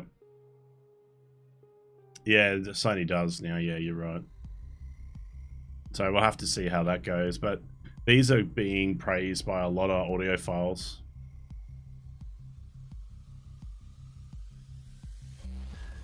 Yeah, that's right. You still have the option for an analog kick-in here though. So they have got the cable option. So you've got direct mode. But you'll probably lose, because it is DSP built in, you'll probably lose some sound quality. Because if it's built into the headphone, normally it's worse. Well, that's what I've noticed, even with older headsets. But yeah, they're meant to be quite good. I'm currently using Jubilees at the moment. So this is what I'm currently using. The old school Jubilees. Wow, that's a significant discount now compared to when I bought them. But I was running just cheap 752s MH. MH? H. Yeah. So I was running these. These are built off the Takstar headphones.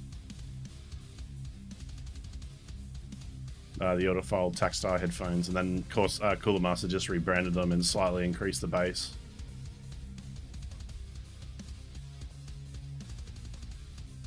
Yeah, the Sennheisers are pretty good. I find that all of them, like your GSP 500s, like even in the early days, like this one here.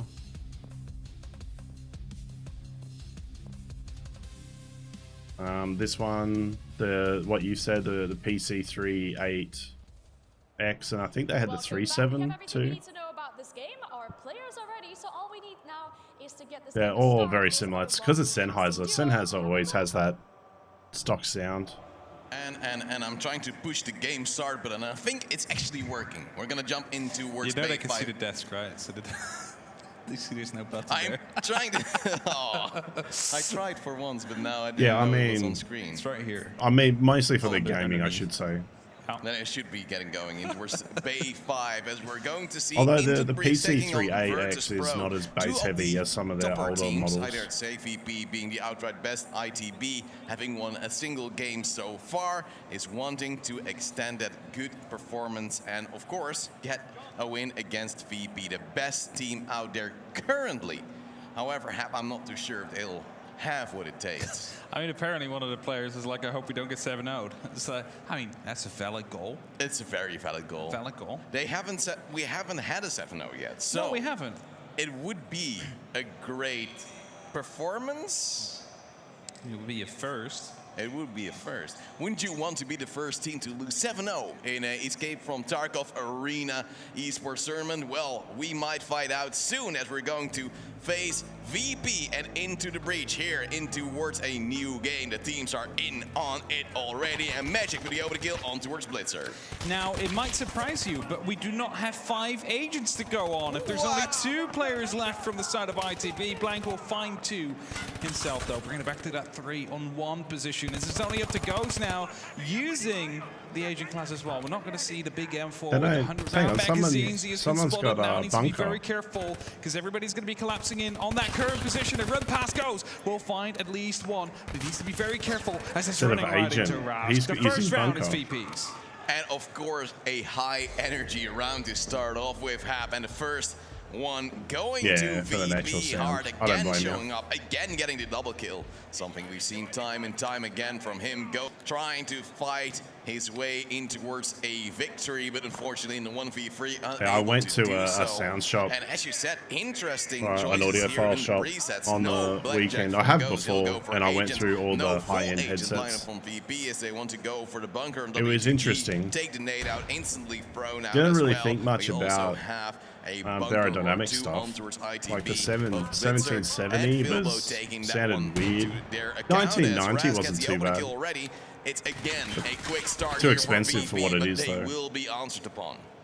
Yeah, Walker able to find at least. Didn't get to try the 800s. I only gone up to 650s and 660s. Was used on Blitzer there, otherwise we might see it looted and used but by 600 and 650 are very similar. It's one of those risks, and that's usually where we see a lot of the grenades used on early. Aftermax finds Goals, brings it to a 4-2 position, and again another one with a very quick snap onto Walker, leaving only Vivo, who's definitely being shut out big. It's going to be a broken leg. Basically lost it as well. Hard coming around the corner just for the cleanup there. And VP, again, a second round very cleanly, very convincingly. Hey, Hap, talking about that for to be honest, ETG, it's happening. I struggle to see the difference between the 990 compared to the new 900s. How is that a kill? I don't know, but he's so fast, wickedly fast even. Like, I could tell slightly. We do see VP, but versus the 900s and the 990, I really struggled to. Maybe I just didn't play the right songs. In this map so far, maybe they're just a little bit baffled by it. Being Bay 5, nade kill instantly comes in from WTG. Blitzer There's also Blitzer gone. I'm not quite sure if she tossed her grenade. I don't think so. Fibo does. Hard getting off a shot onto Blank as well. What? Finding a second pistol. Somehow out there as well. They had no clue who's coming around the corner with the pistol. He just ran in, got to kill the MP9, goes in with his secondary as well.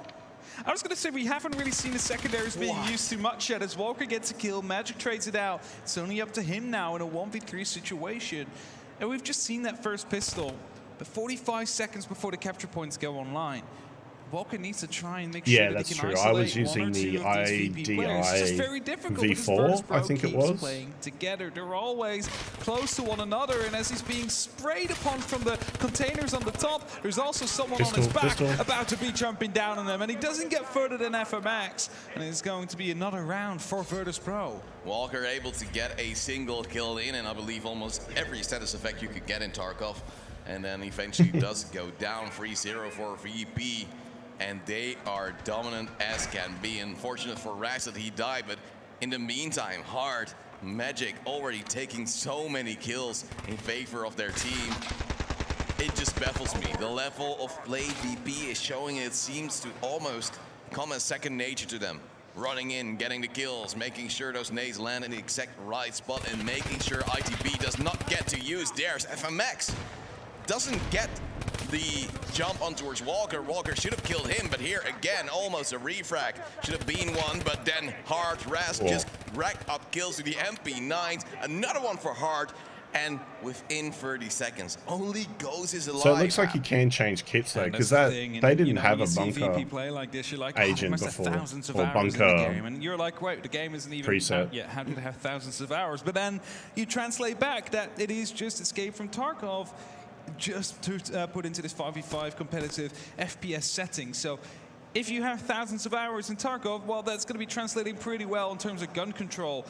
If you are a Labs. Chad, of course, Ghost finds one. Yeah, that's right, ETG. I don't know if I would want balance. I'd like it as an option, but it's normally getting balance means that I'm restricting other things or paying a lot more going to be activated. Rask doesn't know how for what I'm looking for, especially if I just want a dedicated line out. If he pushes through these containers, he's going to be ending up on the other side of things.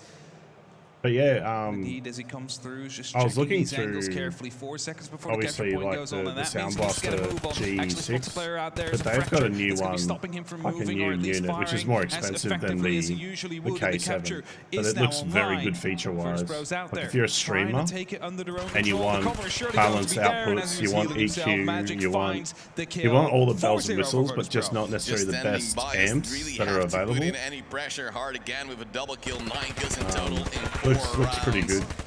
And just the way I think it's the plays X5, out, I VP think is all over ITB. Whenever they think they might have a chance, there will always be a VP player standing by.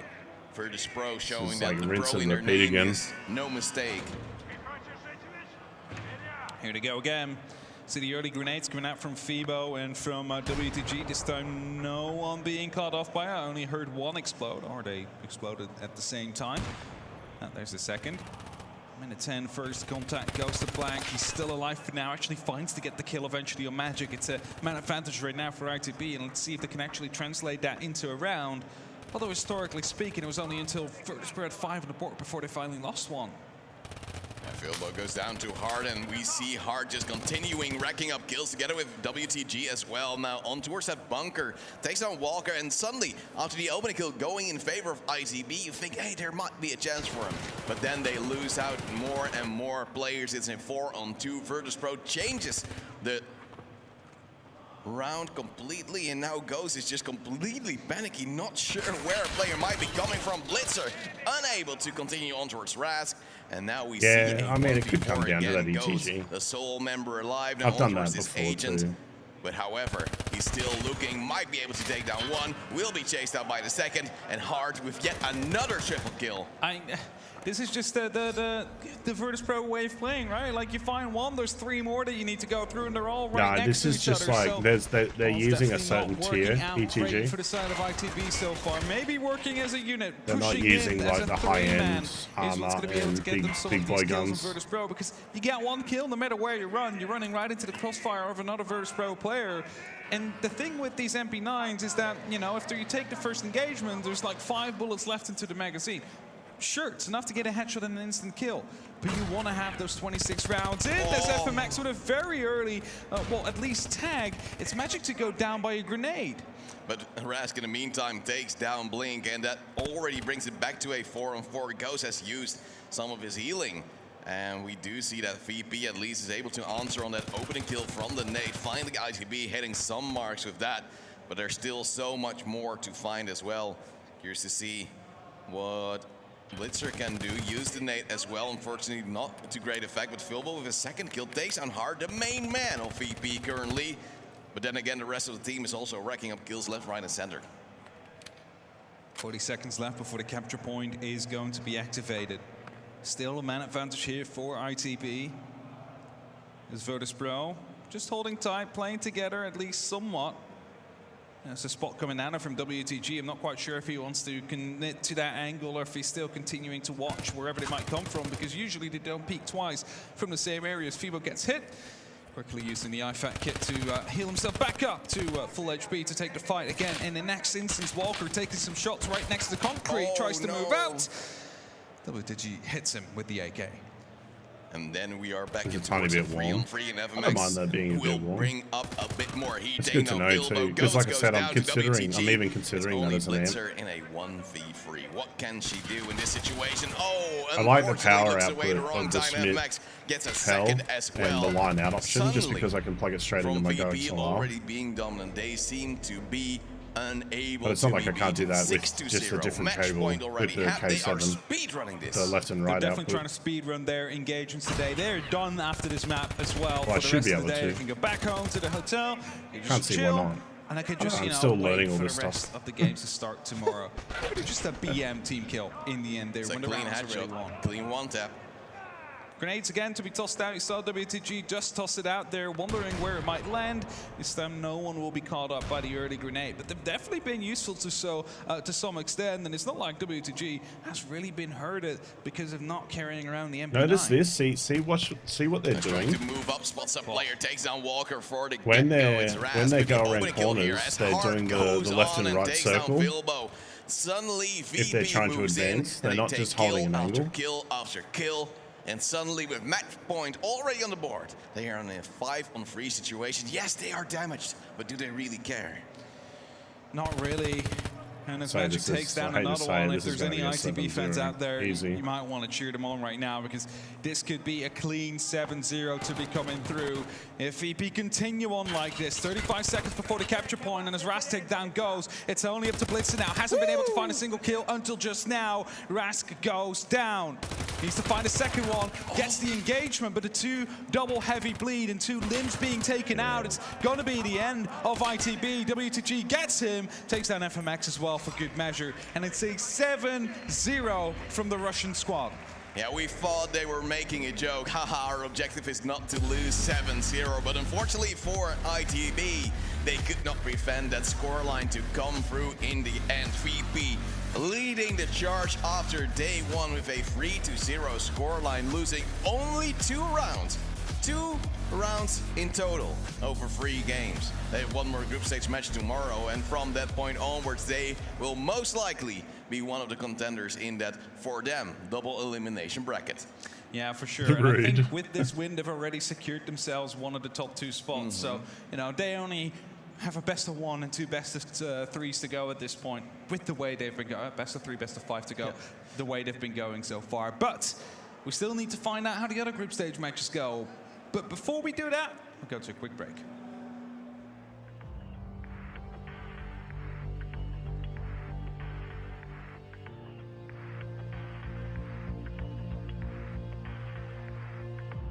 I just want to see if the next one's Sawmill. Might have to give it up. I might have to give it there because I'm actually feeling pretty run down. I should warn you guys that I've had like hay fever and been pretty run down today, so I'm actually really feeling it at the moment. That's probably why you're not hearing me talk as much at the moment. Because I'm actually having to mute the microphone quite a bit just to clear my nose. I'm actually wondering if I've actually caught something.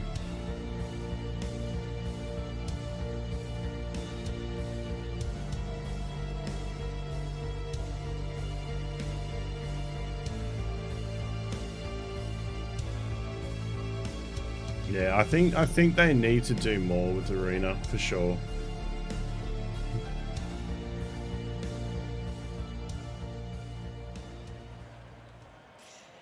We just had our first 7-0, and it was by none other than Virtus Pro. I'm standing here with Rask. You guys are insane at the moment. How does that feel?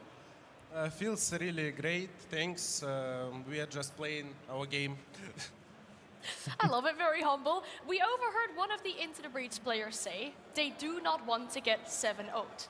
Did you make it a challenge to 7-0 them? Just a little bit. I definitely understand that, but after the first 2 games, I kind of heard like the strategy is to focus on the game. Is that once again what you're doing? Because it's looking good.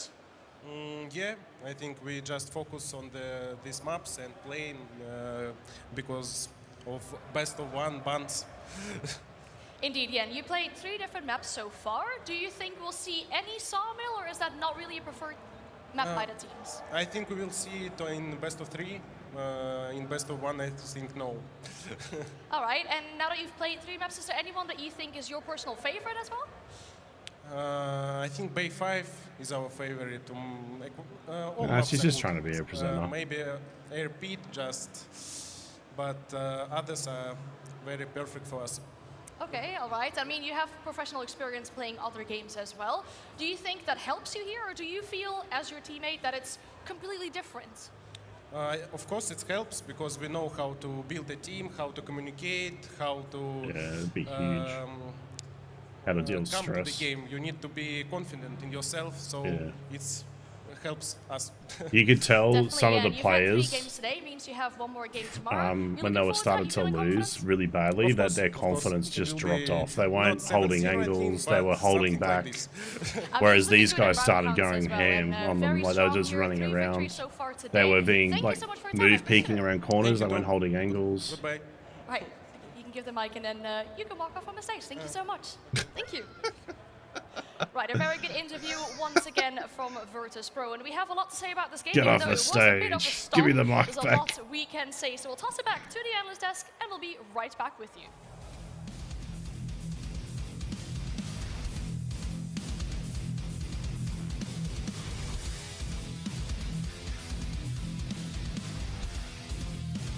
Oh, same ETG. The only one I think someone mentioned that VP was like in the early days. It's probably why they're decimating. I reckon they've had a lot more hands-on with this game from a testing perspective, even behind the scenes. So I think they've got a massive leg up in terms of playtime.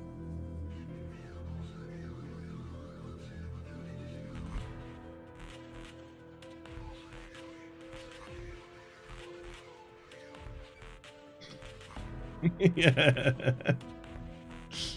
You can just like walk off the stage now. He's like, oh, okay. You can tell he's struggling for like, it looks like obviously English is his, first language. Uh-oh. Oh, is that me or is that Battlestate Games? We'll see how long this is going to take, guys. I might have one more in me, but otherwise I might even call it.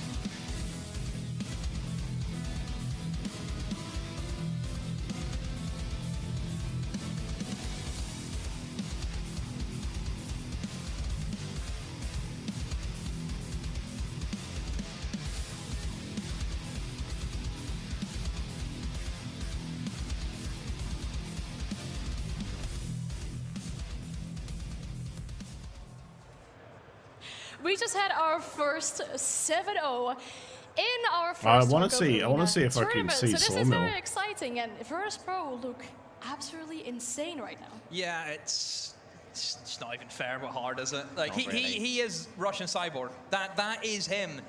The guy's electric. Every shot he's moving into, he just hits it. I think what finished 13-2, round about that.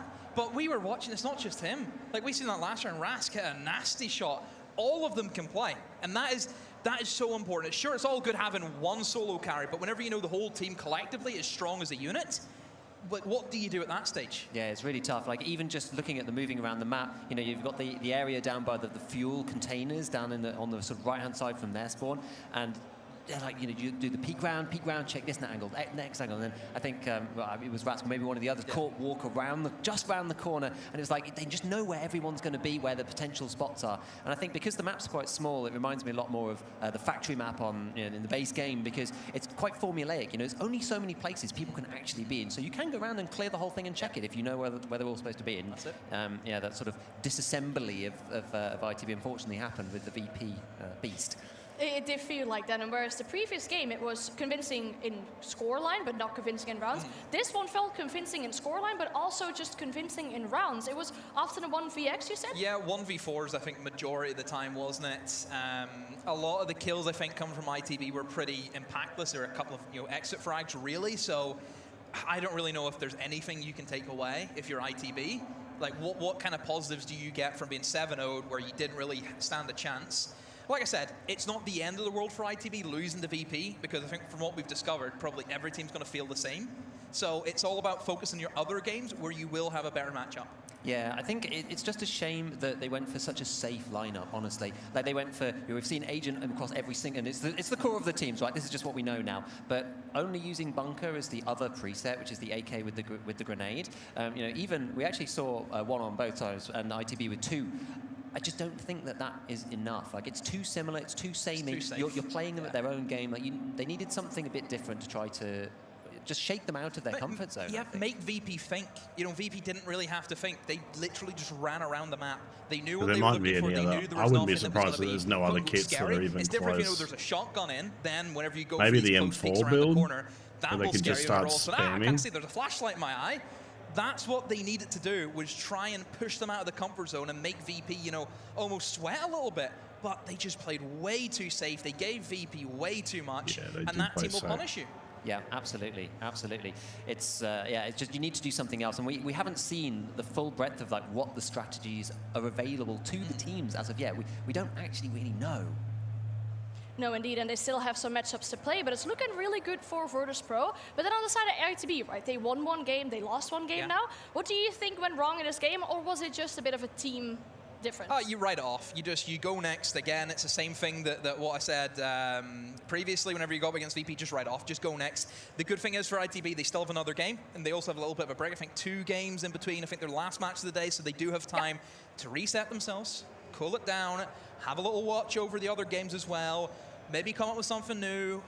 They've got a bit of time to work with. It's not as if you're going from a 7-0 straight into another game, because that would be a bad feeling. Whenever you have literally been dominated, it's like trying to get yourself back in the mental of, I can't believe that's just happened to us. And it's the irony that I heard them say, I hope we don't get 7-0'd, and it happens, you know? It's like when you keep on dying in a raid, you just want to once again have to go for it because you're not done with your gaming session yet. That's it, and then you end up losing everything because you just gamble it all. Yeah, I think it was just so hard for them because they'd lose those first couple, and then it just... They looked scared, didn't they? That was it. Yeah, motivation. that did. I mean, if the idea was already like, we don't want to lose 0-7, but in the context of that as well, and the fact that we've had 5 of our matchup, let's have a look at the group table to see how things are standing so far in our group stage. As mentioned, we still have 2 more games for today, but Virtus.pro, they are strongly into the lead with those 3 victories so far. Into the Breach have a win and a loss. Ascent so far, not really having an ideal start with 2 losses. Gamer Legion, I mean, Into the Breach still have 1 win. And that was actually a good Ascent, that means they have to play the next game. They have a chance to that was actually good between sure Ascend, I think it was. Yeah, it's still up for grabs. Of course, I think VP are pretty much through now. We know that, so we will see them going into the bracket phase. I think VP, that's them done for today. I think they have another game tomorrow. So no more VP. They've came, they've conquered already. They've called it an early night. They went home. But yeah, still all to play for. I think every other team there. I think we'd see Gamer Legion. I really want to see Gamer Legion's second match because I want to see if it, again, was it a fluke the first game, or can they do it again similar to VP? Yeah, both teams kind of have something to prove in this next matchup, you would say. We have a short break, and when we do come back, we have Gamer Legion taking on Ascent.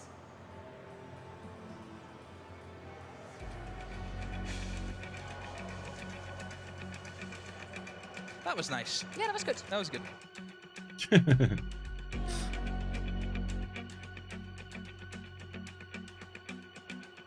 I'm pretty sure they were talking about the headshot, but I'm not too sure now.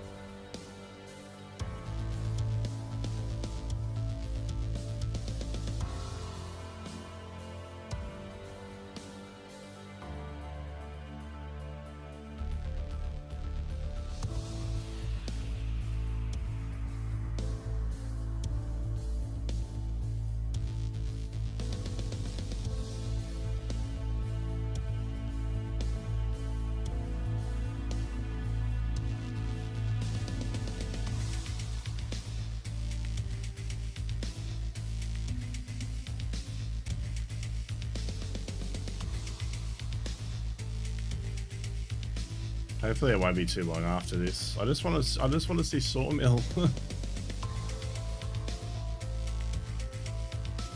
And some other kits. This was a good thing about when there was just the content creators at the event. Was it TwitchCon? I can't remember which event it was, but the one that Landmark was at, they were all using like different random kits and shit.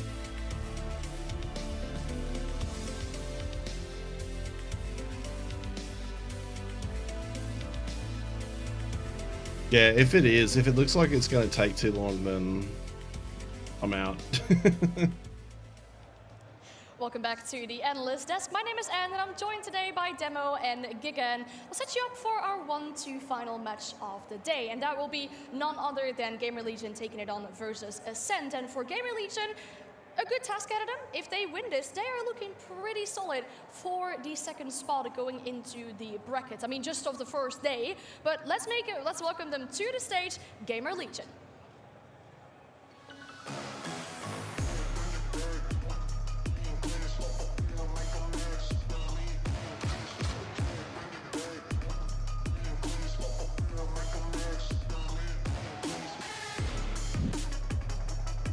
So the other thing about this is that everyone's the same. Like,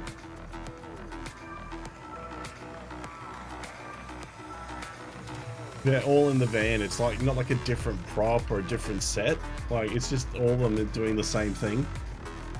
It makes it even worse. Gamer Legion have only won games today, but I think it's fair to say in context as well that they've only played one game, and this is their second game to see that they can still put up a similar dominant performance. Yeah, their game that they played earlier this morning was very strong. Yeah, it looks like you can bring your own headset. They can do what needs to be done to actually win here, but we haven't seen them against any other teams yet, so it's all to play for still. Yeah. Indeed, yeah, for sure. It's time to welcome their opponent to the stage as well. They'll be playing against Ascent.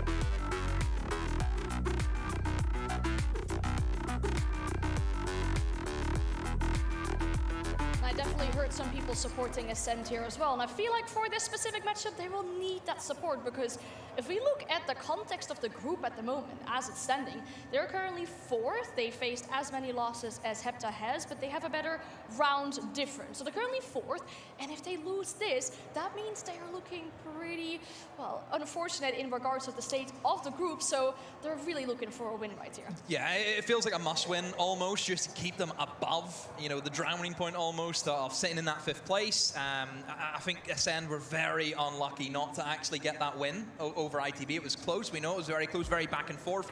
We had to go all the way to 13 rounds. And we'll see how they go against Gamer Legion. And again, it's difficult to really judge these, Giga, because we've seen Gamer Legion, they look good, but that was only one game. Exactly, and when we saw Ascend play as well, I mean, they're very tempted to play a more like finicky kind of Tarkov. You can see the way they want to do it with Chris, with the sniper, with the scope, and they want to play like that. So I think, you know, it's easier to play in a more straightforward way, right? Which we've seen from some of the other teams. So if these guys can like bring it together, then they could bring like a different type of gameplay to the match, and if they can tie it in and actually communicate and be there together and support each other and have the right angles, then they could do it. But I think it's a little trickier with the way that they've gone through their strategy so far. Mm-hmm. Yeah, definitely. I think one of their strengths would be to indeed, be able to come back from round or man deficits rather, because they had these rounds where they came back from 2v4s in that previous matchup where they almost were able to, manifest that comeback and succeed in that comeback as well. Just not enough. And it does look really unfortunate for them in regards of the context with the group, as we mentioned, but then again, they have these players that have experience playing competitively.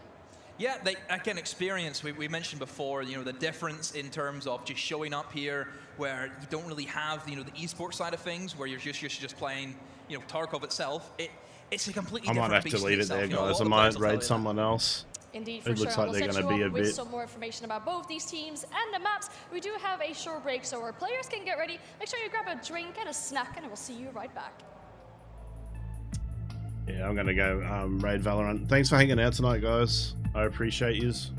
But yeah, I'm going to be finishing up for there tonight. It looks like it's going to still take a couple of minutes, and that's only if it all goes to plan. But Valorant's still doing the watch party for the tournament, so he can carry on the torch. Make sure you give him a follow. Awesome dude, lots of energy. Family man like me. Absolute legend. Always has some funny moments when you're watching him play Tarkov too, so definitely give him a follow on his YouTube and his Twitch.